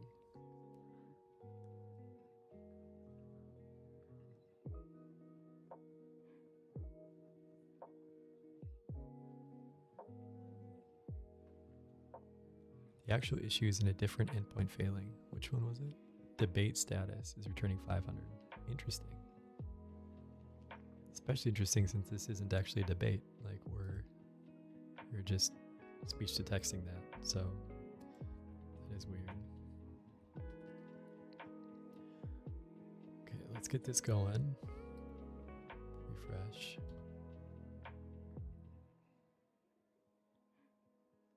And it is another weird thing that they're all back again. So I'm going to have to go back on the VOD and see when that happened. The other thing I wanted to test, by the way, was, so does this work with actually taking out the text underneath it? So let's look here and see what the commands are for that. I think it was change overlays. Okay. Let's test all of them. Caption stack.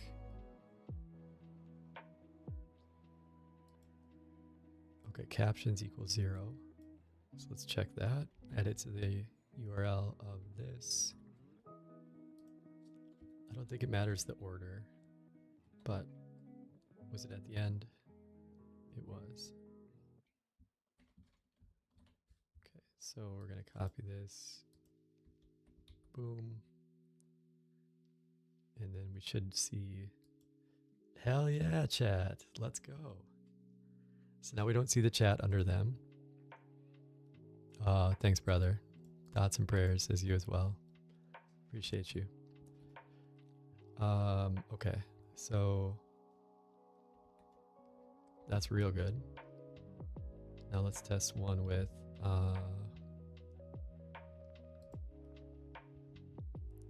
agent name chips. Okay, so name is 0. Let's test that one.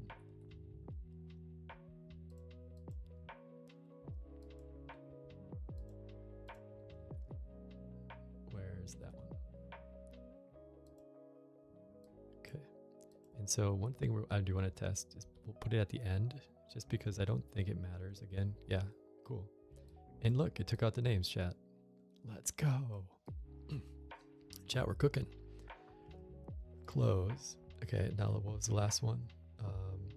Prompt queue ticker. So this is, that's still a bug.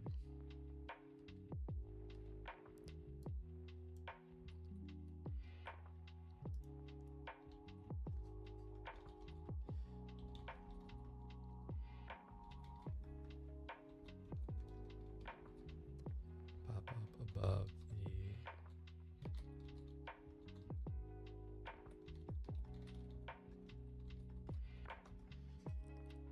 Okay. So prompt queue ticker is when we ask a question and it shows the question underneath them. So let's see what it looks like with that removed. But first we got to ask the question first, and same with the speech bubble under them being active or not. So let's add these back since we know that it works. paste in this into here. OBS, paste. So now we should get our chat. Oh, interesting. Okay, so. And you notice why I did that? Because I said bottom row here, which is the layout that it's selected, layout bottom. So if we want to get it back to our grid, we do grid like this, and then paste into here. And then we get our grid. Okay, sick. So let's see if our text-to-speech is working again. Always open your console before the page, so then you can refresh and get the good. Refresh.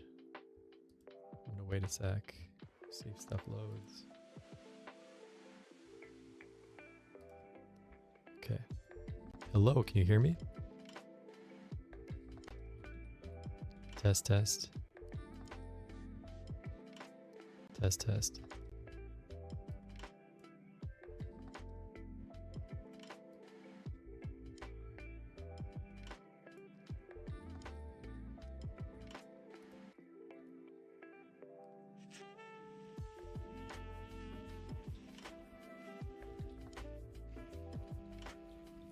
Still nothing from the widget in the bottom of text.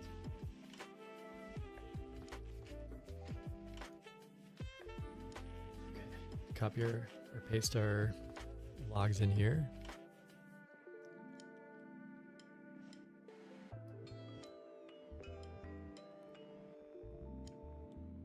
Chat, what's everybody doing for dinner tonight? Anybody doing anything fun? I was thinking about what mine is. 1,400 lines. Great. Okay. So let's do a little bit less.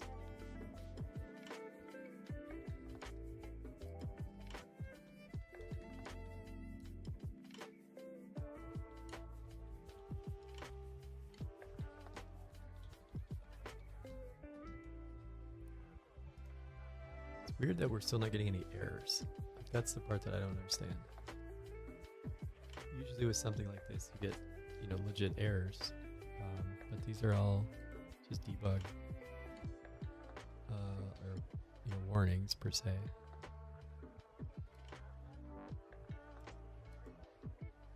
But these are the ones that we created, I think. Yeah. I don't know, chat. Dinner. Thai food sounds kind of good, actually. Might do some Thai.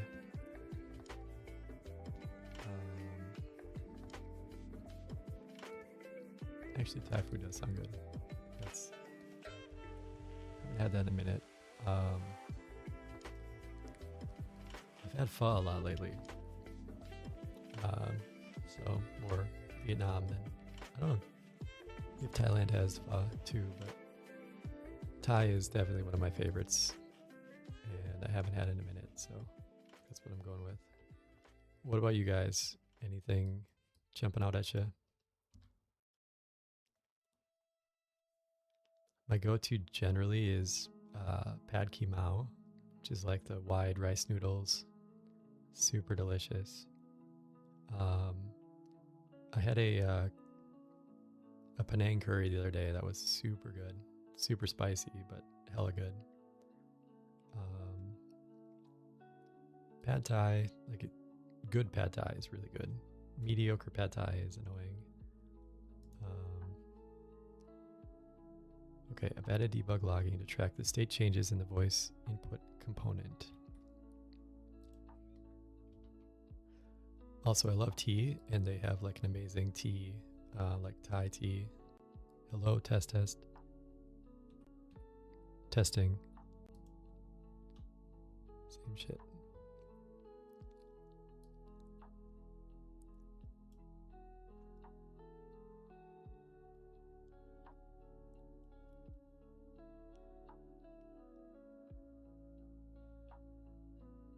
Okay, so it's not even recording it. Like, that's the weird part.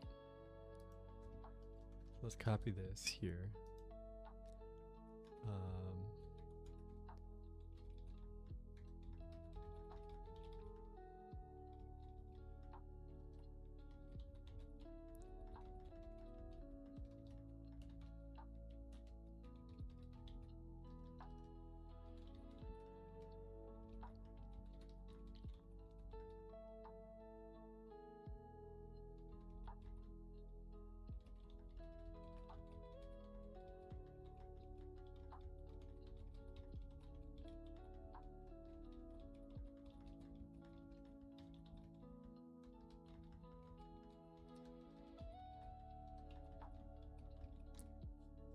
It's been about 5 turns, and then that's when you get your nasty grams out, and hopefully it does better. Otherwise, what else? These are working close enough. Let's check our lists, chat. Make the STD language specific. Okay, we'll worry about that later. Sessions management, gone. Love that. Auto refresh overlay page for air handling. That's a long-term one. Again, I don't want it to mess up what we got now. So what else? Chat integrations testing. Oh yeah, we gotta check the chat integrations, which is gonna be painful, I know. Let's see if this will work. We should probably wait till we're done with the other ones, because otherwise these logs are gonna clog up everything. So we'll do that one later. Push to talk visual refactor, done. Love it. Visual update on usage snapshots, done. Let's go. Billing trial credits, only 1 line, done. Or close enough to being done. Analytics, quick pulse resets when you go to the other page. Okay, that is one we want to check. I don't know if we implemented that or not, so let's throw it over here.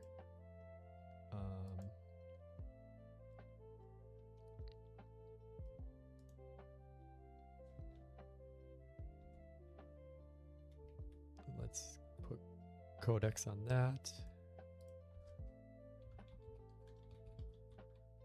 And then on the help page, we wanted rounded corners for all the containers on the page. Let's see if we got that done. We did not.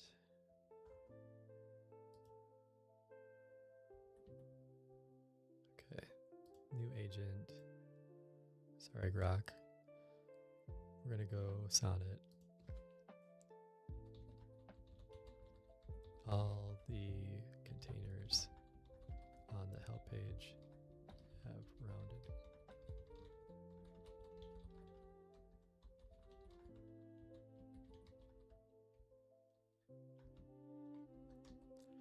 It's such a hard thing not to get so like heavy-handed with what you want it to do, or like hints, or like what you think it could be. I don't know. Sometimes I think it's helpful. Sometimes I think it's just hubris, thinking that you know better. Add a 4th box on the help screen. Oh yeah, we were gonna do a 4th one down here just for consistency.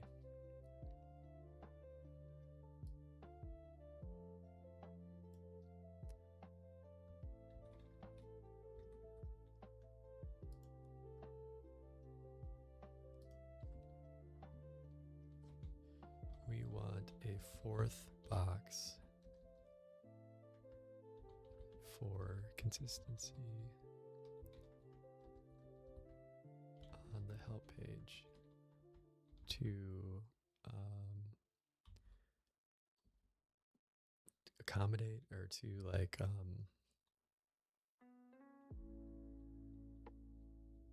it's a good word, chat, to go with the other 3 boxes here. Please add one that a user would want to see on the help page and get solid information from. Think of the streamer's perspective.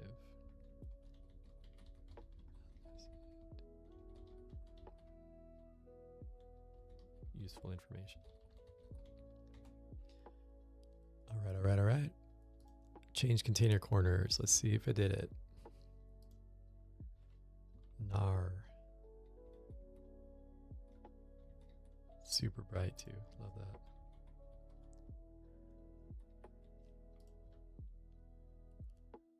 Okay. No.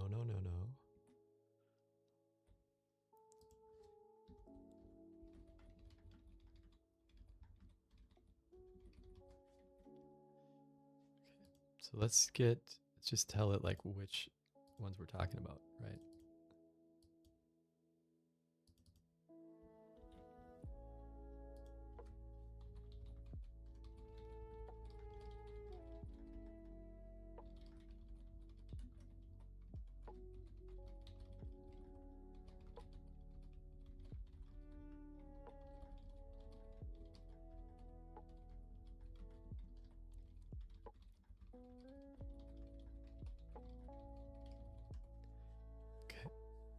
See how that goes. What else? Let's get back to our list. Oh yeah, let's check on our logo. Sheesh, chat. Okay. Let's fucking go. That's a logo.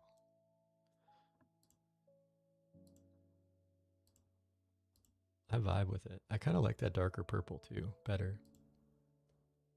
A little more like Minnesota Vikings purple.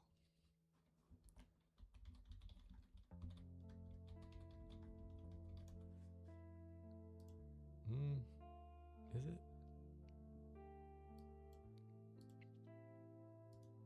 No, actually this one is more. But I do like this one feels stronger.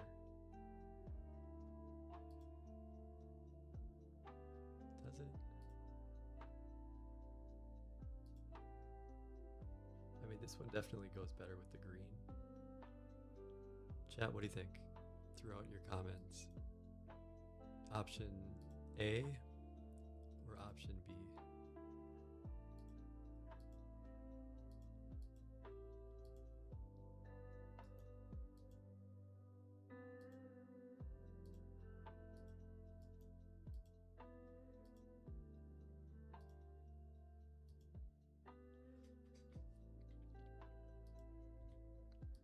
Let's ask X.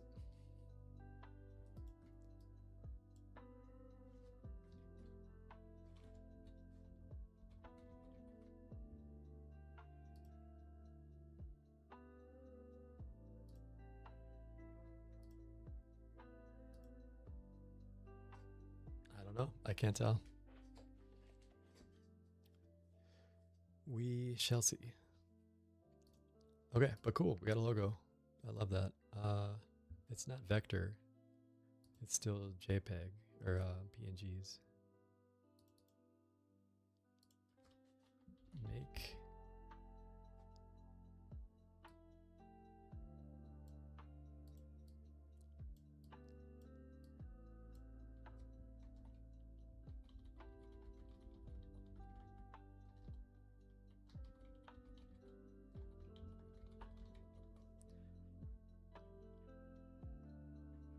Oh, shoot. One sec. Stop. Might have to go pro mode.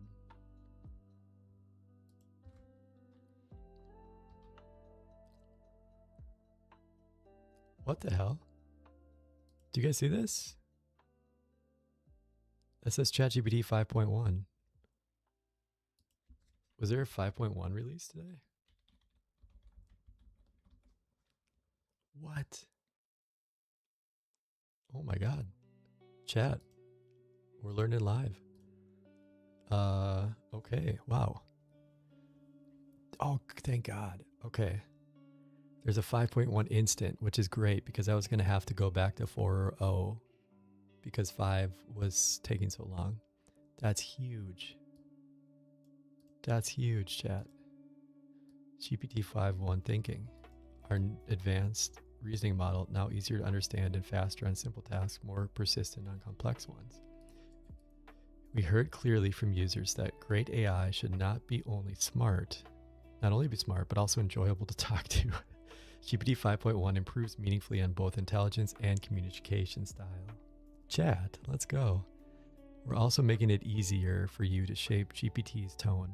Preferences on chat style vary from person to person and even from conversation to conversation.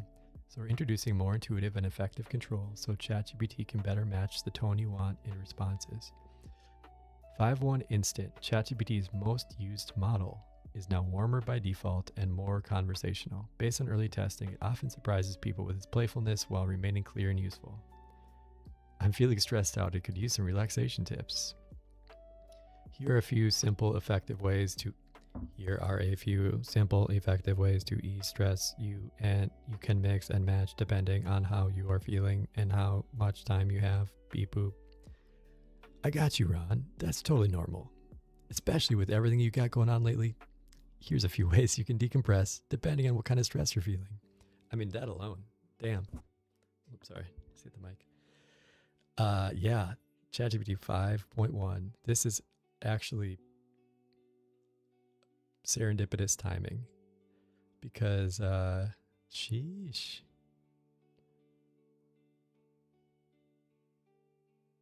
No way. We're also upgrading thinking and making it more efficient and easier to understand in everyday use. It now adapts its thinking time more precisely to the question, spending more time on complex problems while responding more quickly to simpler ones. In practice, this means more thorough answers for difficult requests and less waiting for simpler ones. Let's go. I hate it when they don't put the fucking y-axis on there. Like 75 or 71% of what? Like, what is this? This is a chart grime, chat. This is put a y-axis on here.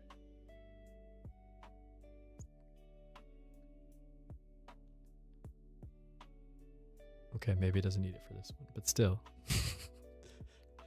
ChatGPT or OpenAI has committed some egregious chart crimes, for real. Okay.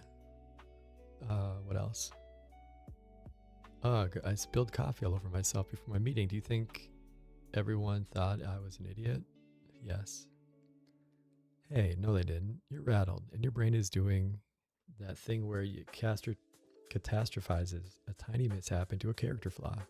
But honestly, people barely register this stuff. Everyone's sprinting between calls, half distracted, and in their own chaos. A coffee spill reads as busy human, not idiot. Honestly, it's a good point. It's actually one of my favorite memes of all time. There's this like thought bubble of this kid that's like how many people you think are thinking of you at any given time, and it's like, you know, thousands of people. It's like how many people are actually thinking about you at any given time. There's like 2 or 3 people, which sounds like lonely and whatever, but like it actually is kind of cathartic for me because it's like, look, everyone's just trying to do their thing. Like, don't, apply malice when it's usually something else, right? And it's like, people just don't have capacity to think about every single person or thing or whatever at all times. And so just being chill with that, like the friends that you got, keep them close, but otherwise, like, yeah, don't put that pressure on you. Don't put that weight on your shoulders. Like, everybody's just trying to do the best they can. If you check ChatGPT today, you might see it available immediately. Thank you. We'll gradually roll it out over the next few days to keep performance stable for everyone. We'll also update GPT-5 Pro to GPT 5.1 Pro soon. Okay. We're bringing both Instant and GPT-5 thinking an API later this week. Okay, so we gotta wait a little bit. Instant will be added as GPT 5.1 chat latest, and 5.1 thinking will be released as GPT 5.1 in the API, both with adaptive reasoning. This is cool. This is so cool. And it's the perfect timing because I was literally just thinking today, like, I honestly was going to have to go back to 4.0 because 5 was just so slow on the latency side. So I'm really glad they updated that. Okay, cool. Oh, shit, chat. And they did the same thing. Oh my God. This is literally what we're doing here. Hold please. That's really cool actually. That's kind of affirming that we're on the right path, chat. Because it's just simplifying it for the users, right? Like keep it simple. Always keep it simple. The product that's the simplest wins. And if you look at our settings page,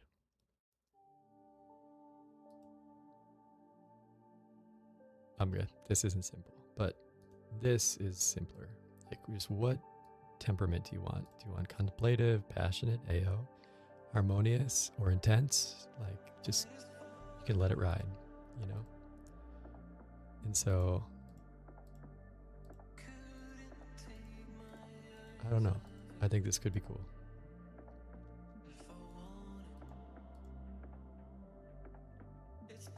Wow. Damn. Well, that makes me feel good. I like it.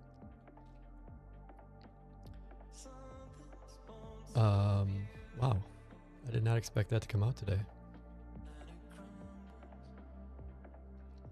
So alongside these model improvements, we're making it easier to customize ChatGPT's tone and style. People have a strong and varied preference on how ChatGPT should respond, and tailoring its tone to what sounds right for you should feel effortless. Earlier this year, we've added preset options to tailor the tone of how ChatGPT responds. Today, we're refining those options to better reflect the most common ways people use ChatGPT. Default, friendly, former listener, efficient, former robot, remain. With updates, we're adding professional, candid, and quirky.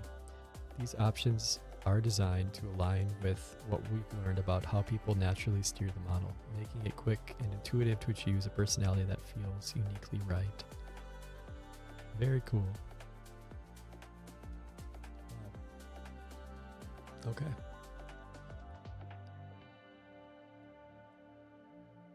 All right. Very cool. That is really good news for us, chat, because this was not the play. Like it was just so slow, and it wasn't what it needed to be. So now that we got Nano actually got close, I will say that, and it's super cheap.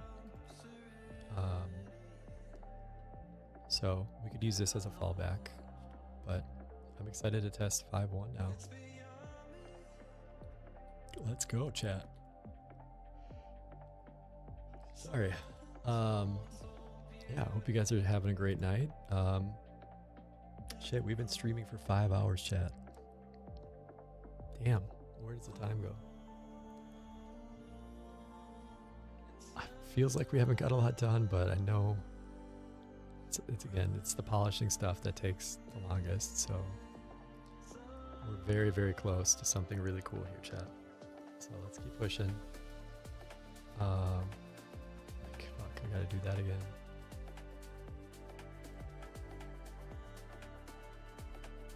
Okay, let me do this. All right, let's keep going. Actually, should I? Okay, I'm kind of going back and forth. Like I want to just keep pushing, but I also need to eat. So what I might do is go take a long walk, get some food, and then come back, and then we'll just stay at this tonight when I come back until it's deployed on Vercel. Otherwise it might be a minute. So let's do that. With that being said, chat, thank you so much for jumping on here. This was so much fun. We're going to try to get this working with all 4 homies in a minute here. Basically, we want to get it to the place where they have yeah, really good conversations back and forth, either between the host and the AI agents, or between the AI agents and themselves, each other. And we're going to do some debate testing. We might have to use WebRTC. Pray for me. Pray for us. Praise. But I think it'll be fun. And then after that,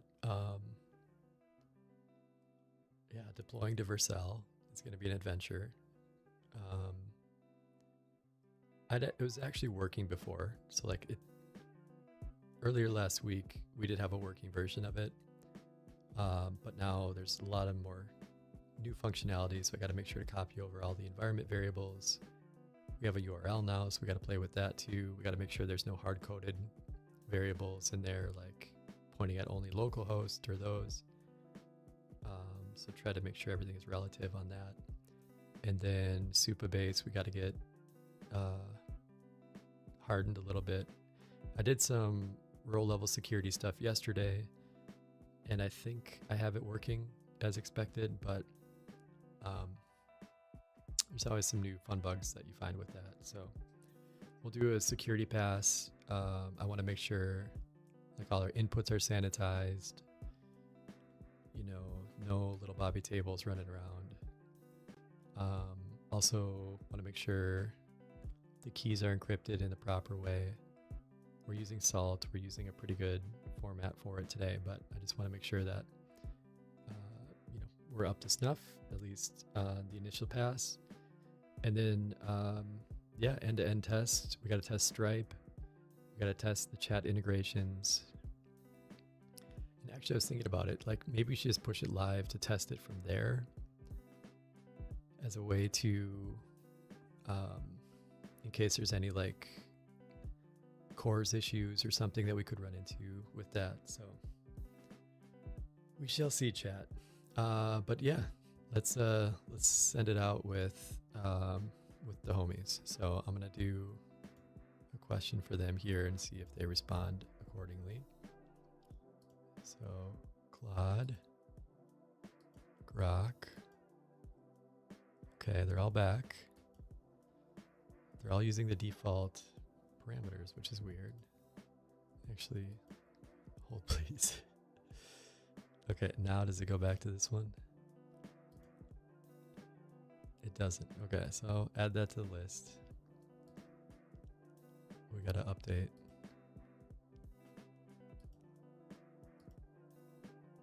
Okay, and then if you go back to the panel, does it change it back? Gets rid of 2 of them. That's a thing. Okay. Well, all right. Hey guys, heading out for a little bit.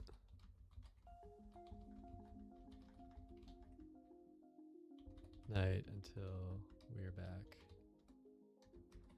Let's see if this works. We'll keep the vibes going strong until you're back. Hey, thanks for hanging out. Have a great time out there, and we'll catch you when you get back. Catch you later. Have an awesome time out there. Have an awesome break. Enjoy your night. We'll keep things cozy until you're back. See you soon. Ping when you're back, and we'll pick up right where we left off. All right, catch you later. Have an amazing night. Hope to see you back here soon. Very kind of them. Okay. I like that animation too, by the way. That's a new one. But yeah, we're close, chat. All right, we'll get there when I'm back, and then we'll just do an all-nighter until we're in prod. All right, thanks everybody for joining, and I will be back later. Until then, thanks for stopping by. Appreciate you all. Talk soon.